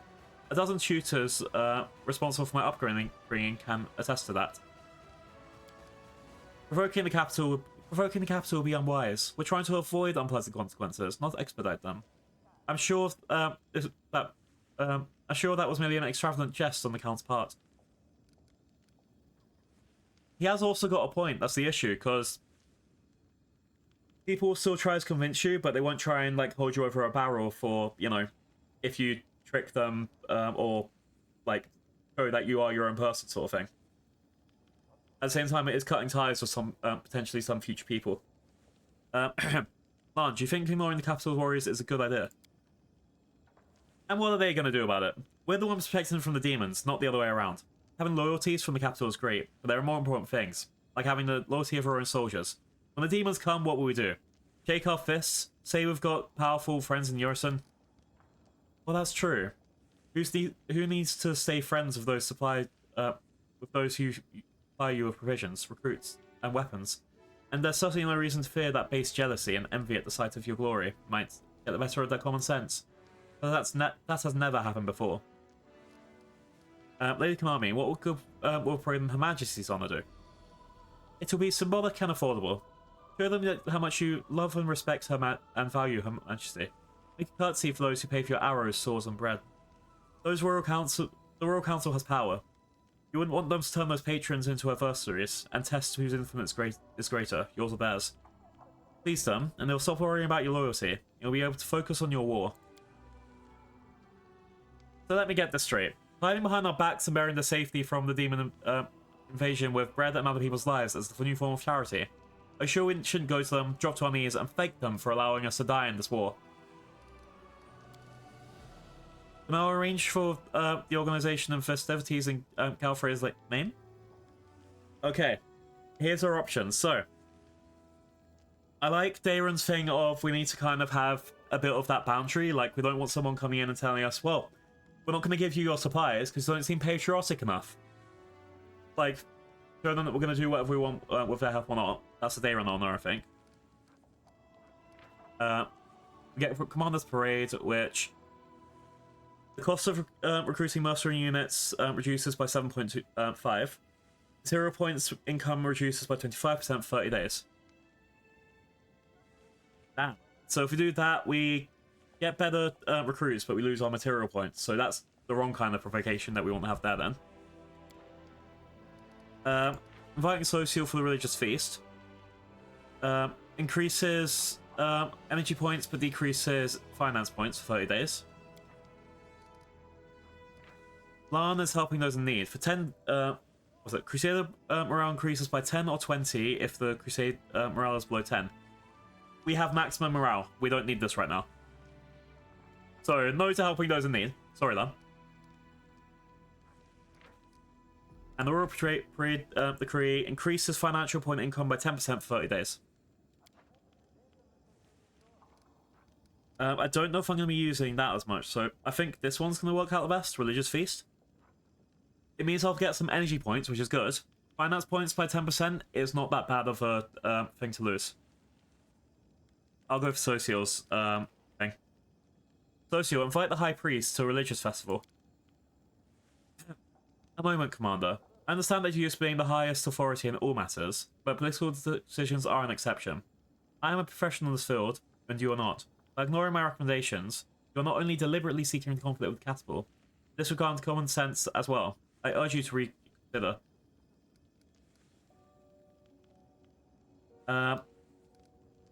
Okay. You have invited my companions to the Diplomatic Council, and I refuse to listen to their opinions? I'm simply suggesting that give your companions find their feet on the council and grasp the decisions of the principles being a diplomat.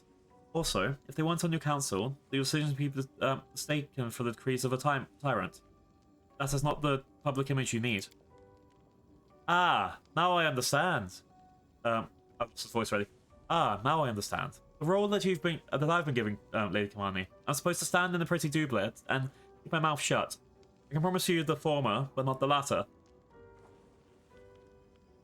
Don't tell me what to do. We're inviting the High Priest, that is all. Lady Kanami's voice hardens. I cannot challenge your decision. However, I have no choice to inform the capital that you have disregarded my recommendations. Actions like this are precisely what gave Nerocion cause for concern, Commander. I hope you will revise this defiant stance in the future. So, she is here to tell me what the Queen wants, sort of thing. She want, like... Very interesting. Yeah, this is the thing. It probably will have implications later, but the fact is they are telling me, like, to hold a parade in her honor. But I think Social's idea is the best one out of that. It also means I get the least losses. Because, I don't know. That seems like it's a... I'm, like, going the middle road. I'm kind of appeasing, but kind of not appeasing. Whereas she wants me to, again, be on a leash. Fuck no. I'll see to it that the High Priest I'll see to it that the High Priest receives a proper welcome. Let him know the strength in our faith is as absolute as our loyalty to Mendef.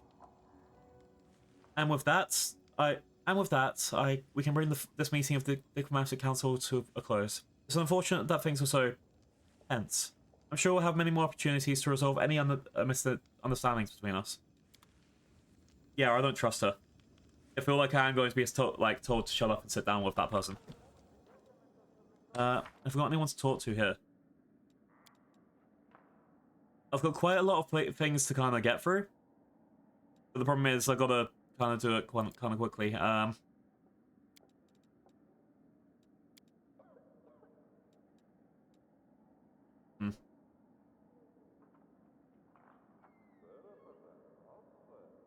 just need to quickly check something. I might take a 3-minute break right now. Yeah, I might take a 3-minute break just quickly to run to the bathroom, get snacks, all that stuff, and then we can go forward with what's next. It'll probably be more stuff on the Crusader boards, that's for real. But after that, we can figure out what we're doing. So yeah, I'll be back in 3 minutes, and then don't go away. We're gonna have more fun with actually army things. Yeah, army.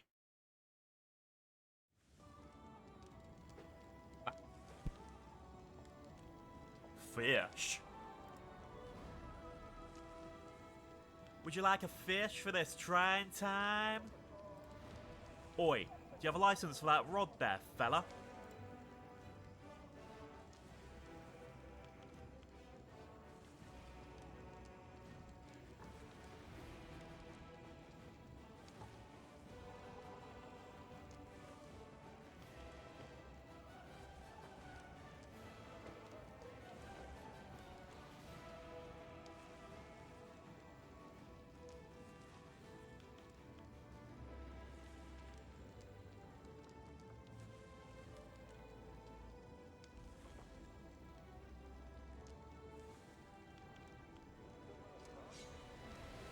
I look for the fish, I catch the fish.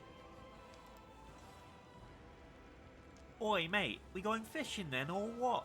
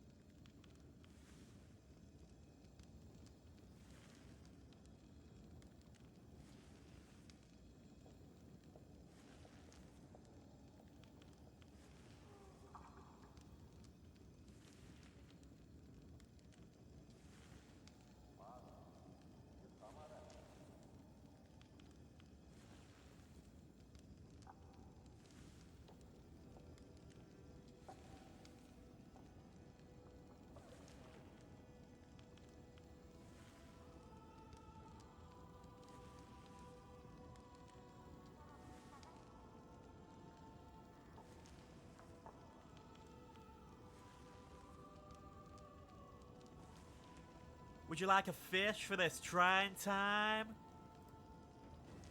Oi, mate, we going fishing then, or what?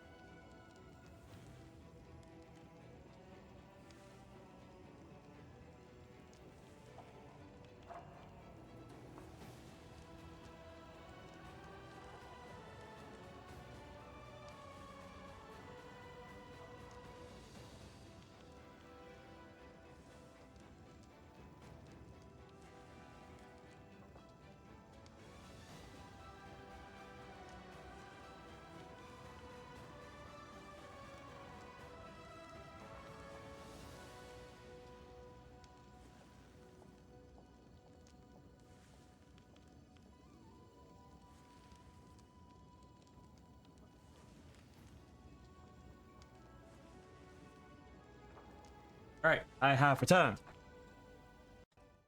Oh, that was a lot of fish once. Jesus fuck.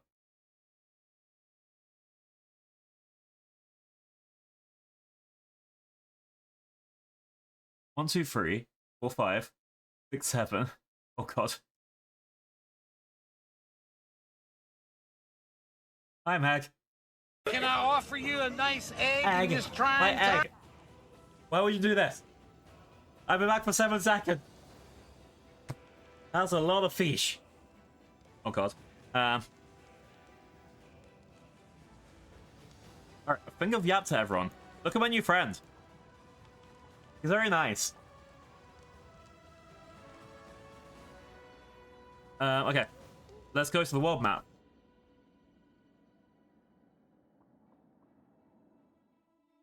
Right. Hi, Tat. I made a demon friend. He's very nice. He sings songs, and he's says all about this stuff like, what's it?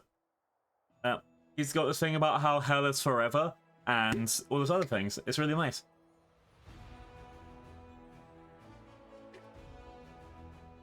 Alright. So, I'm going to stick on the Crusader map. So, I am planning it everything out when Emmy starts her birthday stream, which is meant to be in the next half hour. So that is the plan at the moment, but we'll find out in a sec. It should probably be fine. Okay. Where is my decrees? First up, start here.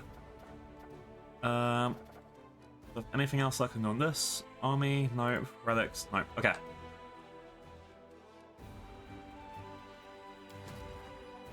I've got 2 more people. I've got... Who are you? Marksman and Spearman. Oh, so all of my... I think one of my...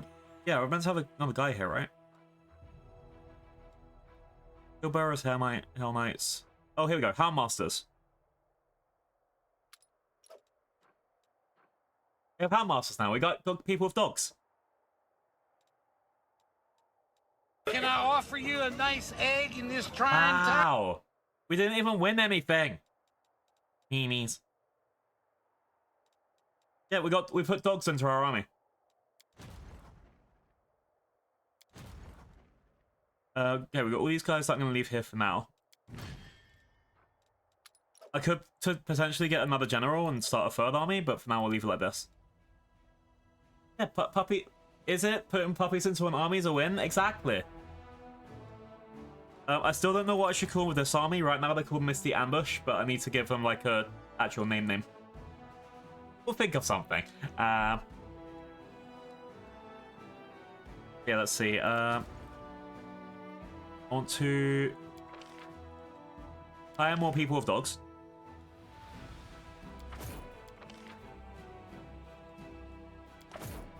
Let's see if I can get more resources as well. It's 5,500.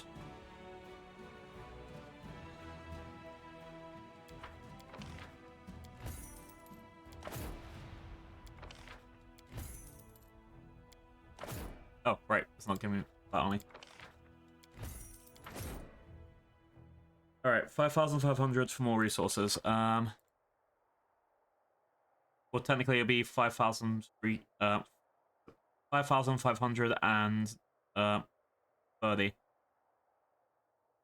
I need 5509.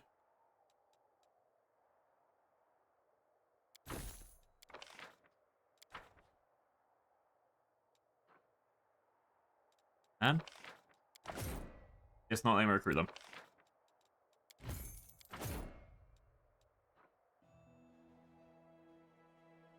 I can math this. Wait. Another 100.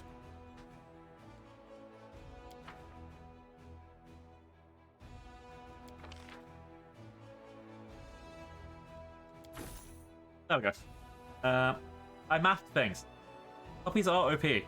Puppies will save the war for all of us.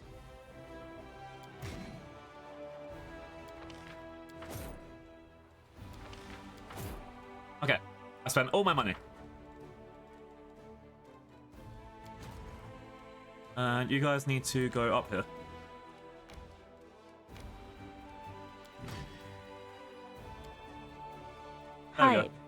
go. Strong army, Woo. they're strength 6 now.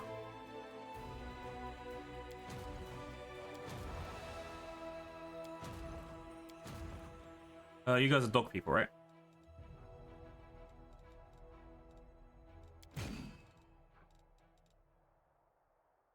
Can I make a new army? How does this work? Oh, okay. Group.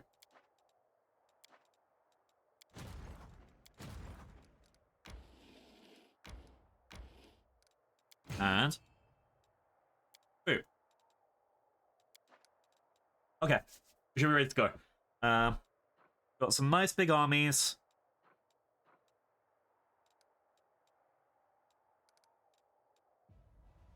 Can't get invincible. It's just silly. Invincible is like in first of all he's in the Image comics, and you know he's got this whole other things to do with Omni-Man. I wouldn't be able to get invincible at all.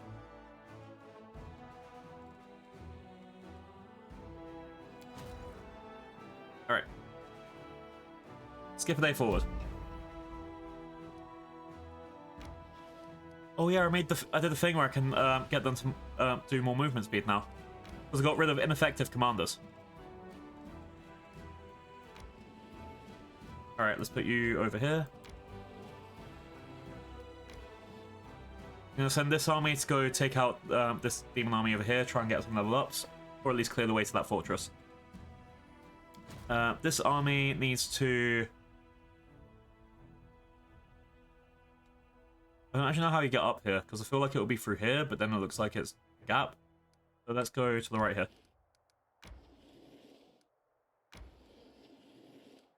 Here we go. The enemies are retreating. Shoot them and fight! Yeah, we're gonna kill them all!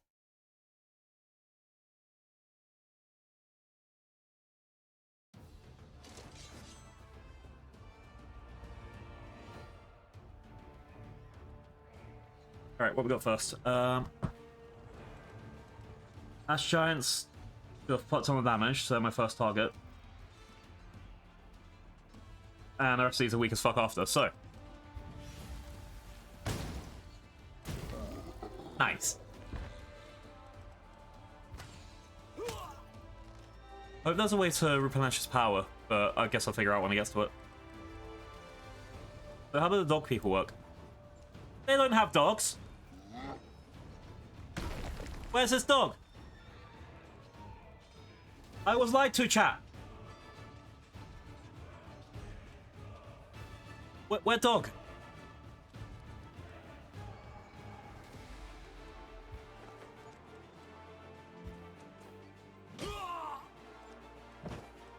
I need to wait till I can load him again. Maybe there's like a special dog button. Oh, okay. Summon animal.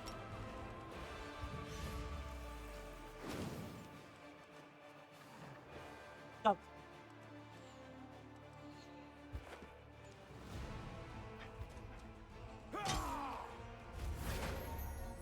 I'm gonna make him hold turn so I can just see what the dogs do. What that dog doing? Okay, they can move really. Hang on. Dog stats. It's not giving me. Let me dog stat.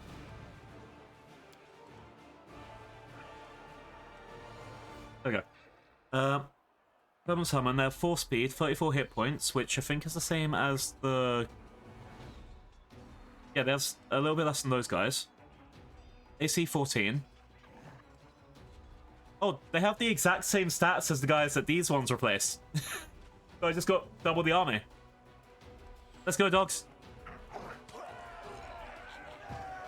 Yeah.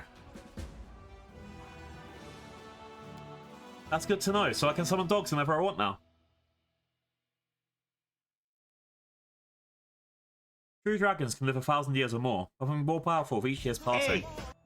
As a rule, the older the dragon, the more terrifying it should be. Egg! Now! Fine. I'll accept this victory egg.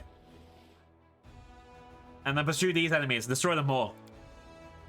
Yeah, so with the dogs, my army's now become an extra point stronger. That's just an extra unit I get to field.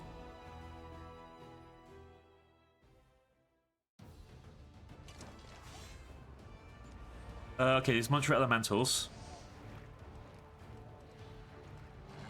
You 7 to 22. You do weak damage.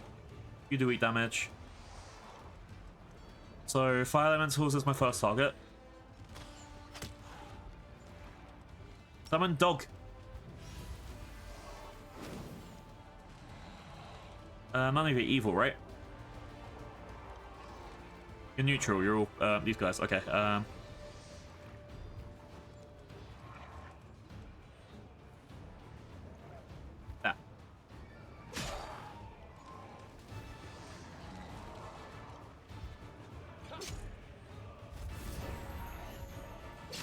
Okay, we should be good. Dogs, go get these fire elementals. Yeah. Dogs, no. They just set the dogs on fire. Puppies.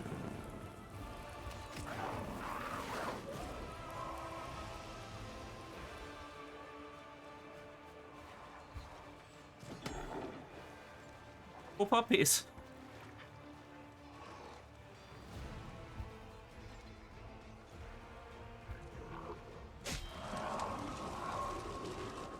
Alright. Look at him.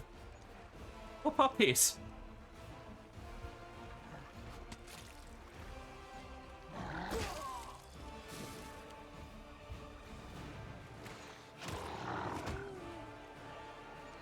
I think we'll be okay.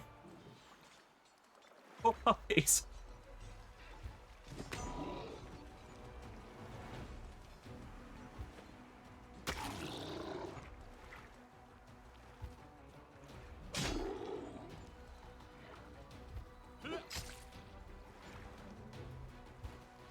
You go to the men's room for a second and the puppies get attacked. Exactly. Poor guys. They didn't see it coming. Woo.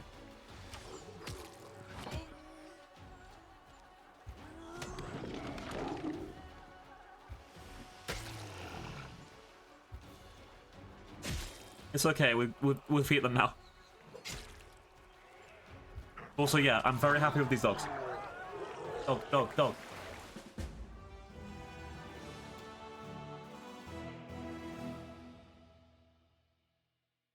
I still need to uncover the rest of the stuff with Ember, because I think Ember's got the... Also, Ember's still got, like, the whole stories come across, like, because everyone's like, oh my god, this child will, like, I don't know, lead us to victory or whatever, but he's just part of my group. Alright, let's see. Chasing elementals way to the home plains, Crusaders find the huge crystal filled with magical energy. It appears that it was imbued with elemental force many years ago and conveyed to Dragon Trezon, but never arrived. Its guards have perished, and the crystal itself, the powerful vessel of magical essence, is growing elemental spirits year after year. Okay. And we can take this fort up here, right? Easy peasy.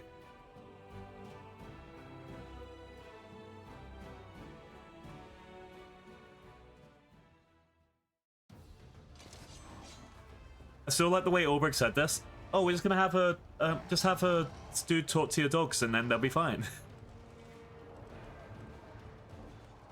Okay, elementals and cultists. Alright, let's take out the fire once again. Most dangerous. Summon Doggo.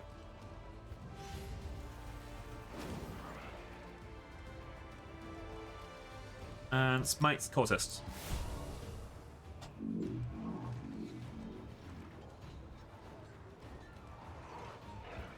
Alright. Nice.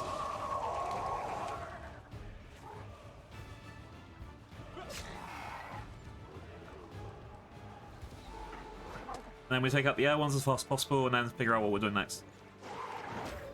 Ow.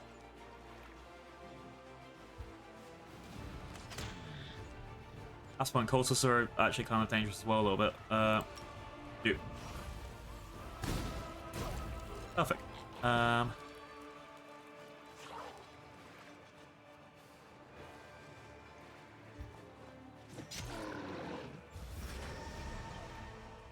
What happened to my cleric? Oh, my cleric's panicking apparently.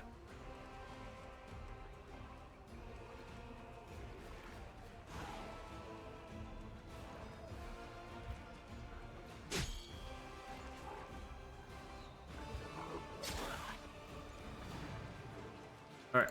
Logos can distract the Earth Elemental. And we should be fine.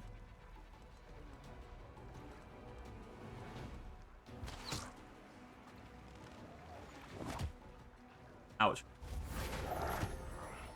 Poor Toggos. Stop hitting them.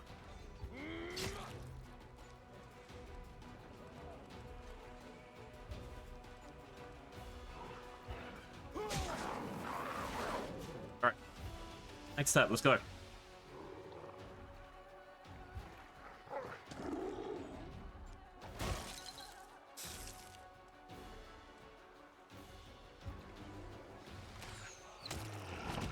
Yeah, I need to prioritize getting dogs for everyone.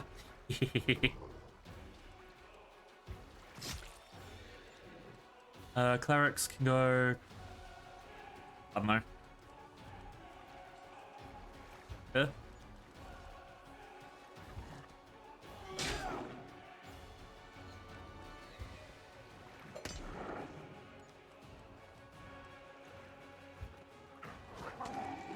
Almost there.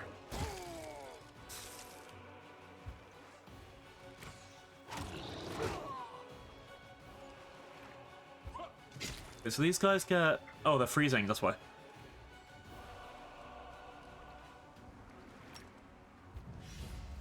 And pacha! Oh, they have all the health back. Ha ha ha, take that, motherfuckers.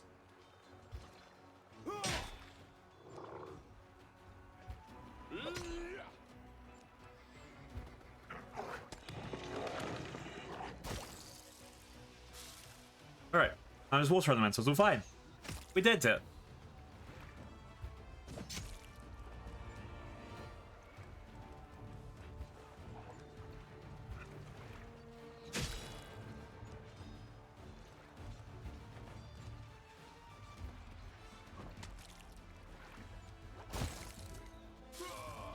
Okay, yeah, we're good.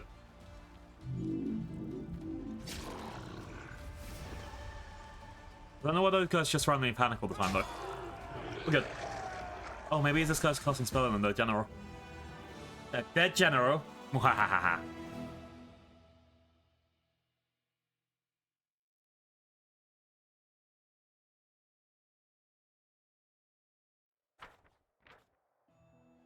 The fortress was a sanctuary of spellcasting demonologists. The fire that started during the battle spread to libraries filled with blasphemous knowledge. All of this fire lights up the darkest planets for miles around. Nice. I hope... So these guys get to rest here and then get their power back.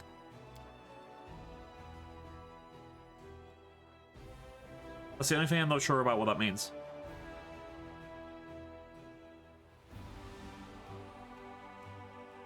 Alright.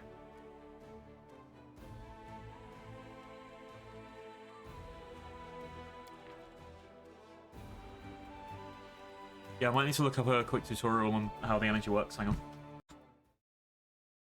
Because if I use all my like fireballs, then I have no energy, then the general's kind of bad, right?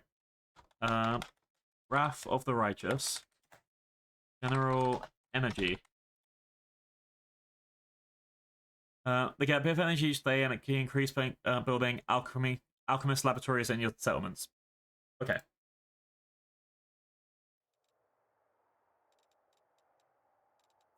Should be mostly fine with that, but also... Oh, hello.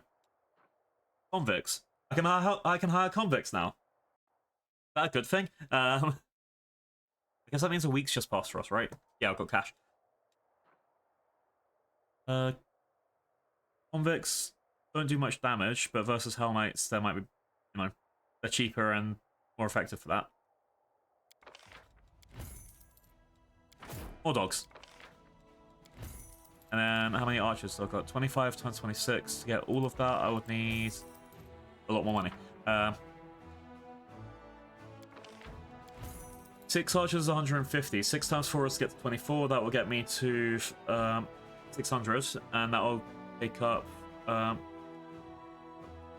that'll leave me with 2 people left, which will be another 50. So that means I need... Let's just do 800 to be safe.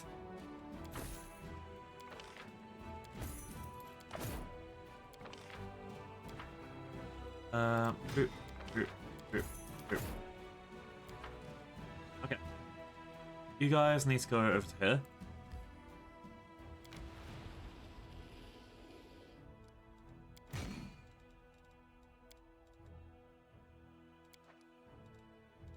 You guys can stay over there to rest for a bit. I'm sure we could fight that army as well, but rest of it. Mainly because I'm going to be sending... Sorry. Apparently I've got another set here. Okay.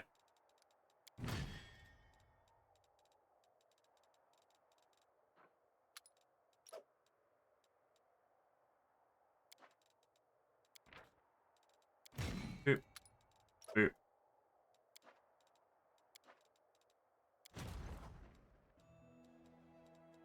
Boop. Boop. Boop. Logistics is going to be so fun later. You go there.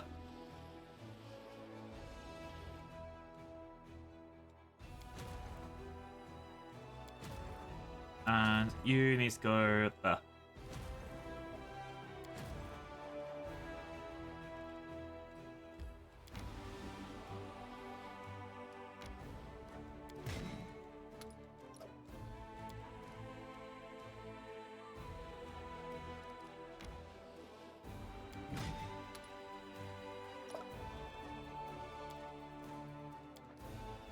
Okay, that will fine. Wait, there's a lot of panic going on, but it should be okay. Army's getting stronger by the day. This is now a level 7 army. It's now still level 5 army, but they're about to get some more experience when they fight these dudes. Like, that's gone from red to yellow, that means it's 5.5. Okay, let's see. So who are these guys? So, I think these are the... these are the guys that I got from, like, with the glowing eyes from the demons, from the devil. Sorry, the devils that I signed the thing with. And then these are just really good archers, but they also seem really weak. They only have 22 hit points. So I'm going to keep these guys back to have more of them. I think this is the problem with a lot of stuff. Like, right now my army is just a bunch of weak people banded together. When they start actually, like, let's say this, the bandits kind of suck. I need something that that does healies or something instead of them. But until I get that, I'm kind of fucked. Okay, so is there anything else that I can build on? Hamlet of Sork, let's go. I found the random hamlet, and apparently I'm building here now.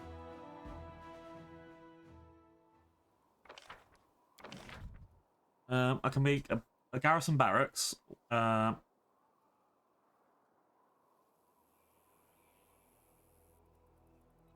I have a main barracks here? Yeah, and a supply center. Sounds like I should build both of these, honestly.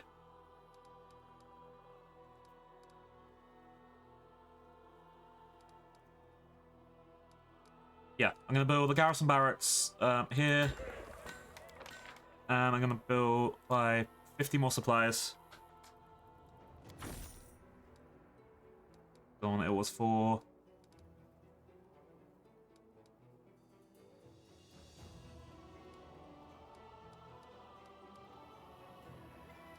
Supply center? Yeah, here it is. Okay, I need 100 plus 100, and I would like...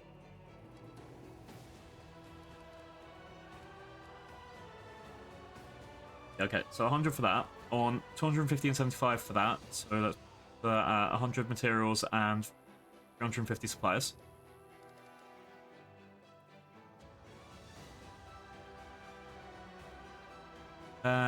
Alchemist Laboratory is another 500, so... Okay, let's do 1,000 and... 250. Alchemist Laboratory... on a supply center that will just kind of help in the background.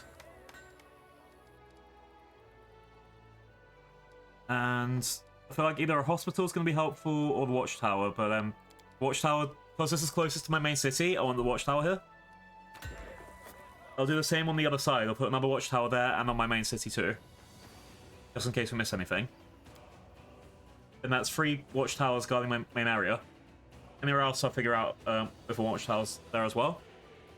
But the idea is, if someone is going to attack my main area or my main defenses, I want that alert to be there as soon as.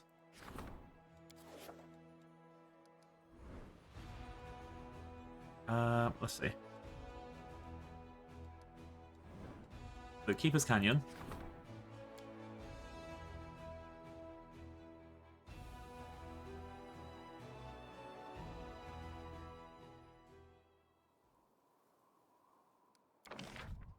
So let's build the archery range just so we have one military building in each thing. I want to build another supply center. Let's just buy another 500 here. I watched how I need 75 of this.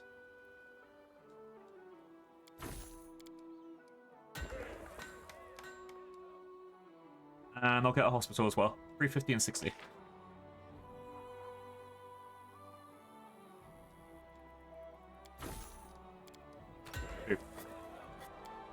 This is all going to hopefully help build some stuff up. I need to build something somewhere to... I need to build something somewhere to handle when my party goes out.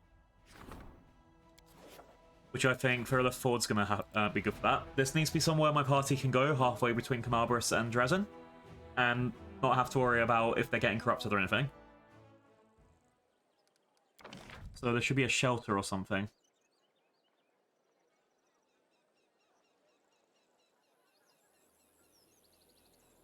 Well, I can also get this in because it was going to increase my finance points, right?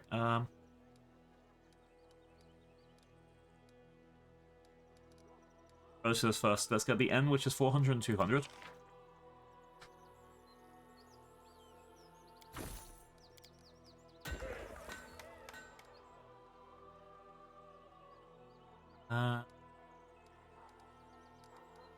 Citadel? No. Well, there was a building which is like, it's a shelter for your companions. There was definitely one in Dresden, which obviously didn't make sense. Dresden's Dresden, but...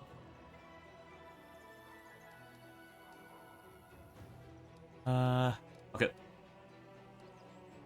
Alright, let's do a hospital, a supply center, and a... alchemist thing here, so it's... 500... okay, let's just do 1,000.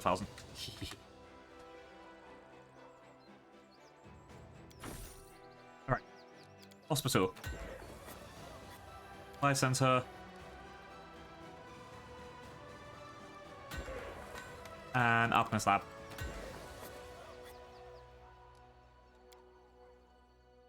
Exactly. As a doctor, we need to have as many hospitals as we can.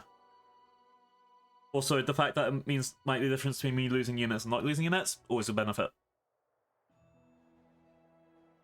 Gargoyle Canyon, which I do need to come down here and... Go about down here. I just see that right? Or is that the army I have? Okay, this is the army I still need to defeat. That's what I'm aiming up for. This has been there for a bit. But yeah, Gargoyle Canyon. I'm spending a lot of my own character's cash, but again, I've said I don't have to buy a lot of things. Because I'm a monk, I don't need to ever think about, do I need weapons? No, I have the weapons. My fists. These hands.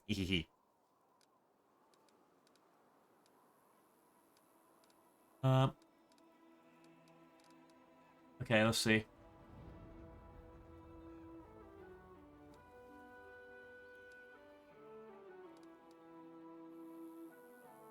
I think Garrison Barracks might be a bit better for the dogs, but I also don't have anywhere that gives me Garrison Stables yet.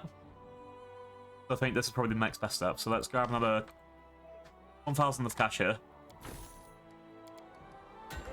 Get some stables. Let's do another hospital.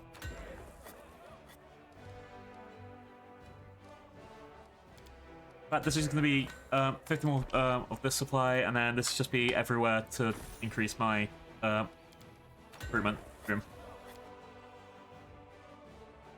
I don't want to overbuild as well. I might unlock like better buildings later and be like, oh fuck. So I need to kind of find that balance.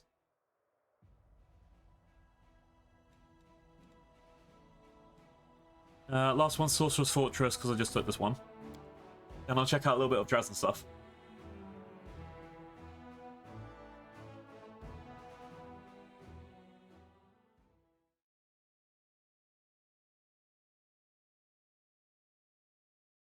Let's see.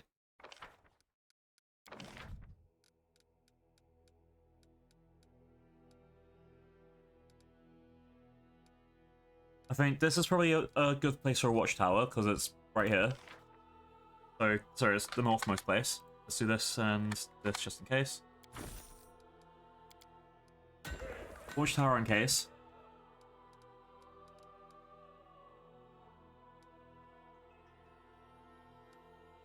I'm gonna do a hospital and an inn. So it needs 400 and 400 that. Okay.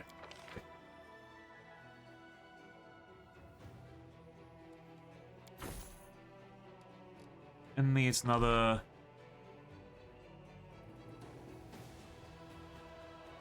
260 total. That means I need another 210.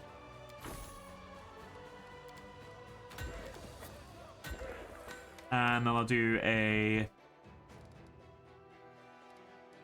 supply center for the last one, which is just 100. Ooh.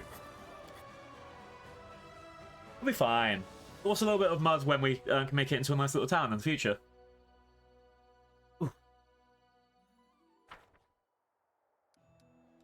Alright, last one is Dresden City. Let's just double check here, because I swear there was a building that I could have put down that says, like, oh, you can rest here safely. It's like, but why can't we get it in other places? Fine, I'll stretch. Fish! Today's fish is trout a la creme. Fish. Enjoy your meal. I will. Oi, mate. Here it is, you going shelter. fishing then, or what? Yeah, here it is. So I think it is. I'm gonna find somewhere that's got like more locations, so I can build a shelter in a larger area. Maybe I'll upgrade things as I go on or something. But for now, this looks mostly okay. I've got the main stables and training grounds. It's next to the arsenal and the smithy.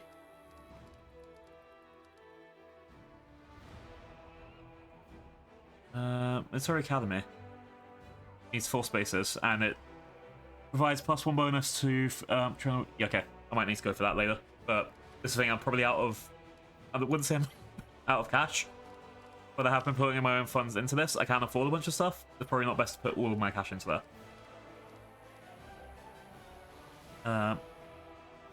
Might be worth grabbing a sanctuary though.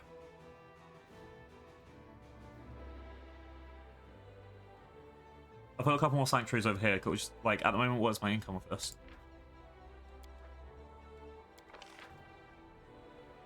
At the moment, I get 2 energy points a day. The sanctuary gives me +4 per day.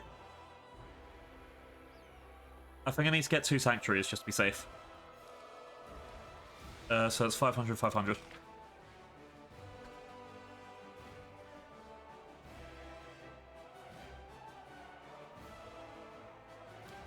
Yeah, now that's it.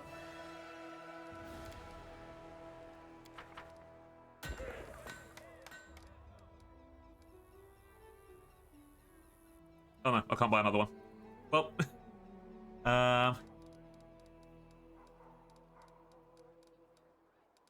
Arsenal, which I already got one of, provides +1 AC to all training buildings. Only one Arsenal can be built in the fort except for Dresden.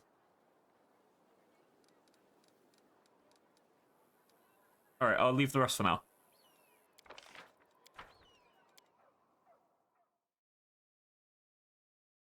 Using all cash as soon as possible to attack.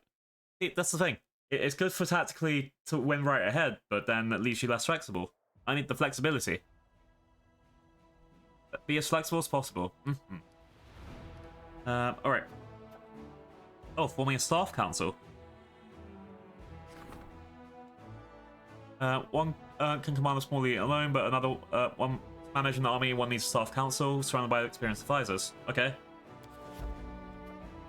And strengthen diplomatic connections. Financing a crusade is a costly process. Then the Diplomatic Council will come up with new tricks to preserve the friendship of countries and nobility, sponsoring Commander's army. Alright.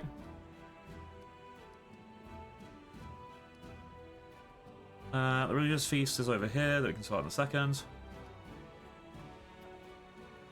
Military tribunal, we'll sort out later. And finally, Dresden was built long ago. Compared to modern fortifications, its construction is hopelessly obsolete. The officers wish to rebuild the fortress and argue which should be done first. To reinforce the defences or expand the streets to make the quartermaster's job easier and expedite supply deliveries. Alright.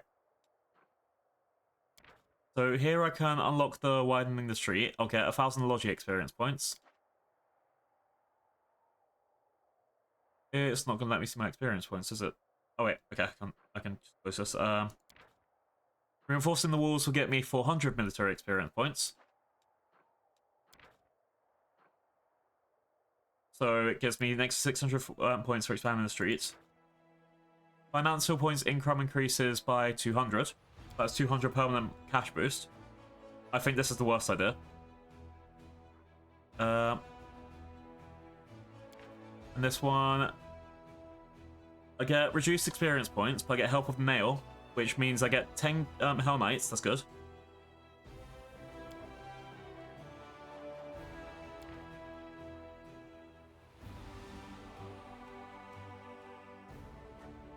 But that requires a lot of cash as well.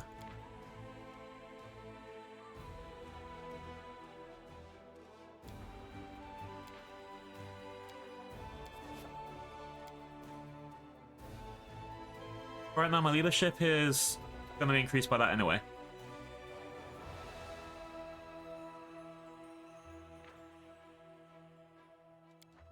I don't know what's best for this, because combat seems just be whenever I'm fighting.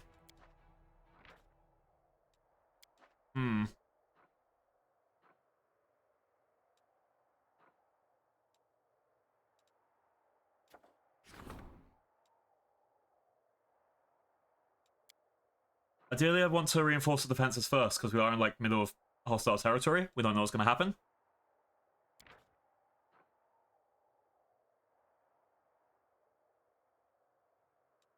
Yeah, let's do reinforce the defenses.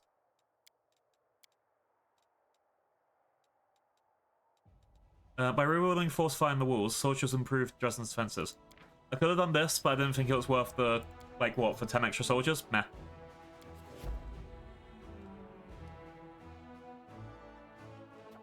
I got all of this stuff to sort out now. Oh no.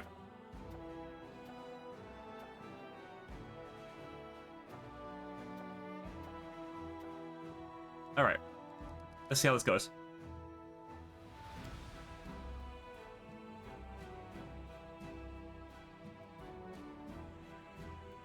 We should be fine soon.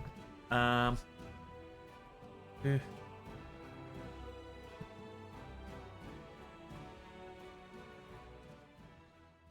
Let's do another couple of things, and then I'm thinking we're ready out to Emmy pretty soon. Alright. First of all, let's have a nap. I like having naps. Always have a nap. Also talk to... Don't forget to also talk to Mirror Daddy. Hi, Mirror Daddy.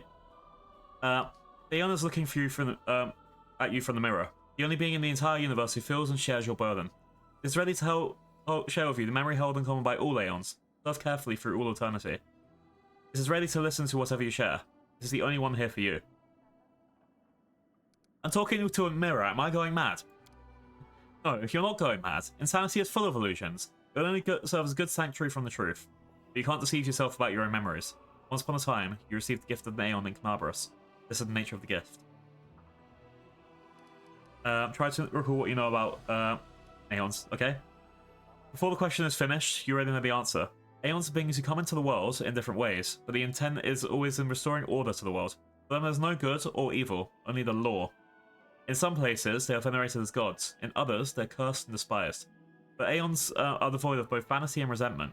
They do what they must, and move on until the life force is extinguished.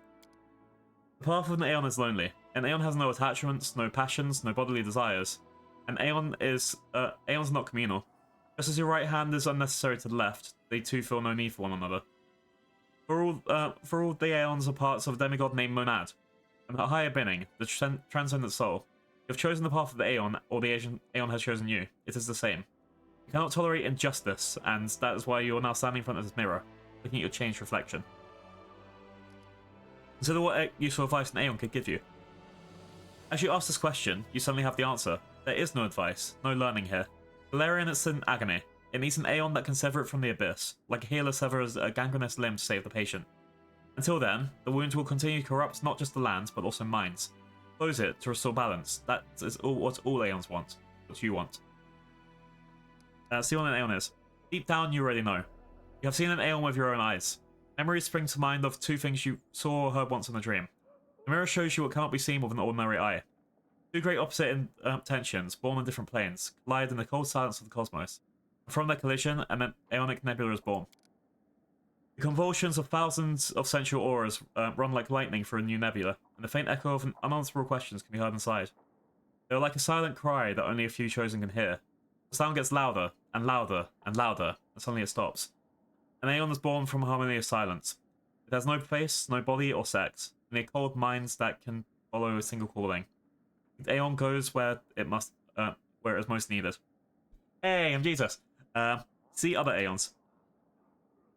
The surface of the mirror seems to expand infinitely, ready to encompass everything that is happening in the multiverse at the moment. There, far beyond the dim lights of guilty souls scattered throughout Galerion, shines the primal chaos of the Maelstrom, born in the first days of creation and abandoned by the gods. Crystalline forests fade into emptiness, endless deserts stretch for miles and miles. Islands of tranquility, ruled by exiles from the abyss and petty gods, drift through ever-changing chaos. Far in the depths, Aeons shining steadily like guarding stars, fighting Proteans. Serpentine embodiments of chaos that reach out constantly towards the inhabited worlds, attracted by the chaos living within mortal souls. There are others, those who guide souls in Pharasma's lands, unbendable steel giants in the service of Axiomites. The Axiomites themselves, who have taken outward forms and do not want to remember that they were once Aeons. In the labyrinth of passages beneath Aslant, in 100 planes and hundreds of worlds, you can feel their presence everywhere. Okay, so sounds like I'm in just a big order of scary. Scary lore. Yay! Oh. Dreams have puzzled the minds of mortals since ancient times. Strangely, the most obvious explanation for the mystery of dreams has appeared quite recently. The most obvious, but obviously wrong one, is that dreams are a delirium of tired mind as it digests today's events. Ancient humans were much smarter than when they thought dreams were messages of good patrons or the opposite. The interventions of demonic powers. In this case, both hypotheses are correct, illogical as they may be. The commander is asleep. In her anxious dreams, she sees blood-stained stones, smoking torches, rusty chains and bars. Once again, she is held in the dungeons of Dresden, chained in a cell. Huge demons lumber around, clawing at the filthy walls with a horrifying sound. Death in their fanged jaws seems imminent, but painful still was the expectation of tortures that never begin. Unable to move, barely conscious in a semi-delirium, Commander utters a stream of curses. Yeah. Curses and profanities. What words could be better suited to this foul place? A fever of endless expectations broken by a whisper. A gentle fresh air in the stifling darkness. The ruby eyes of a demoness peer at the commander through the bars. She's similar to the other creatures of the abyss, but also entirely dissimilar. Remember me. I am Arushale. You gave me the gift of freedom. Now I will set you free. The chains holding the commander's body crumble to dust, and the dark visitor takes a step towards her, passing through the bars as easily as if they'll make it out of paper, and holds out her hand. Fly with me. In response, the commander can only mumble, "Let's fly?" I've been expecting you. Fair, I did think they were going to come back. I've been expecting you. And I have come. The dungeon disappears. Now the demoness and the commander are flying over a moonlit plain. Enemies are hunting you. Demons that have somehow acquired unusual powers that are unprecedented among common demons. You're also hunting them, trying to figure out who is sending them and where that source of power lies. I will show you where to find the answer.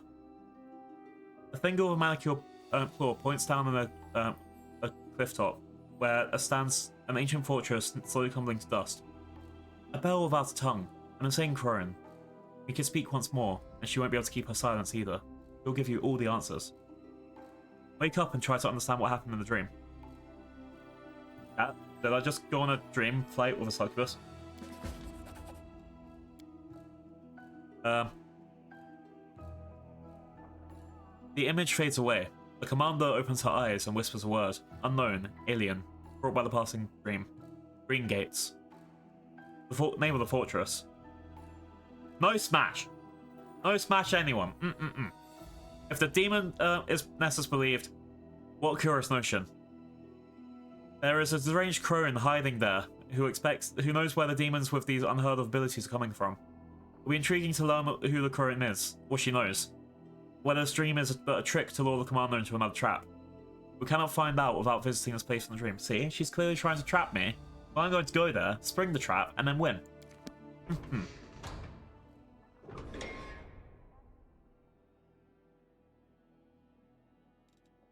That's how it's going to work. Easy peasy. Unfortunately, I still have... Hang on. I'm going to have to make it so I travel soon, aren't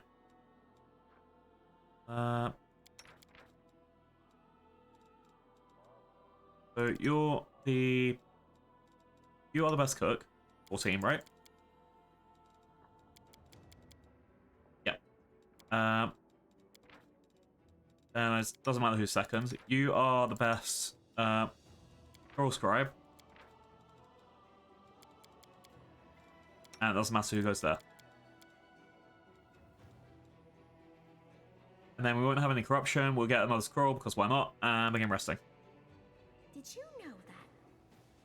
We don't know and we prefer not to find out. I'm certain that whatever you say will be of no value whatsoever. Wow, poor Menio.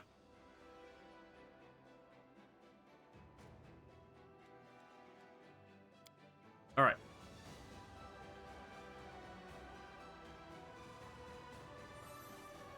Cool. Oh yeah, it's the next council meeting. Okay, after this stuff we'll save up and then raid out. It still could take another half hour, that's the problem. Commander, upon hearing your word of your victory in the Battle of Dresden, many leaders of Avestan have considered taking a more active supporting role in the crusade. Fighting demons in the name of saving the world is a prestigious endeavor, especially when the war is going well. The one whose hope is accepted first will increase their standing in the political arena, which is why their powers are now competing for the right to conclude an alliance with Mendev before their rivals do. Norishian has already chosen which of them is to be favoured. Isgar. Been building an alliance with that nation for a long time, and now the capital is expecting you to address the steward of Isgar with an official offer to support you. Last Wall is Mendev's most trusted ally. If we're asking for someone to support, it should be done. The Shining Crusade. What say we invite the Sword Lords of Brevi to this party? The righteous Mendavian knights just love those hot-headed provincials who will draw their weapons and challenge you to a duel at drop of the hat. And get this, they win such duels. Norishian will have allies, be excited to have allies like this. I hope the demons will enjoy their company as well. Just a note, we happen to have a neighbour who gets barely any presence in the crusade. I'm talking about Numeria. Believed to be too wild and barbaric to have any dealings with. How about we show everyone how wild and barbaric tribes can fight? And invite them to play a bigger part in our war. Why does Norishian get to decide who I should accept help from? Because you are, with all due respect, one of Her Majesty's subjects. Nomi's voice gets sterner, but a moment after a moment subsides into a more confiding tone. And because it took great effort for Mendes diplomatic corps to win Isgar over, and we're sure that you'll receive their help. We're confident that the allies you choose for yourself will be as reliable. Why can't we call everyone for help? I wish we could, but we can't. The Chilaxians and the colonies can't stand the Andorans. Molfun is at war with Nomafest. They're on last wall are daggers drawn, and all of them at the enemy of the wealth of Absalom. Protest at the godlessness of Druma, and fear the revolutionary plague of Gold. We can tolerate each other in small doses, but an official letter from the commander summoning one of the nations to assist Crusade would lead to, say, an eruption of toxic volcanoes across half the courts of Avestan. So I'm afraid you have to choose which of your allies is most desirable to you. What does the council say?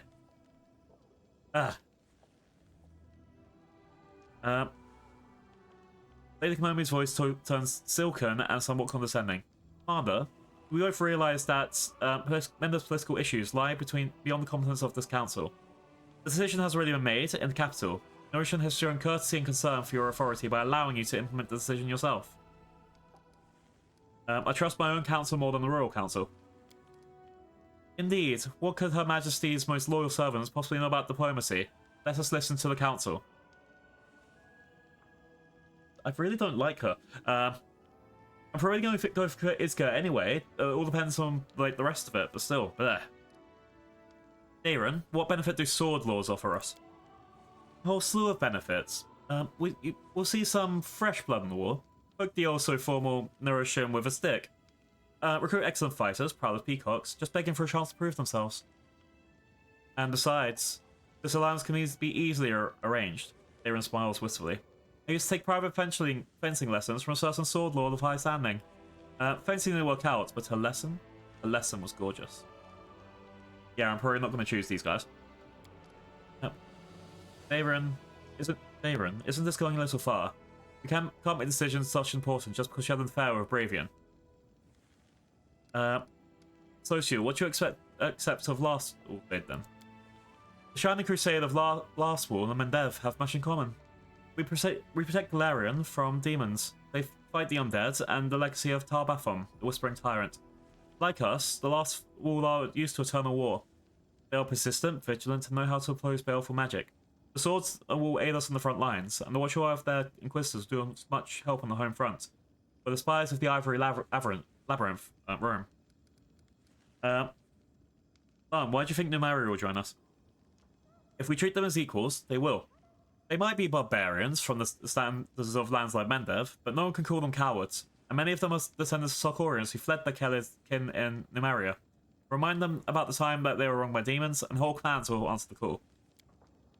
Lan, you're so passionate about finding new friends. Together you will, let's see, sit by the bonfire, play some distant musical instruments, pick your teeth with knives. What else do savages do? You dance around naked, obviously. Sorry I can't bring you along. They'll make fun of me for having a scrawny friend. There's a reason why Numeria hasn't been invited to join the Crusade. Needless to say, I personally do not share this prejudice against them, but not all sovereigns of Avestan feel the same way. Don't find it beneath them to be involved in the same crusade as barbarians. Right? And Kenobi, what sort of help can we expect from Isga? Isga is locked in a constant territorial struggle with goblin tribes. Countless battles have tempered their armies, taught them not to fear losses, and granted experience in both military class and the cultivation of untamed lands. As formidable combat sorcerers would be a great use to Dresden. Would you not agree? There is, however, another reason to pursue the alliance with them. Isga is a protectorate of Chelilax, and with such a mighty patron at their back, they have no shortage of resources or troops.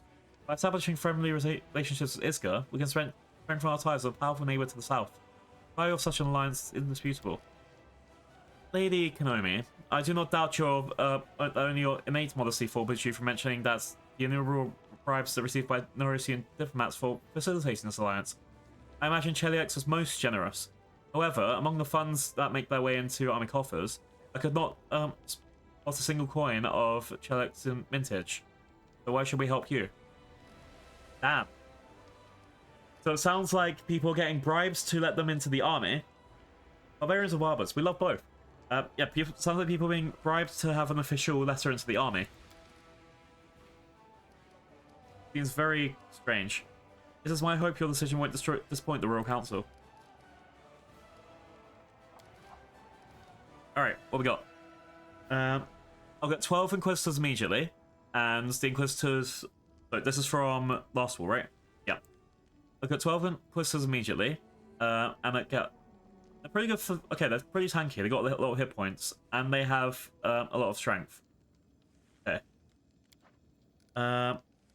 Sword Lords, who I have no interest in getting, get a Duelist Mercenary unit, which is also pretty strong. But I'm just like, yeah, I got 15 of them. I don't like siding with Dayron for the Maka stuff. Larm with the Barbarians. Again, they're going to be pretty strong, right? Okay. Oh, these are glass cannons, so they're really weak, but they hit really hard. And Lady Kenobi. We get sorcerers, which I don't have any of that at the moment, and they are ranged enemies. Ranged fighters. They're weak as fuck, but it looks like they'll be good for casting spells and shit. Which I don't have any I don't have any spellcasters in my army except for the clerics, so I'm going with Konomi. I need someone there who's going to actually be able to do some magic when we go against some of the harder enemies, and that's why I'm thinking sorcerers. I would like some more clerics or something Healy. I say my next choice after this would have been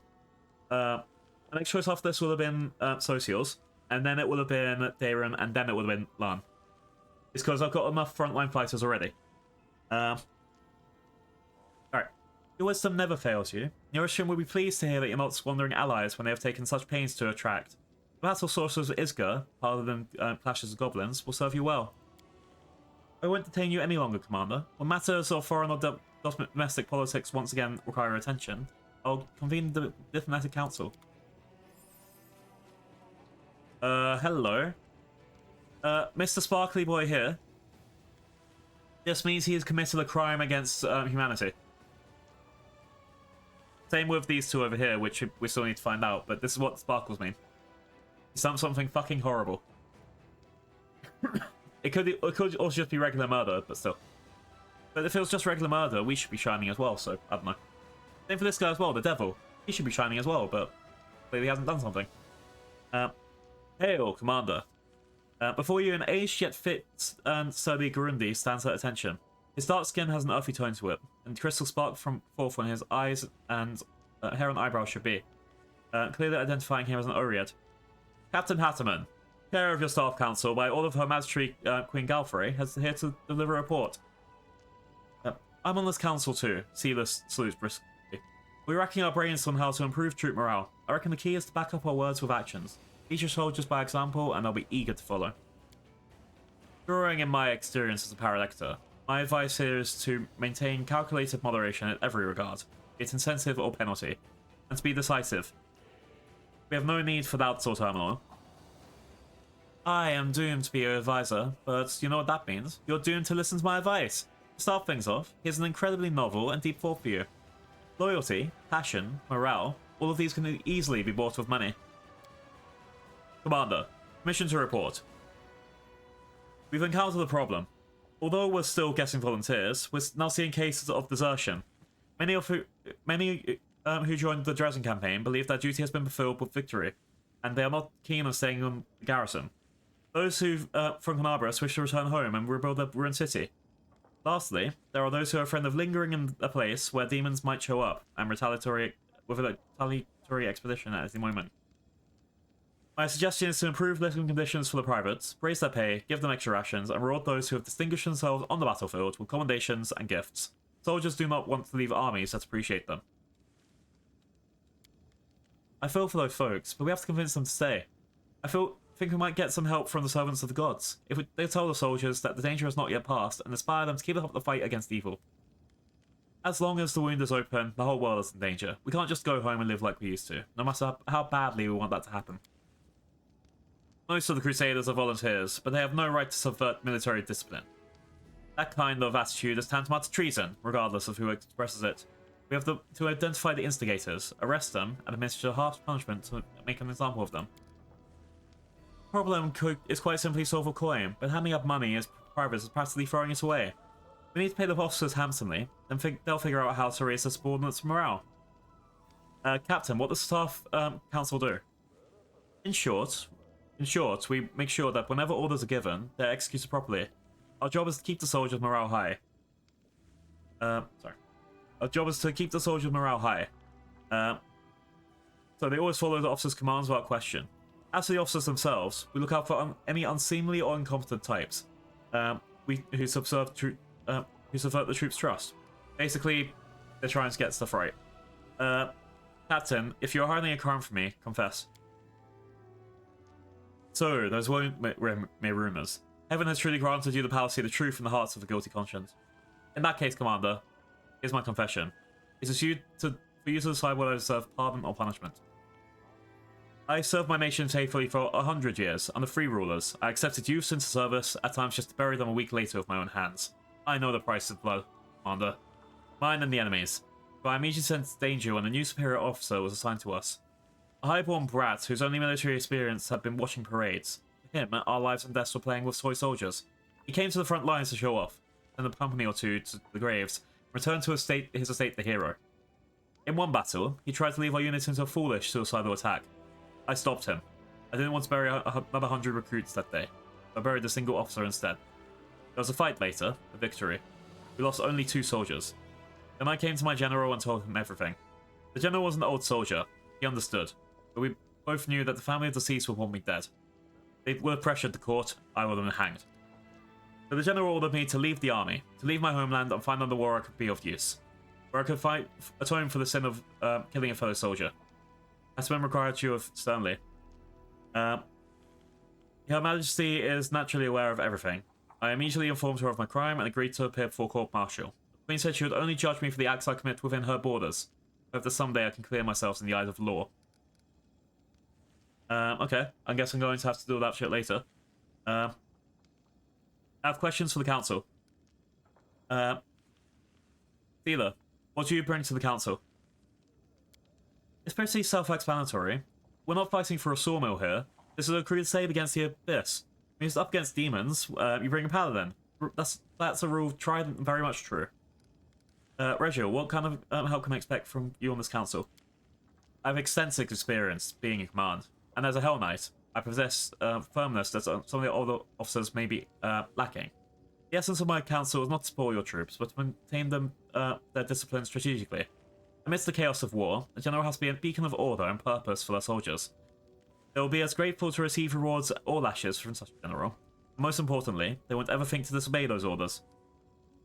Dayron, what are you doing on the council? Mostly, I'm just waiting for it to end. But since I have little choice, I'll give you advice on how to charm your subordinates. Be they people of importance or simple commoners. I'll tell you the biggest secret straight away for free. Money. Gold is the most miraculous power there is. Captain Hartman, why did the Queen appoint you on the council? I've been in the Osirian infantry for 100 years, fighting for 3 pharaohs. And then after I joined the Crusaders, I served Her Majesty for 2 more decades. Helped to dare that I've gained decent experience over the years. Let's discuss our options in more details. Seela, what's your plan with the prophylaxing? The situation is not that dire. Morale is high. We've just won a major victory, so some have let down their guards. We have to call for priests and paladins to get it through to the volunteers. It is still early for celebration. If they leave for their homes today, Dresden will fall again tomorrow, and the day after, the demons will show up on their doorstep. Servants of gods are indeed masters of sweet-talking others into dying free of charge, all through pretty words. When the choice comes down to inspired preaching or homemade pies, 9 out of 10 will look for the comfort of their home and their table. Their incentive needs to be more substantial than the waste of breath. Reggio, what do you want to suggest? There is no place in the army for the mindset of playing soldier today and going home tomorrow. These dangerous ideas must be suppressed with the utmost harshness. We identify the most vocal rabble-rousers and exact punishment on them as example to others. They may be volunteers, but they joined the ranks of the Crusaders. We can't abet their rejection of their responsibilities or we're heading to complete chaos, therefore defeat. That's a great plan, if you want your soldiers to run back home twice as fast. Came here of their own volition. Must convince them to stay, not terrorize them into fighting. Dayron, your opinion, please. Our forces are in good spirits. It's just the euphoria of victory has gone to a few heads. No one can sober them up quicker than the officers, especially those of lower rank. We give our dear oaths, all those sergeants and corporals, a bonus on the sly. Then they promise to sweeten the deal once we convince the volunteers to stay. Once they'll do so with a beer mug, maybe they'll do it with a broken nose. Why bother solving your problems yourselves when you can push them off on someone you pay?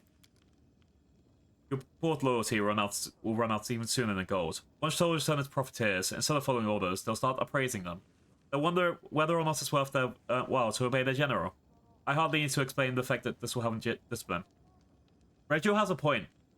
There are some things where it's like, you'll be like, well, I'm not paid enough for this. I'll work hard later when it's something I actually care about. Dayron's advice down again. Boom. Captain Hartman, what would you advise? The volunteers believe we've almost won. Great. Let's not ruin this pretty illusion. Instead, we'll turn it to our advantage.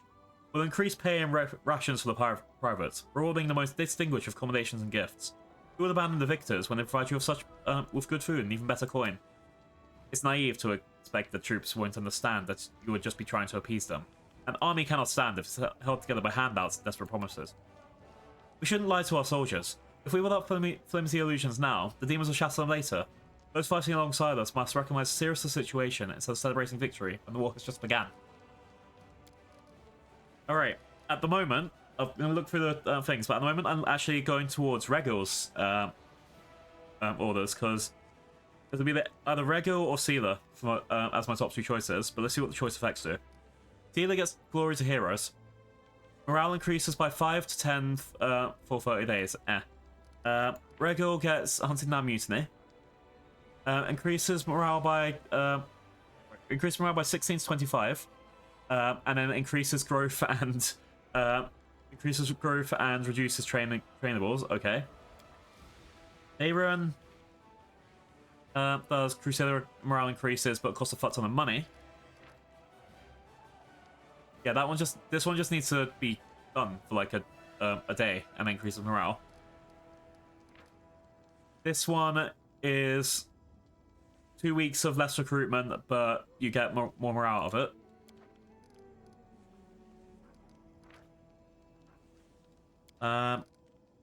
Bayron is spend 5,000 money and then you get less morale than the recruit going down. And distributing positions is spend more materials and yeah, I'm going for Regal. Regal, find the instigators and make examples of them. Affirmative. I already have my eye on the most spirited ones. I will apprehend them immediately. Thank you, Commander. Should any other difficulties arise that require your attention, I'll deliver your report properly. Alright. I've just done a bit more crusading stuff. Hooray. I'm going to finish up this last day and then save it and then raid out. Ooh, let's see what we can get.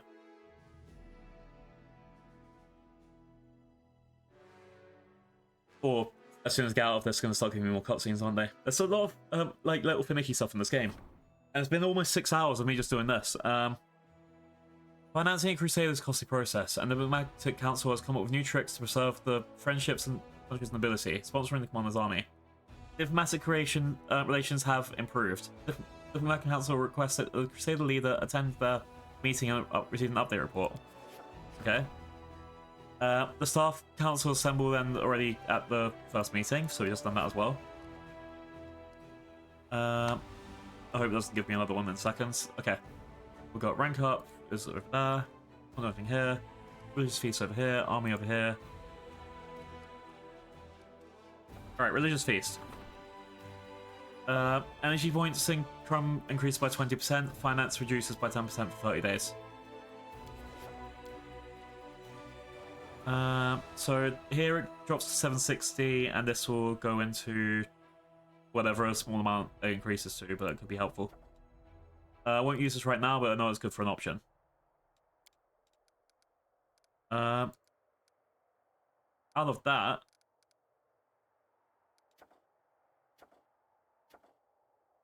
Oshir, Fate of Chiror, Fate of River Gubba. Let's do this. I think that's everything that I can do at the moment. Okay. Let's go to the campaign. Let's send my armies to do a little bit more stuff, and then we're ready. Let's clear out that side of the river first.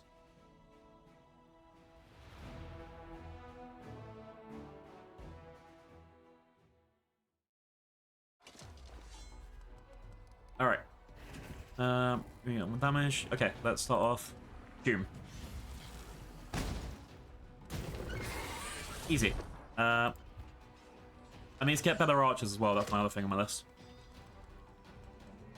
Come on, dogs. Dogs.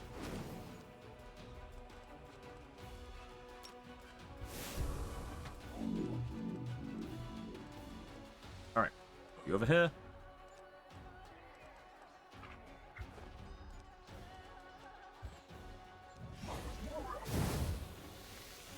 That was rude.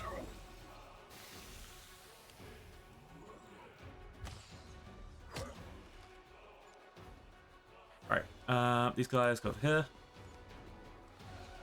You guys get out of the fog. And you kill him.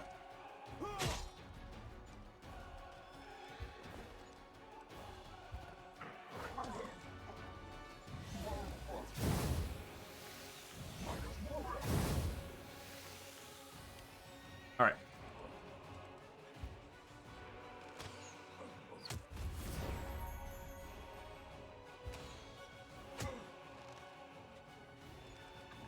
Come up. Yeah. Basically done now.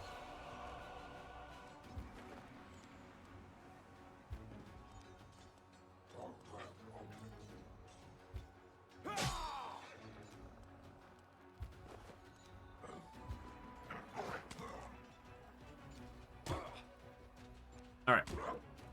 I really hope this ever happens, but imagine if I win the fight based on just I have the dogs at the end. That'd be pretty fucking cool.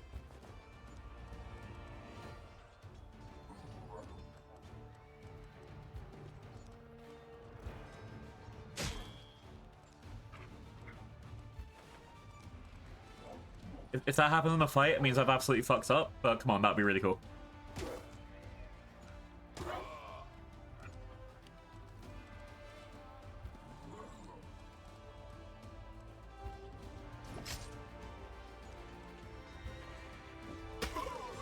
Alright. Last group, let's go.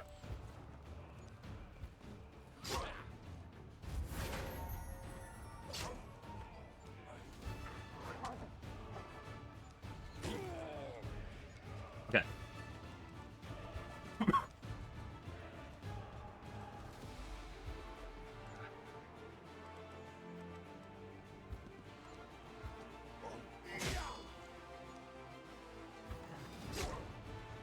One more round, then we're good. Oh, even better. Now.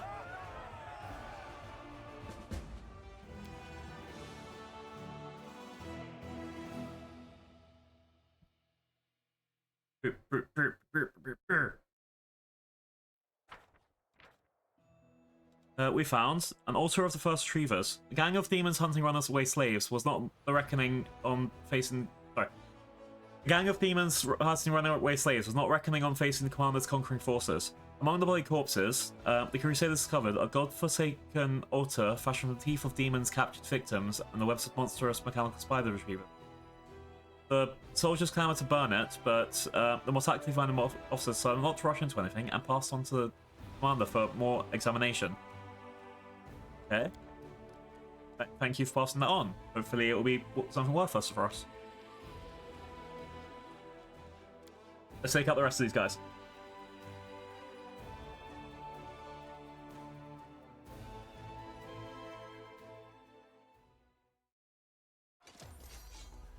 Now that I've gone through most of the town stuff, next session, which will be probably Saturday again,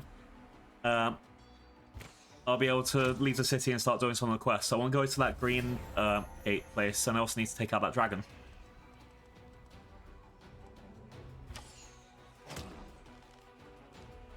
Alright, dog. We should just start off with the dogs in the first place, but I get why. Smite you.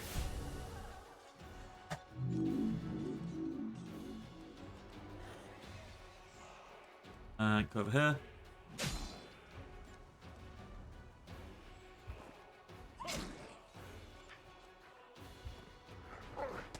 Alright. First set should be easy enough to deal with.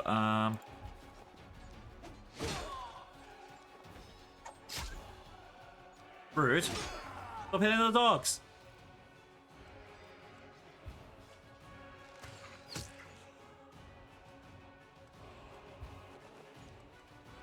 Let's kill him first. Oh, perfect. Fucking perfect. Oh, yeah.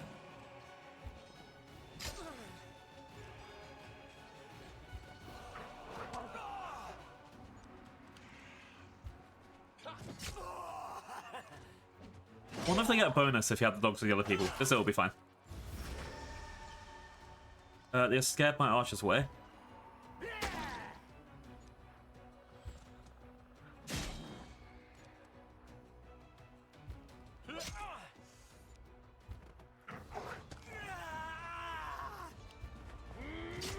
Alright, awesome. Now we're just in a little cleanup phase.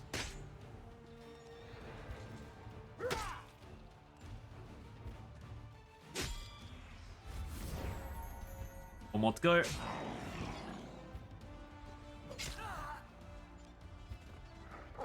Boom.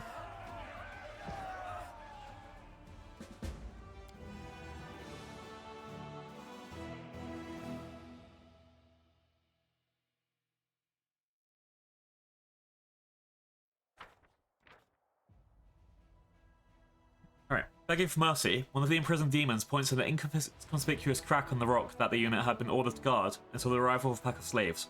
Examining the crack, the Crusaders return to the commander and proudly display a handful of shining dust to her.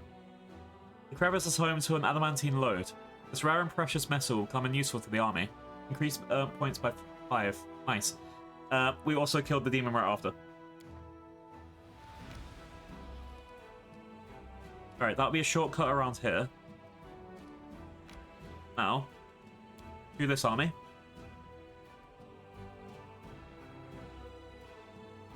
And I can see ahead there's an army of 7, which I'm going to decide not to fight. What are these? Baked horses, giant flies, oh my god. I don't think I'll need to use my guys that much. Yeah, we should be fine.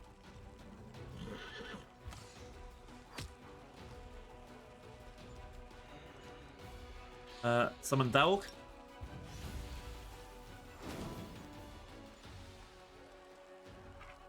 Night zombie. And attack horse.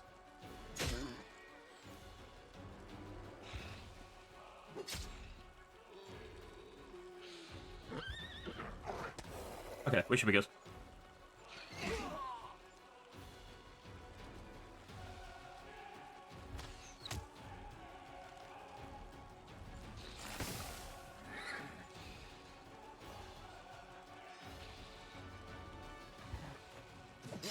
Okay, yeah, now fine. Oh, extra fine. He got bonus. Nice.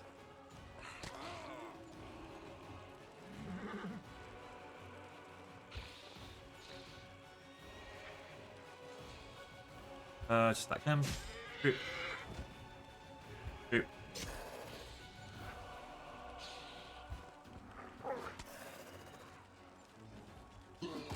Just hit the dog. No. Dog goes.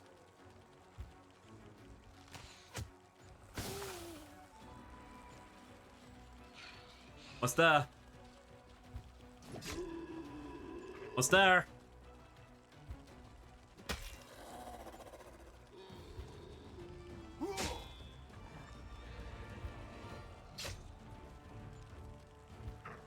Alright, last guy.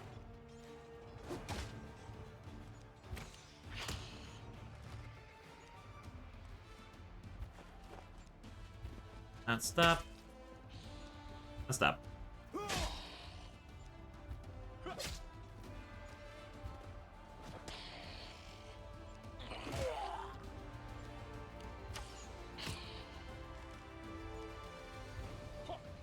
And we should be good for a few seconds.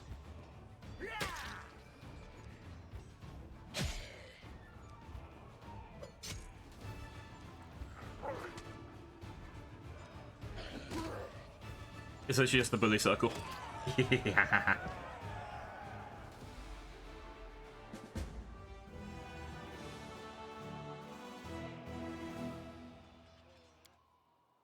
Alright. Victory!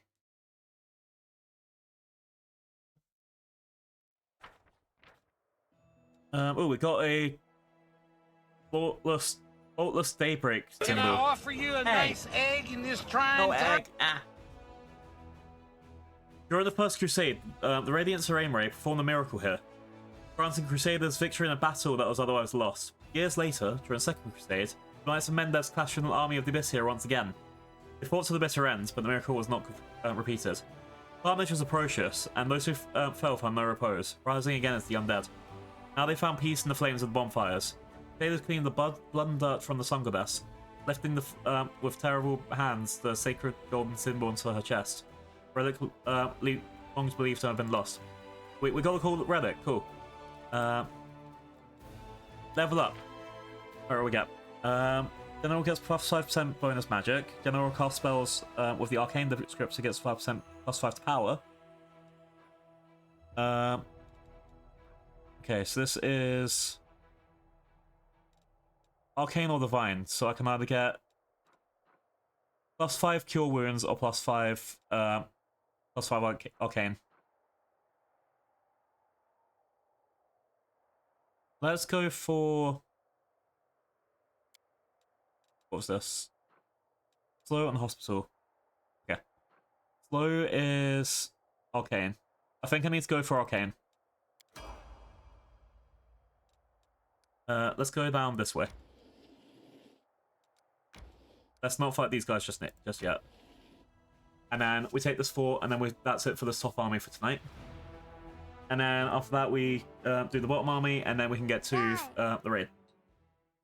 Hi Bowsy! You're an Oviraptor. An Oviraptor is a big birdie boy. Literally.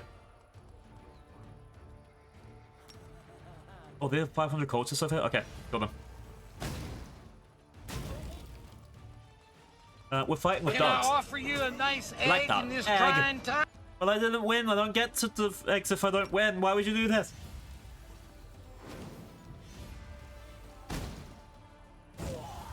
Ouch. Also, ouch. Clerics, heal yourself.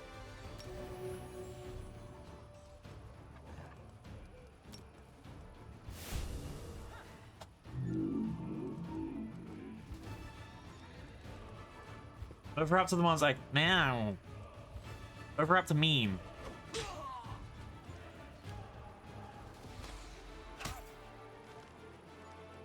Let's set these guys on fire. Because this guy's actually shooting shit, so I'd rather, you know, not have to risk that.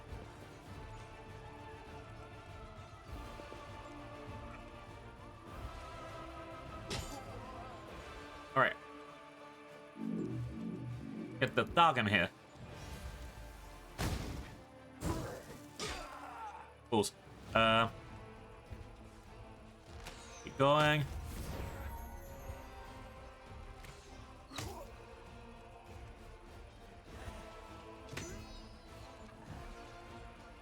You need to heal yourself again.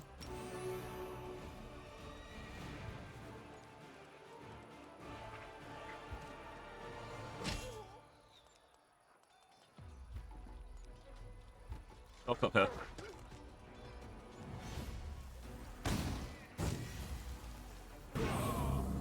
Alright. Critical heal on Hell Knights.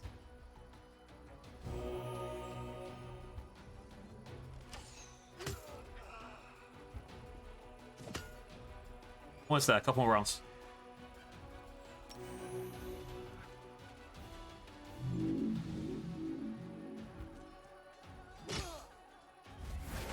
Awesome. Yeah, we did it. Victory! Army 1 is done. Army 2 shouldn't be as long. The absence of an answer is an answer too. Huge clefts have been hewn into the rocky land, leaving only a narrow passage wide enough for a rank of 5 soldiers. Demons put up a fierce defense of the cliffs above, but were slaughtered. Now Crusaders have control of this advantageous defensive position. Alright, take another fort. Wait, who the hell are you people? Sorcerers, of course. I'm going to put the sorcerers into the second army soon.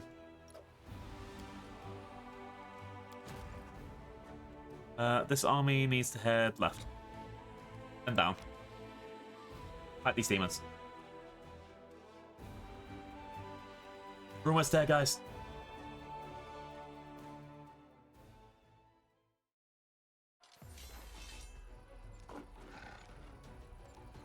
Okay, first we got plagued wolves. Jesus. Then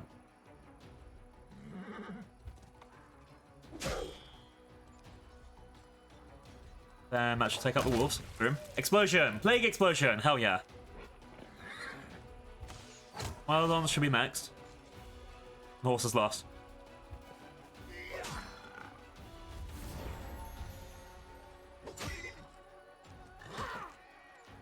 Perfect, we've done it.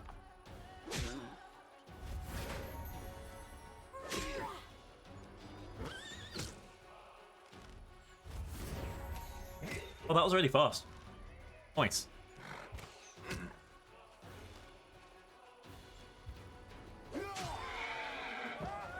Yeah.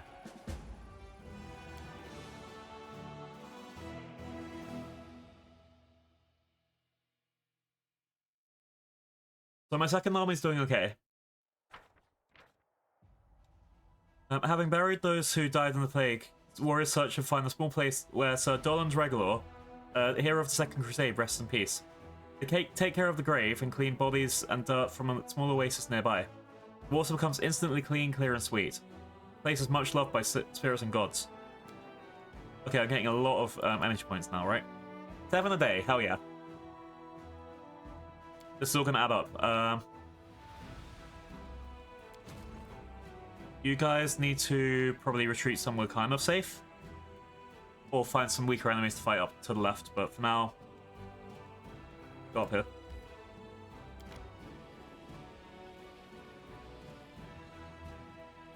Okay.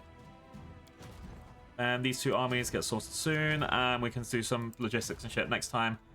Now, save time. We're going to be sending my own party out for the next time we do this game, because now, you know, it won't take as long, I hope. There'll be less, like, finicky things to do in the middle of this.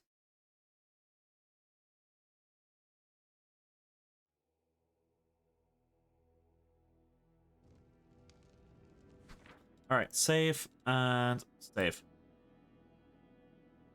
Imagine if it crashed right now. Anyway, so.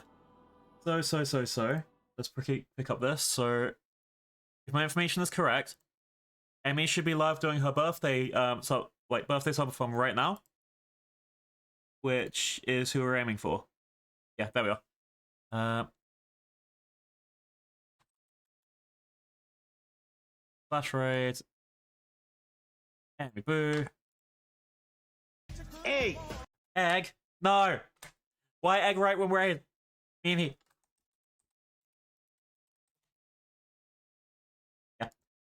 It's Emmy's on birthday, so we're doing a nice subathon. It's gonna be great, and I might be going on to play content morning later, but we'll see that in a bit.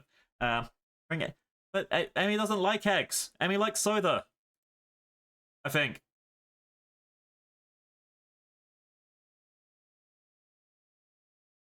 Yeah. But yeah, thank you guys for staying around the weekend. So community night in the Discord on Tuesday. It's Meg and I's first time hosting one of these, so hopefully, then I'm back on Thursday. I don't know what game I'm going to pick yet, because part of me wants to play Unpacking, part of me wants to play Hitman, part of me wants to play Historic Kingdom. I don't know. I'll figure it out.